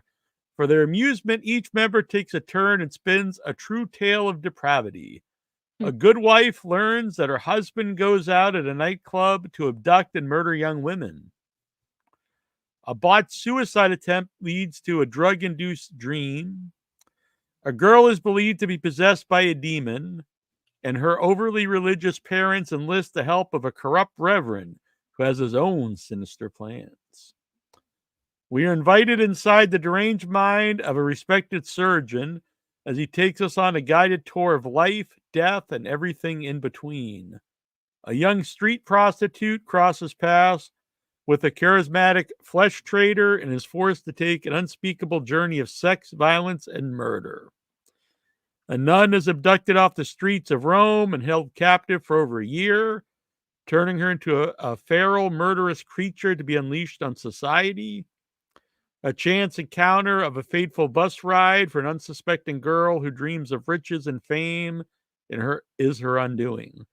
A man picks up a woman in a nightclub and soon finds himself at the mercy of a cult of women who believe consumption of their sacrifice will bring them to their highest form of female dominance. An unflinching look into darkest Africa, where human life is traded for fortune and the most unspeakable atrocities are committed. All right, that sounds awesome. Sounds like the feel-good movie of the year. Sounds right up our alley. Yeah. And I was dying because I looked over at the chat. Dave, I was making little faces because I read Dave. Go back one. Don't start with the last one. Go back. See Chris and go down. Mm-hmm. You want to share this with the world? Thinking of opening a high-end European fusion restaurant with a dyslexic horror theme. Gonna call it a Serbian flan. Oh my God. Yeah. But that really does what you just described. I'm thinking like Sallow, when it's like a bunch of storytellers and it's crazy. Yeah. I haven't seen like that. Sounds really wild and like brutal in a way that I feel like I haven't seen something like that in a very long time. Yeah. But we'll see. But it sounds like something that's going to last. Yeah. So I'm really interested in seeing it. Yeah. Are there any images for it? Yeah. So it was 2013, and so I don't know what the reason why it took over 10 years to get it actually released. But yeah, Unearthed Films, Stephen Bureau's company, is putting it out. Pictures? On, Blu-ray. Well, I showed that one picture here. Oh, the cover. Yeah, the cover. Yeah, there's some picture. Wow, this one's a creepy looking picture. Let's see here. Takes a little while to save these and upload them, unfortunately. I guess I could just screen share them. Probably be easier, but they're not as big. No, they're not. It's good to have them. Oh my God, that's awesome. Yeah. Wow, that's so cool. Damn. Yeah. Brian thinks this creepy ass old thing. He said he likes making old wrinkly shit. Zombie things. That is nasty. I love it. All right. So we're gonna seek this out and get some folks on the show. Yes.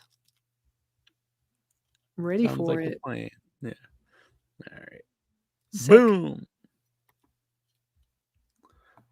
The Profane Exhibit. I even like the name. Yeah. I feel shamed that I questioned it.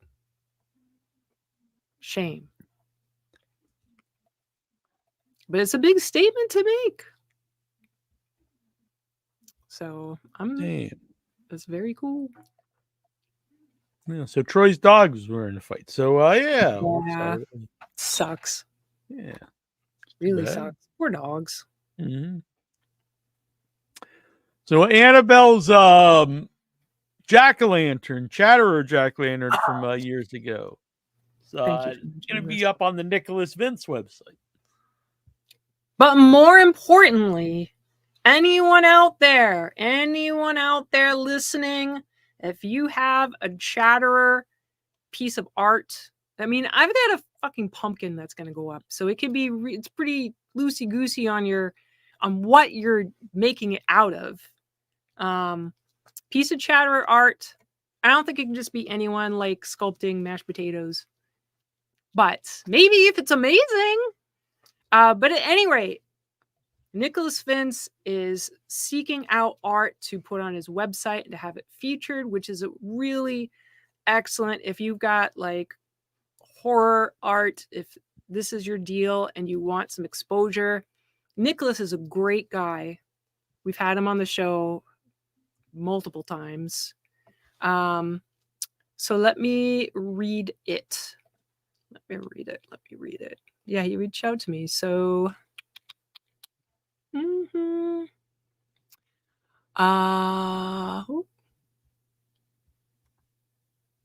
yeah, that's basically it.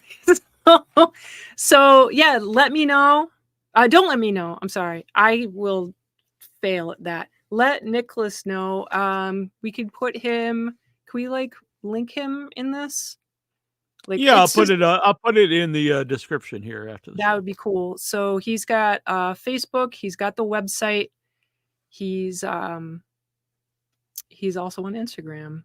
So it sounds like anyone, if you do it, if you know someone that makes them, is really, I mean, what could be better if you love Hellraiser, if you love Chatter, if you love all the things, if you make horror art, that's pretty sweet to have the person who played Chatter. Yeah, it's amazing. Yeah, feature your art.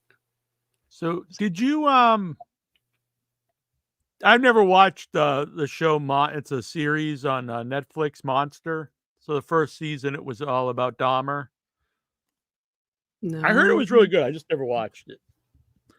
No. So the season 2's on now about the Menendez brothers. Oh, Jesus. And so they announced both of them would be interesting. I'd watch them. But they announced season 3. Yeah. And it's a Ed Gein. Oh. Which is interesting because like that's not one that's really been done a lot. And Dahmer, there's lots of Dahmer stuff out there. There's not really a lot of Menendez brothers stuff out there either. So no. But I thought it was very odd casting. It's Charlie Hunnam from Sons of Anarchy. He's gonna play Ed Gein. Yeah, well, he's an actor. He's really good in Sons of Anarchy. Is that really a picture of Ed Gein? Yeah. Really? That's the real guy, yeah. Jesus. Yeah, he's not scary looking. Oh my God. That's really him? It's not like a portrayal of him? No, that's really him. That's a real picture of him. Jesus. Wow. So I'm interested. I like Charlie Hunnam a lot as an actor. He's in a lot of stuff I think is terrible, but I always really like Sons of Anarchy. I thought he's really good in it. So I think he's got a facial structure for it. Facial structure wise, the shape of his face. He's just So it's cool. I think it's something completely different for him too. He's not just playing, usually he's like the stud guy and like stuff or whatever, but I always think he's a good actor, so I'm into it.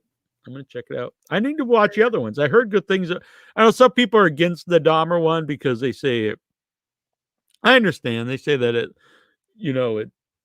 it makes these the serial killer, look cool or whatever. But I mean, they are interesting. There are interesting stories. I can't deny it. I've never watched it, so I don't know how he's portrayed in it. So I don't know if they. I can't imagine they make him look cool. I don't know. Maybe they do. But yeah. I mean, I like that. It's a different one though, because like I said, there are so many Dahmer things out there. Yeah. But there's not a lot of Ed Gein stuff out there. It's easier to make the Dahmer story. Like, it's a good story. It's an easy story to tell. There's so many crazy elements. I think it's an easy to tell story because it's all there. Yeah, because I don't think the Ed Gein story, as far as I know, isn't.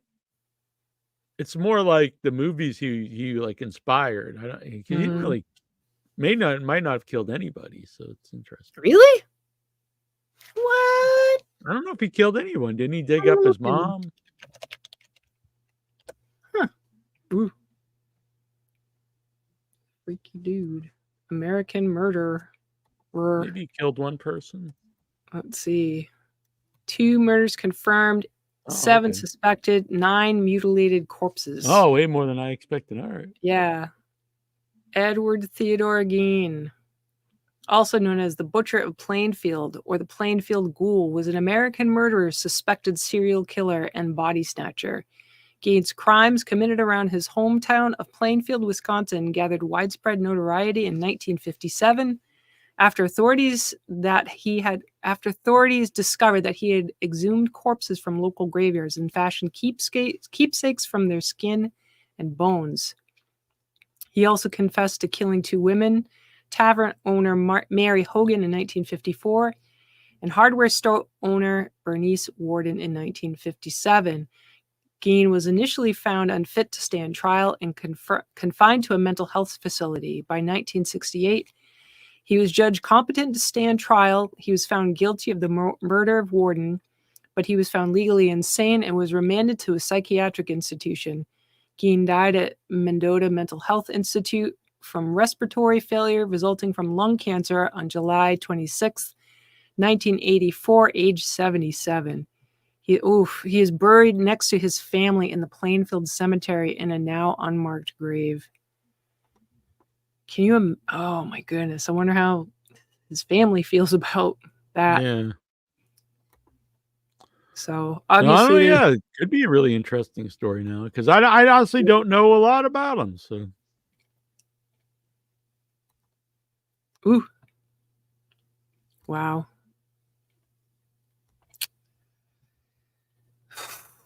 Searching the house, authorities found the list: whole human bones and fragments, a wastebasket made of human skin covering several chairs, skulls on his bedposts, female skulls, some with the top sewn off, bowls made from human skulls, a corset made from a female torso, skin from shoulders to waist, leggings made from human skin, masks made from the skin of female heads, Mary Hogan's face mask in a paper bag, Mary Hogan's skull in a box, Bernice Worden's entire head in a burlap sack, Bernice Worden's heart in a plastic bag in front of Gein's potbelly stove, 9 vulvae in a shoebox.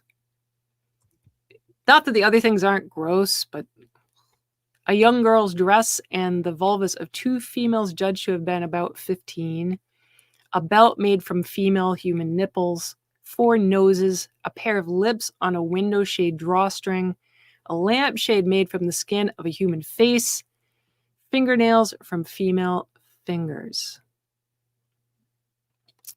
Gein told investigators between 1947 and 1952 he had made as many as 40 nocturnal visits to 3 local graveyards to exhume recently buried bodies while he was in a daze-like state.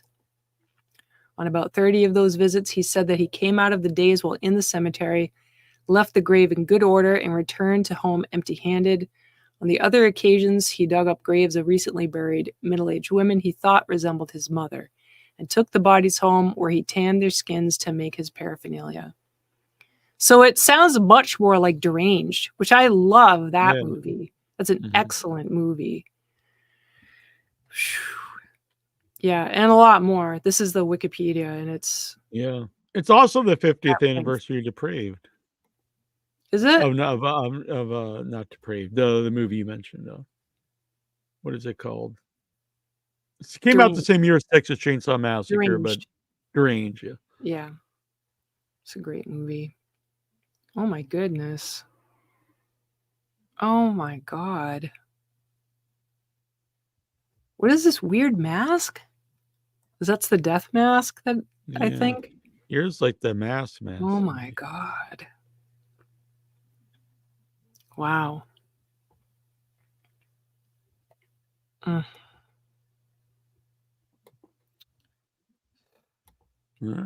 that was yeah, I'm interested in seeing this now. I think that comes out next year. Whew. Well, that's not something we should end the show here. Oh, we do have another guest here. No, there's a lot of stuff in here that is Deranged is pretty on the ball here. Really on the ball. For people who don't know, Deranged is it came out the same year as Texas Chainsaw Massacre, and was also inspired on Ed Gein, but apparently much closer to the actual Gein. Yeah.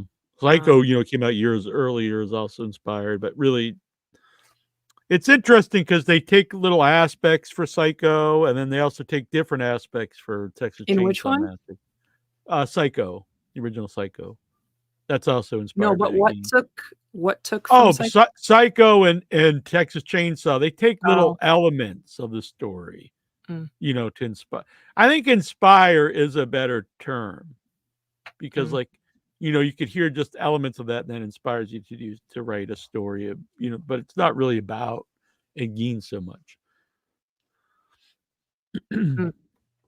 Yeah, it's got the mom. So let's see. Second of two boys, elder brother. Augusta was the mom, fervently religious and nominally Lutheran, frequently preached to her sons about the innate immorality of the world, the evil of drinking, and her belief that all women were naturally promiscuous and instruments of the devil. She reserved time every afternoon to read to them from the Bible, usually selecting verses from the Old Testament and the book of Revelation concerning death, murder, and divine retribution. Gein idolized and became obsessed with her.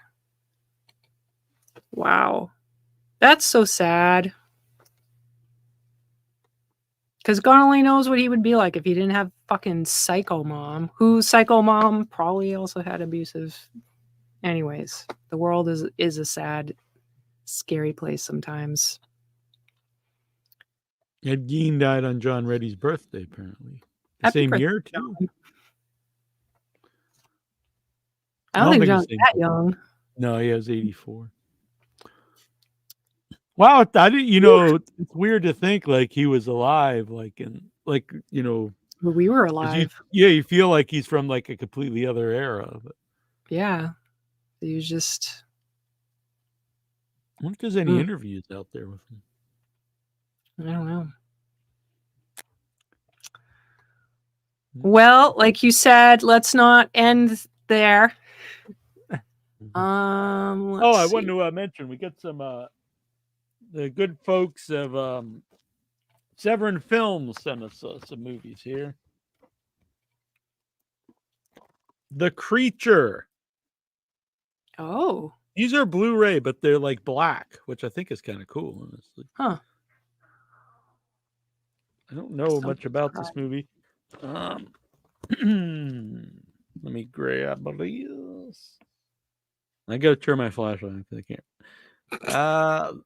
The first official North American release from Eloy de Iglesias, this defiantly transgressive and ever controversial director of Cannibal Man, The Glass Ceiling, and the classic El Pico 1 and 2, and Navajeros, comes the most daring and unsettling film of his entire career. After heartbreaking miscarriage, a couple adopts a stray male dog in hopes of saving their rocky marriage. But as the wife develops an obsessive bond with the new companion, it will trigger jealousies and rivalries that may lead to the most inconceivable act of all. I don't know what's going on here.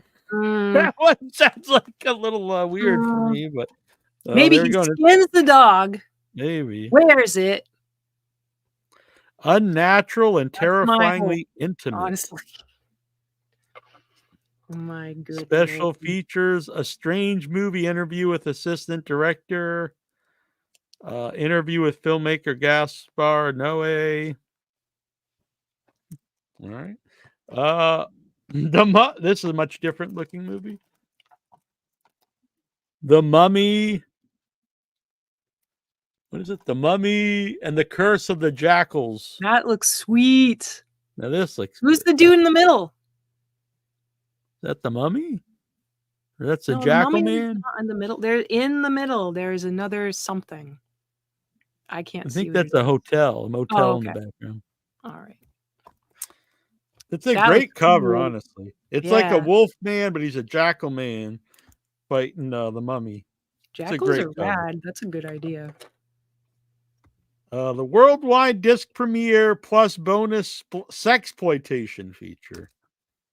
Experience the notorious 1969 horror epic that's been barely seen since its fly-by-night VH release, while existing mostly via sordid rumors and for more than 50 years. Anthony Isley, who made Dracula vs. Frankenstein, stars in this brain-melting mashup of dubious Egyptology, werewolf transformations, Herschel Gordon Lewis level gore, cut rate psychedelia, and an oven-mitted mummy on a Las Vegas rampage, all set to a swinging soundtrack of lounge and surf instrumentals. This sounds amazing. What? The legendary John Carradine. What? How old What the is hell this did he get movie? in this movie? Just 1969. All right. Oh my god. I'm like, I'm pretty. still- Didn't he die from autoerotic asphyxiation? No, that was one of his sons. Oh, John Carradine. I think he was the old man in The Howling, wasn't he? oh, sorry, old man in the howling. The Legendary. old man that's like, "Rrr," or Yeah, that one. yeah. I can't keep doing this. The legendary John Carradine from the Grapes of Wrath. It's so funny. He's like, Wow. and then he was in the Mummy and the Curse of the Jackals. Earns a day's pay in this truly incredible masterpiece of bad cinema. Written, produced by William Edwards, who also made Dracula, the Dirty Old Man. Directed by Oliver Drake, who made The Mummy's Curse. He loves mummies, this Oliver Drake guy. Scanned in 4K from the original negative discovered at Ewing Lucky Brown's Los Angeles estate sale. That's weird. Wouldn't it be cool, like going to estate sale and you found some like movie that's like people thought that didn't exist? Now with over 2 hours of special features that include the Thought Lost Vega International adult feature Angelica the Young Vixen, scanned from the sole surviving print. A must-see study in bad. In every one of these.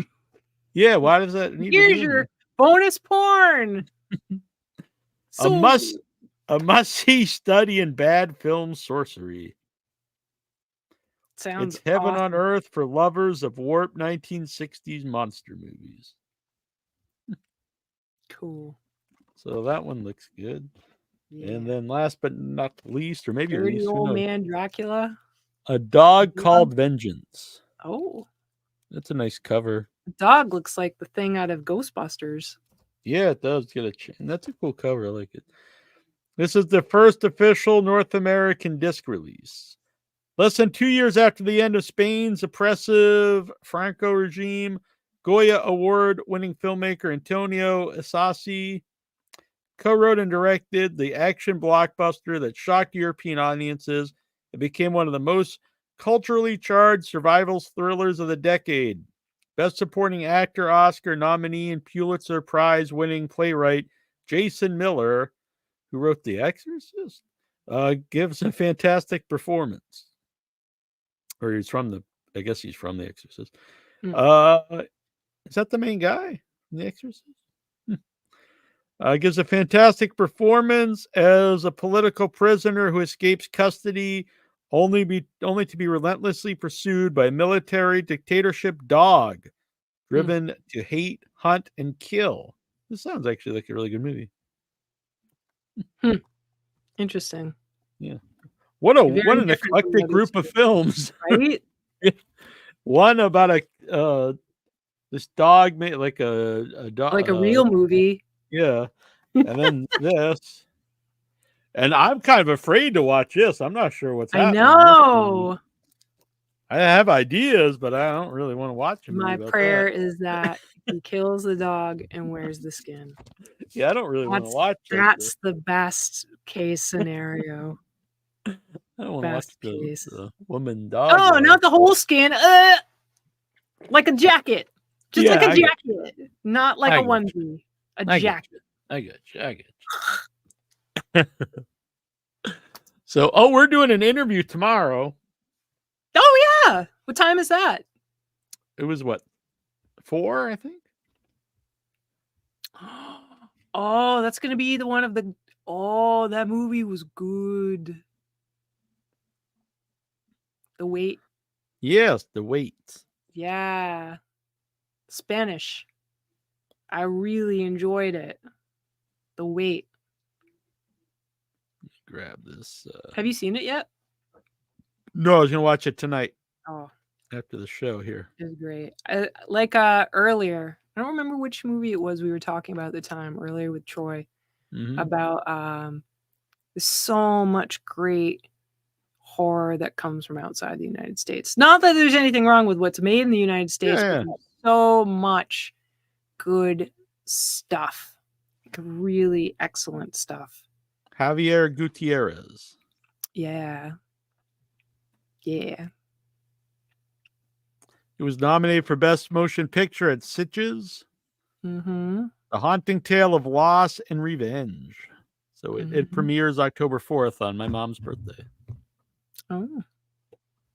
It's like a mystery. It's got punches in it. It's not like constant, full-blown horror. Yeah. It's a good story. And the ending. It's just it's clever and I enjoy it. A fun chat poll to take. What's everyone's watching after tonight's show? The inside of my eyelids. I don't know. What are people? What are you watching, Dave? Dave Deadman. I like to pronounce it that way. Dave Deadman, what are you watching? But soon we're gonna be joined. We're getting him on here real late. Federico Zampaglione will join us. We're going to talk about The Well. Oh, yeah, that's right. Yes. So I think I'm going to start. Oh, don't do that to this poor guy. Well, listen. Let me finish here. So you can watch these whole shows like this, and I'll also start posting the interviews separately too. So we'll finish off with, or I could just put them up, whatever you want to do. I advertise you in the beginning of a night. Well, it wasn't possible tonight. Not tonight, but could it be in the beginning of another night? I mean, it's been advertised. So it's been advertised, and they're sharing it on Instagram and stuff that was on tonight. So what's going to come on tonight, and then we'll also post it up by itself too, so people can check it out if they would like to separately. Okay. And we can also put time cues so people can check it out. You can zap to it. Well, you guys should watch because it was very good. Yes. Yeah. He's got a big following because he's also a very famous musician, and they've been promoting it over on the IG. So thank you guys. So anyway, here we go. We're going to go with that interview. I want to thank everyone for watching. And please stay. It was a great interview. Yes. Stay, listen, watch, and we'll be back next week. Hit the like button, subscribe, help support the show. You can Venmo or PayPal. The link stuff's right there. If you would like to help out, and if you can't, understand, but you can always share, like, and comment. All that's free. Tell your friends, neighbors, family, enemies. They'll become your friends. Indeed. Indeed. All right, here we go. Good night, everybody. Oh, wait, are we laughing or not laughing? No, because I think we're not laughing. Yeah, we'll laugh next week. Welcome to the station of decapitation without your head. I'm Nasty Neal. And this is Annabelle Lecter. And we're joined by Federico Zampaglione. Yeah. Quite well. Almost. How do you spell it so when people do want to find you, they can find you? It is Federico Zampaglione. I mean, it's very long family name. And, every time American people try to pronounce it, it's Zampaglione. but it's fine. I mean, it's okay. They got co-writer and director of The Well, which is on video on demand. You guys can check it out right now. Really wild movie. So, what was the inspiration for The Well? The Well is my return to the horror after a while, because I'm mainly a musician in Italy. I did almost 20 albums. I mean, I'm around since a long time, and I love the horror. And I mean, the horror is so far from my music, because the music is like a little romantic, a little intimate. But still, I love the horror very much. So I started shooting horror films in 2009 with Shadow. Then I did another movie in homage to the Italian Giallo in 2012, which was Tulpa. And then, after, wow, 10 years, I got back on the horror horse with The Well. You know what? Since I was very young, I was scared by the idea of The Well, because in Italy happened a very sad and dark story a long time ago, when I was like 5 years old. A little kid fell into this natural well, which was very deep, and they have been trying to save his life like for 10 days. The police, everyone was trying to get into this very tiny and deep well to get this kid out. But at the very end, they couldn't, and the kid died. So they were, like on national television, trying to save his life, and I was shocked after this episode. So from that moment on, The Well always been something that really disturbed me. And so why not bringing up The Well to get back to the horror? That's wonderful. And I think the idea, I think most of us have had not had that experience, but just the idea of being able to fall in. It comes up in a lot of other stories, that idea of just going in and you're never coming out. It's terrifying.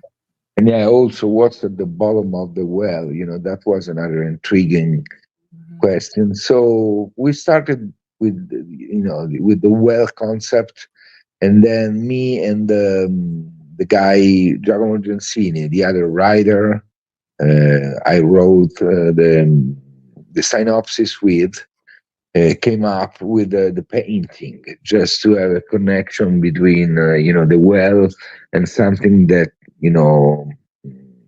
connected to the well, which is the painting. I mean, the real title could have been the painting and the well, just like an Edgar Allan Poe title, but then we went just for the well to make it simple. Who did the actual painting? That was an artist from Brazil, and the name is Arcano, the same name that we use in the film. Oh, that's cool. This guy is an amazing artist. He does very disturbing paintings using a little bit of technology, and he is a Tool band collaborator. I love Tool. They are one of my favorite bands. So one day I was, just on the Instagram, and I saw Arcano's works, and I was, wow, this guy is amazing. So I got in contact with him, and then he made a painting. Wow. Yeah, Tool is, I remember when those videos came out for Tool, and they were, oh my God, they were so unique and so inspiring for people who are into creepy things. Yeah, absolutely. I have seen in Italy one of their first concerts. It was like in the early 90s, and they were opening for Rage Against the Machine. Wow. And I remember I saw this band and say, what the hell is that? I mean, I was so shocked, because of Maynard's approach on stage. And then I saw for the first time the video of Sober, the song, and then Prison Sex. And they are part of my references, of my imagery. The shot of the movie that I made in 2009, and there's a villain, a very skinny guy, disturbing guy, and he could have been a character from a Tool video. Can we find that out here? Very Oh curious. yeah, the movie. Yeah, you can. I can send you afterwards a link with the. I mean, the film was acquired by FC Channel, and back in 2009, and that was my first horror movie. I remember that in Italy, all the press, all the fans were very shocked because they that time around. I mean, I was just I already made one black comedy, but nobody was expecting me to make a horror film. So when they realized I was about to make this film, everybody was, that's impossible. This is insane. You just can't do that, because they didn't see a connection between me, my music. If you Google, on the I listen. And you listen to my music, honestly, it's very different. But they have in common the atmosphere, because I love to work on atmospheres, whatever it is, and on emotions. Can be a romantic emotion, a scary emotion, as long as it's something that comes from the inside. I love to do it. I can totally get that. The idea of just being a person who's full of passion and sensory and those things, I think really lend themselves to be an artist. And so interesting how people that are outside of the horror world don't understand that horror people, that's not everything. That's not the end. Most people, I think, that are in, so maybe some people are into horror, that's their thing, but it's crazy, because they connect what happened in a horror film just like you are an evil person. And sometimes I have to tell, I mean, if the audience is maybe some fan of my band, Tiro Mancino, came to watch the film, out of curiosity, just to see it. And then I had to explain, okay, this is, just a form of art. It's not me wanting to do those kind of things for real. I hate violence in real life, but in a horror film, it's a lot of fun. So please, and I had to explain very clearly, and they ended up understanding, but the majority of people think about the horror, community like crazy people. They love blood, they love, evil, they love bad things. It's just fun. I mean, the movie's very brutal.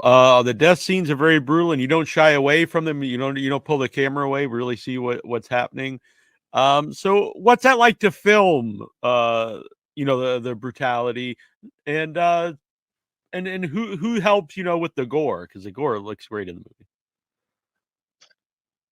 This is a weird film, because generally, in a gothic style, you don't get all that violence. Is more like a different kind of style, especially the Italian Gothic is very elegant, is spooky for sure, but it's a different taste. You don't go too brutal in a Gothic film. But I wanted to make a mix between, different type of styles. Because generally when I watch, like a haunted house movie, I already know that there's not going to be gore at all in there. And if I'm watching a slasher, I know there's going to be very little of supernatural. It's more like killing people, And so I wanted to change a little bit this game, because otherwise it's always the same stuff. So doing things that you don't really expect. A lot of people told me, we didn't expect the movie to be, including Lauren Lavera, the first time she watched the film. She told me, I was not expecting the movie to be so gory because she wasn't in the well chamber. She was just in the upside part of the movie. So she really couldn't watch everything that I was doing. And she was surprised, like, oh, wow, this is very gory. And a lot of people don't expect all that blood and that, violence. But I'm happy about the, having done this type of film because it's a little bit more unpredictable.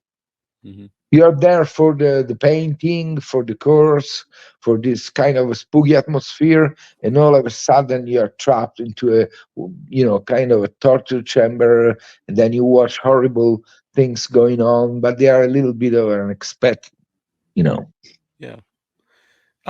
Does the makeup on the guy who like the keeper of the well, like it's like he's got like kind of like clown makeup, it seems, because he's got kind of a white face and then he's putting the red. Is there more of a backstory to him that you had, in the story?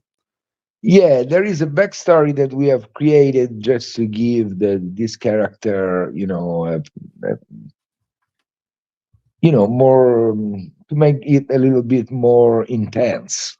Mm-hmm. Sometimes you need a backstory to give the actor a reason to be like that. And the backstory of this guy comes from the Middle Age. So he was the son of an executioner. I will tell this story sooner or later. Oh, interesting. I like that. Yeah. Well, I like even watching it. There's like, I'm like, oh, there's got to be more. There's something to this guy because why is and he, he paints his lips a little bit and stuff. So I like that there was more to him than just this brutal guy. Oh, the guy was, he was way more physical than, he was in shape before making this movie, and he gained like 60 pounds to make that character. And I remember when I saw him the first time on set, I was, oh, Jesus Christ, what have you done? It was like, huge guy. And before the shooting, he was just like a very physical guy, but without, all that fat. But this actor is great, and he was inspired by the pig. He was playing like he was a pig who lives, eating leftovers. Yeah. And to make it look kind of a creepy creature, and I think he did a great job. And also the guy who plays the monster, he had to undergo on daily basis with like 6 hours of makeup every day. He was completely painted, his body. And we paid a lot of attention of practical effects. I have been fortunate to have this crazy and very passionate, incredibly passionate guy, which is Carlo Diamantini. And we spent a lot of time creating all the creature, and all the gore is made by practical effects. We had just 4 weeks to shoot the entire film. Oh, wow. And so using the practical effects, with such a short amount of time, it's risky, but they are so good. And so that was a risk that I wanted to take. How did you find them? Hmm? How did you find them? Because I was talking to another guy who has a big company effects, and he told me, you probably need someone very passionate, otherwise that will cost a lot of money. So probably you need a guy who really wants to do it. And so they gave me the number of this guy, and since the first time we talked, I understood that it was the right guy for the job, because he really wanted, and he was afraid, please, Federico, don't cut the gore, because the is gonna love it. So please don't do that in the editing room. Remember, don't cut, the gore scene. Don't worry, I'm not gonna cut the gore because we got the movie was rated 18 in Italy. I think also in America. Yeah. And, the censorship asked me to cut the movie, like 5 minutes out of the movie. And of course, they wanted to cut all the gory moments. But I told them, oh, this is one of the best part of the, probably. So why should I cut, them just to go against the fan? But very often the industry just keep going against the fans. That's what they do the majority of time. They just want you to cut what is important for the audience. And so fortunately the producer was by my side, and then we decided to keep the movie the way it was, and it was very successful actually in Italy, despite this bad rating 18, because you cut a very big part of the audience, the young kids that love the horror, they just can't watch it. But the movie did very well in Italy, and I'm happy. It was a little unexpected because they sold the movie to more than 100 countries. Wow. And you have a lot of people loving the movie, you have people hating the movie. It's a movie not for everybody. Sure. You can easily hate this film if you are not into a certain kind of Italian style. Italian horror is a very specific and peculiar meal. You have some ingredients, and maybe for people who's not familiar with those ingredients, it's too much sometimes. Yeah. You know what I mean? Yeah. Because we Italians tend to go a little bit over the top, to get very gory, a little crazy, a little campy, But at the end of the day, it's our tradition. That's how, we like the horror to be.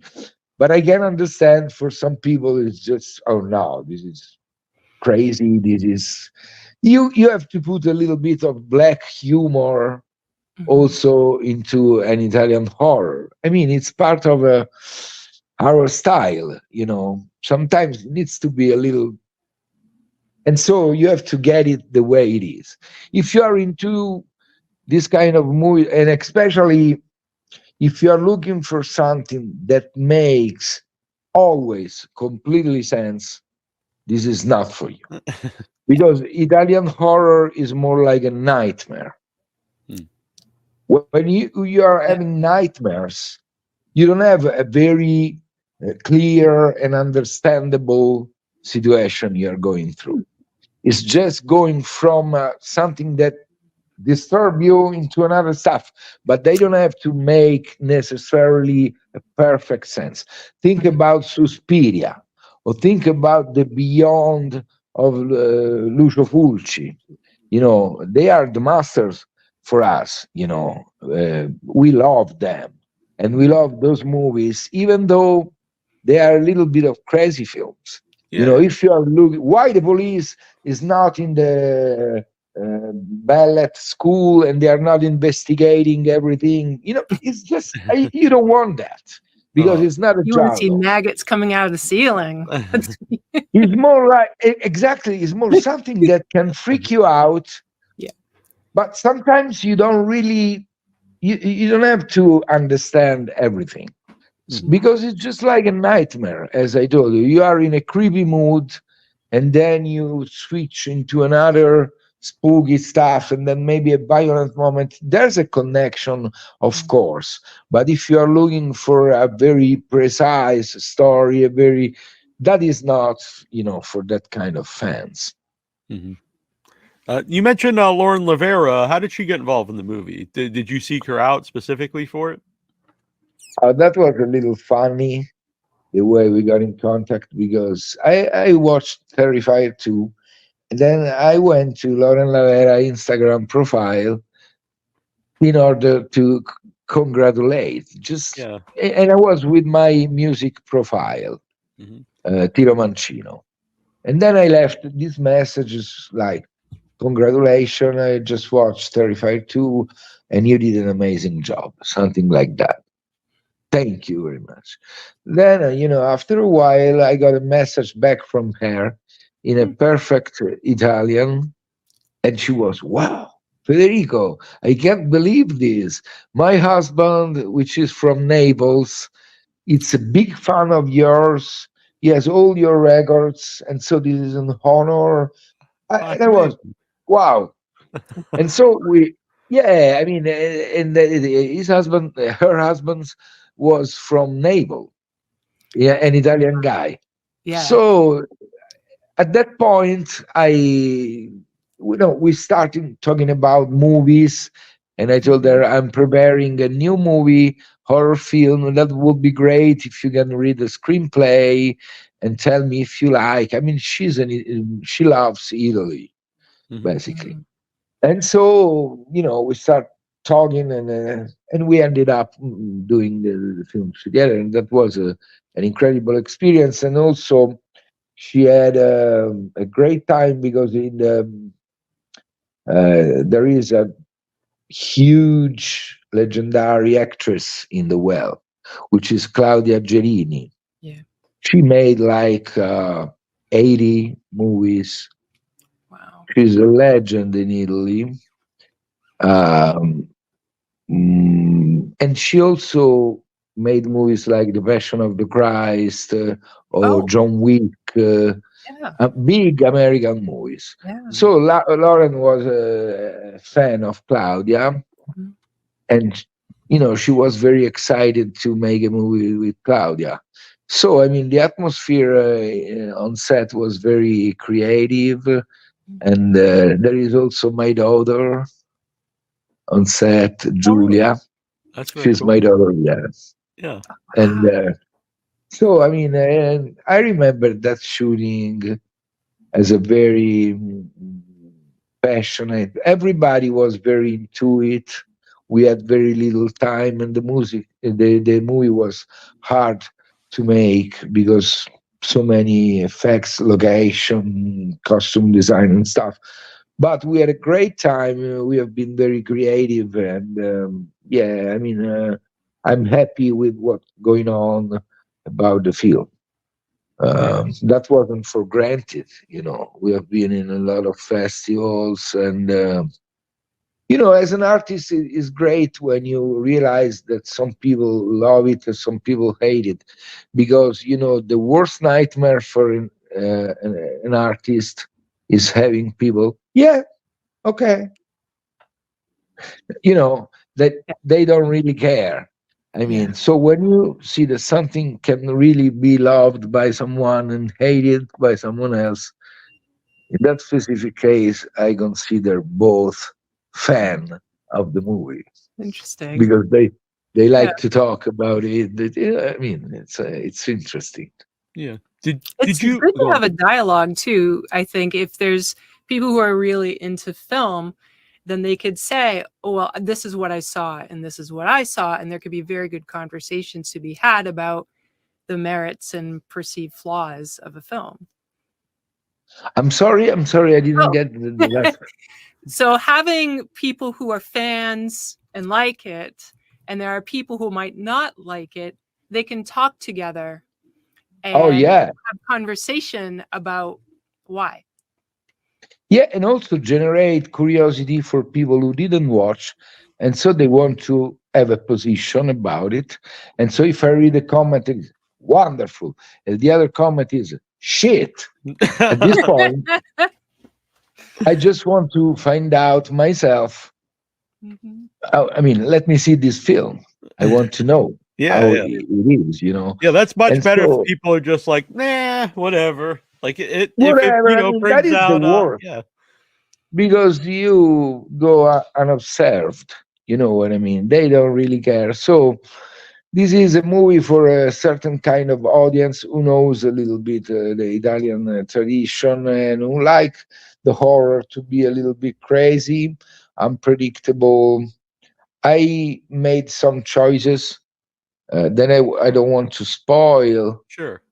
But at one point, I was kind of destroying the horror structure to show the reality of human beings.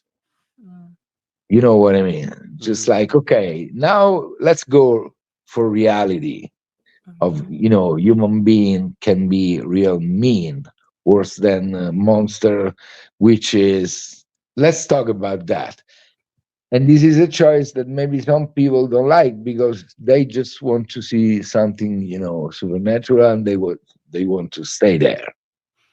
But I like to change the perspective and maybe get a little bit critical toward society and the real stuff, that people is just care about money and power. So it's a good criticism to have. Yeah. Did you I saw sorry. Well, no, having something entertaining is such a good in to bring people to that space where they do have to think. They have. I think horror can be a little bit of metaphoric stuff. You use the horror maybe to talk about the reality. You have so many films that gives you a message and something to think about. But sometimes people don't want that. They just want to stay in a story, regular story. No exceptions. You don't have to get out of that. You need to stay there. And I use this kind of, changing of perspective also in Shadow, in another movie. And that film had a very controversial ending. Some people loved the movie because of the ending. Some people wanted to kill me because of that ending.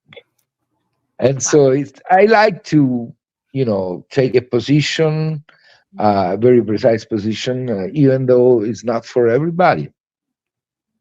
Yeah. I like to do that. Yeah. I saw pictures of you and Lauren at Fright Fest. Did you both get to see the movie at a lot of the festivals? We have been together at the Fright Fest in Glasgow, just one, because she was shooting Terrified 3. So she has been very busy with Terrified 3, and we had the chance to just go to one festival. But I have been in Sitges, where we had our world premiere, and then Screamfest, a lot of festivals. Tomorrow I'm leaving to Germany to attend the film in this very important festival. It is Fantasy Film Fest in Germany. Do you know that? Well, I've been to Scream Fest and Fright Fest, and we've never been to Citrus, but we always hear that's actually one of the favorites of I guess, yeah. It is a lot of fun. It is a lot. It's very long. It's like probably 12 days, something like that. It's a very long. You have hundreds of films screening, and Spanish people is completely crazy because they screen movies like 4 o'clock in the morning. Oh wow, actually sounds pretty cool to me. But for them, it's very normal for them. Yeah, they do those marathons. And they go to the movie theater like 2 o'clock in the morning, and they stay there all night long watching horror film. So I remember the first time I was invited by Sitges, and then I saw the program, and I saw my movie at like 3:30 o'clock in the morning. I felt insulted, right? Just like who's going to be here at this? Yeah, it is a very unkind way to, to treat me, because at the end of the day and then they told me, no, this is perfectly normal. Don't worry, the room is gonna be full. And it was full. And so I realized the Spanish people like to do things very late. Have dinner like 11 o'clock, going to the movie theater at 2 o'clock in the morning. So, wow. Anyway, the festival, if you haven't been there, you should consider going. First of all, they have a lot of great films every year. And also the atmosphere all around is very nice. It's very, lot of funny and cool places to go and have a drink, cool people.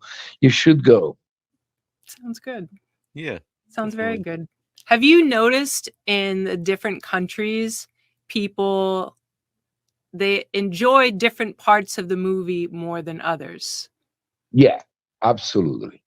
I mean, the common thing that more or less everybody mentioned about the film is the gory side. I mean, a lot of people love the creatures, love the gore. I mean, that is probably the part of the movie that connects with the majority of the fans. Then you have people that don't like the maybe the ending, or maybe people who don't really get this Italian flavor, or maybe they love that. The Spanish people, for example, love the Italian style. So when it's very, when it goes over the top, they like a lot that, because they are kind of similar to us. Yeah, very colorish, very, sometimes a little crazy, a little campy, and they love that. A lot of energy. I know. Yeah, I mean, it's because they. So Spanish people, I remember the Insidious. The first reaction was very interesting because people was having a lot of fun in the cinema. They were yelling, they were screaming, they were laughing, they were doing so many different type of things. And then I realized, oh, this can be a fun movie, which is the most important part, to give a little, fun to the audience and to entertain them. Because sometimes when I watch horror films, for me, the worst part is when I get bored, As long as I have fun, whatever it is, I love it. Yeah. I have to bring up Melanie Ganos, who's great in the movie, and we should be doing an interview with her at some point. I've talked to her. How did she get involved, and had you ever worked with her before? Oh, Melanie Ganos is a model. So I remember there's a friend of mine, a woman who works in the fashion business in LA. And she's Italian, but she lives in LA. So one day I saw on her Instagram account a photo of her with Melanie. And I was, oh, Jesus Christ, who's she? Yeah. And then I asked her, who's this person? And she told me she's a model, an inclusive model. She's working a lot. She's great. She really knows how to be in front of a camera. And then I realized, oh, you absolutely need to put me in contact with Melanie, because I really want to hire her in a horror film. I don't know which horror films, but it's going to be for sure a horror film. We're going to do a horror film together. And then we were planning to make like a ghost story together, but then we got, all the COVID situation that put everything on stock. And after, a couple of years, I got back to her. Oh, I'm doing this film. Do you want to make it? And she was excited. She came to Italy, and she's a very sweet person. She's very professional and a very unique person. We had a lot of fun, and I think she was very impressive in the movie. Mm-hmm. She is one of the creepiest character of this film, and despite she doesn't speak, you don't see her so often, but when she's there, you feel her. Mm-hmm. Yeah, I agree 100%. So you said that The Well was your return to horror. Are you gonna stay in horror? Are you gonna make another horror film in the near future? Yeah, if I make a movie, I want to make a horror film because I did another type of film in 2021, which was a story based in the music field with a young guy trying to, make music with his band. That was a completely different story, but I have to be honest with myself and with everybody. Makes a big difference for me to make a horror film or another type of film. I mean, the level of passion, the level of, is not the same. If I make a horror film, it's just like a child. For me, I became a child in the amusing park. If I do a different type of film, I rather do a record or maybe a tour. Yeah. At that point, yeah. So The Well is out there. People can check it out. Will there ever be a physical release, like a Blu-ray or DVD or anything? Yeah, I'm sure they are planning to do the Blu-ray. Now it's just been released on platforms like Apple TV, Amazon Prime, iTunes, so you can find the movie almost everywhere. And we also had a very small theatrical release at the beginning of August, like 2 theaters, one in LA and the other one was Los Angeles. But I'm sure they are planning to do a Blu-ray for sure. Very cool. It's a wild movie, and it was cool to have you. I know both of us look forward to watching some of your other movies that we have not seen before, Shadow, and so we're going to seek those out, and maybe we can bring you back on and talk about your previous films. Yeah, watch Shadow. That is, I'm very proud of that film. I can say the same for other movies I made. Yeah, I mean, it's not always, sometimes you do things and they are good. Some other times you try, but maybe you don't reach always the same level. Just life. You win, you lose. That's the good of being an artist. Nothing is for granted. Yes. So I think Shadow is very interesting. Tulpa is less interesting because it's too much of an homage to the Giallo. And I love the killings of that movie, some other spooky scenes, but I don't like all the daily side of that film. Because I hired actors, very famous actors, in some cases, great actors, but they were not so, into the horror field. Yeah. And so sometimes, actors, if they don't know too much this style, this kind of cinema, is not easy, even if they are great, if they are very talented, but they don't know the horror, is not the same. Yeah. You We've talked struggle. to a lot of people who, I don't think the majority of actors who don't like horror, and it's always strange. I mean, you have to hire people, but I would think it would be much more fun to have a team where everyone. Absolutely. Yeah, because some actors, some people consider the horror like a lesser kind of cinema.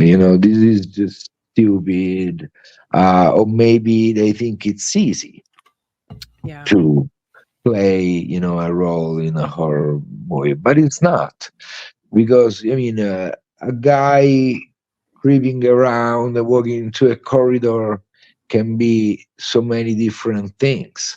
I mean, if you don't really believe in that situation, if you don't feel that situation, you don't really are into that, it's gonna be like unintentionally funny all the time. So the border between being serious and very laughable is very tiny, is very thin. And if the actors don't believe the situation is in, just like this is crazy, it's too much. I can't believe witches, I can't believe monsters, I can't believe, they just go for real things. At that point, the movie will suffer because of that, because you can see a guy that is not there for real. He wants to, he's trying, but he's not. Yeah, no, But I think if someone has passion for whatever they're doing, I think it comes through through the movie, and I think you can overlook something maybe technically a little bit flawed if it looks like they're having a good time or they're just very passionate about it. Yeah, but the horror is very difficult because every little things makes the difference. If you're shooting a comedy and you have a funny dialogues, nobody cares about the set designing, for example. Right. They're just focusing on the dialogues. They maybe want to laugh because of the lines of what they say, but nobody will notice, the furniture, the light. That doesn't really matter because you stay on the lines, on the, funny aspect of the scene. In a horror film, you need to take care of everything because, the locations, the light, the furniture, set design, everything is important to create a specific kind of state of mind for people. Everything needs to be a little bit disturbing, even if you don't notice that. But there's something maybe in the background that helps the atmosphere to get creepy. And so every single details is very important. But sometimes people don't realize how difficult it is to make a horror film because you really need to stay behind everything. The acting, effects is probably one of the most complicated style. Well, along those lines, since you said a big inspiration of The Well was a childhood story that you read and a fear of being in the well. How much of you is in the design of what the well is going to look like in the movie? Oh, you mean the well chamber? The actual well, yeah. The chamber, the well itself. We had a very great set designer. So one day this guy came up with a little model of the well chamber because that was built in a theater in the Paulis studios. The location, the dimension, the house was real. It was empty, almost empty, with no furniture. So we had to bring some furniture, all the fireplace, the bed, everything was. We broke everything in there. That was empty, basically. But the location was very beautiful, very spooky, and great place. But the well chambers was completely built into studios. And so the guy, I wanted something that reminded a little bit to the Middle Age in this case, like, those kind of dungeons, very dark, very, that makes you anxious, no? And so this guy came up with a little model and he showed me the model and that was fantastic. So, yeah, we had a great time. Even though it was a lot of very short time, 4 weeks. It's I remember when I got back from set, every day I was destroyed. Like, my God, this is it was so tiring. A lot of things to do every day, and especially when we were shooting the gory sequences with all those practical effects involved. And we were, just a matter of one mistake and then you have to bring back the actor to the makeup room and spend maybe like 4 hours redoing all the initial makeup. That is probably the risky part of using practical. That's why they use, CGI, basically, because imagine you have to put blood over an actor, no? Mm-hmm. So this actor needs to be covered by blood. Then you shoot the scene, and that's not good for one reason or another. Then you have to bring back the actor. They need to wash the actor, maybe even hair, to dry the hair, to redo all the makeup and start from the beginning. And it's for nothing. It's 2 hours, that you're gonna lose, just for some blood. Yeah. Wow. So that's why they generally, in a lot of movies, use blood generated by CGI, because they don't want to real blood to it's so. But I'm proud of the effects. I think Carlo Diamantini is a very, very, very talented guy, and he was alone doing all those effects and all the creature design. It was just one person.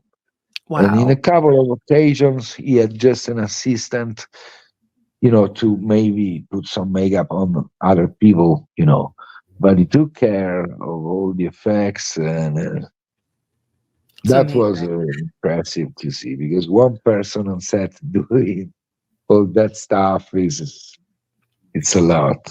Wow. Well, The Well is out there. People check it out. We're both gonna check out the Shadows, and this has been great. We appreciate you coming on, Federico. Thank you very much. As soon as you upload the interview, tell me so I can share it on social media. Definitely will. Yeah. Okay. Thank you very much. I appreciate. Yeah. Great to meet you. Thank you. Love to have you back on sometime. Ciao. Bye. Wow. Ciao. Ciao. Ciao. All right.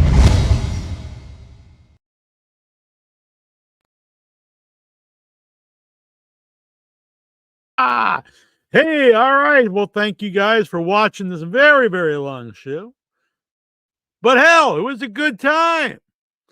So we're going to play us out.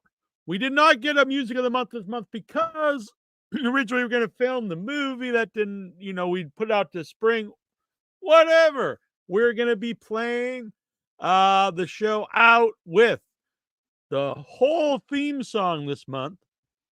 The original Without Your Head theme by The Tomb of Nick Cage. Boom. Hello, Bubba. Thank you, guys. It was a good time. It was indeed, Annabelle. So go and like all these pages Without Your Head on Facebook. You can interact with us all week long. Join us on Instagram. Follow us on Twitter. But we're most active on the Facebook group. And most importantly, hit like and subscribe right here on the YouTube page. And join us every Thursday night. Because, of course, you can listen to this anytime, watch it anytime, and we appreciate that. But it's really fun to come and join the live experience, and you could interact with us in the chat, interact with us and the guests. That's a good time. And with all of you fine folks. Now, we were streaming this all over the place. It's on multiple Facebook pages, and it's getting a lot of views on the Facebook, I see. And it's on wherever else. It's everywhere. But it's and I appreciate watching wherever it is. But if you come during the live show, join the YouTube page, because you're going to be able to interact with everyone else here, and it'll be easier for us to pop it up, all your amazing comments here on the show. All right, you've had enough of me by now, but thank you guys for watching, and we will be back very soon. Good night, everybody. This is Nasty Neal. We have Annabelle Lecter, Terrible Troy, and all the good folks. Big thanks to everyone who's helping out to cover the cost of the live stream. It's gone up quite a bit. We're over halfway there. We've got 220 out of 400. So anytime during the week you'd like to help contribute, you can PayPal without your head at gmail.com, or you can Venmo at Headyverse. And different things. You'll $20. I'll send you some stickers and a patch for Arbor Day. But whatever you can afford is cool. $100. Not many people can do that, I understand, but if you want to, you will get IMDb credit. So thanks, everybody. All right, let's get out of here, folks. This was the first night in HD. How's it look? I think it looks pretty good. All right.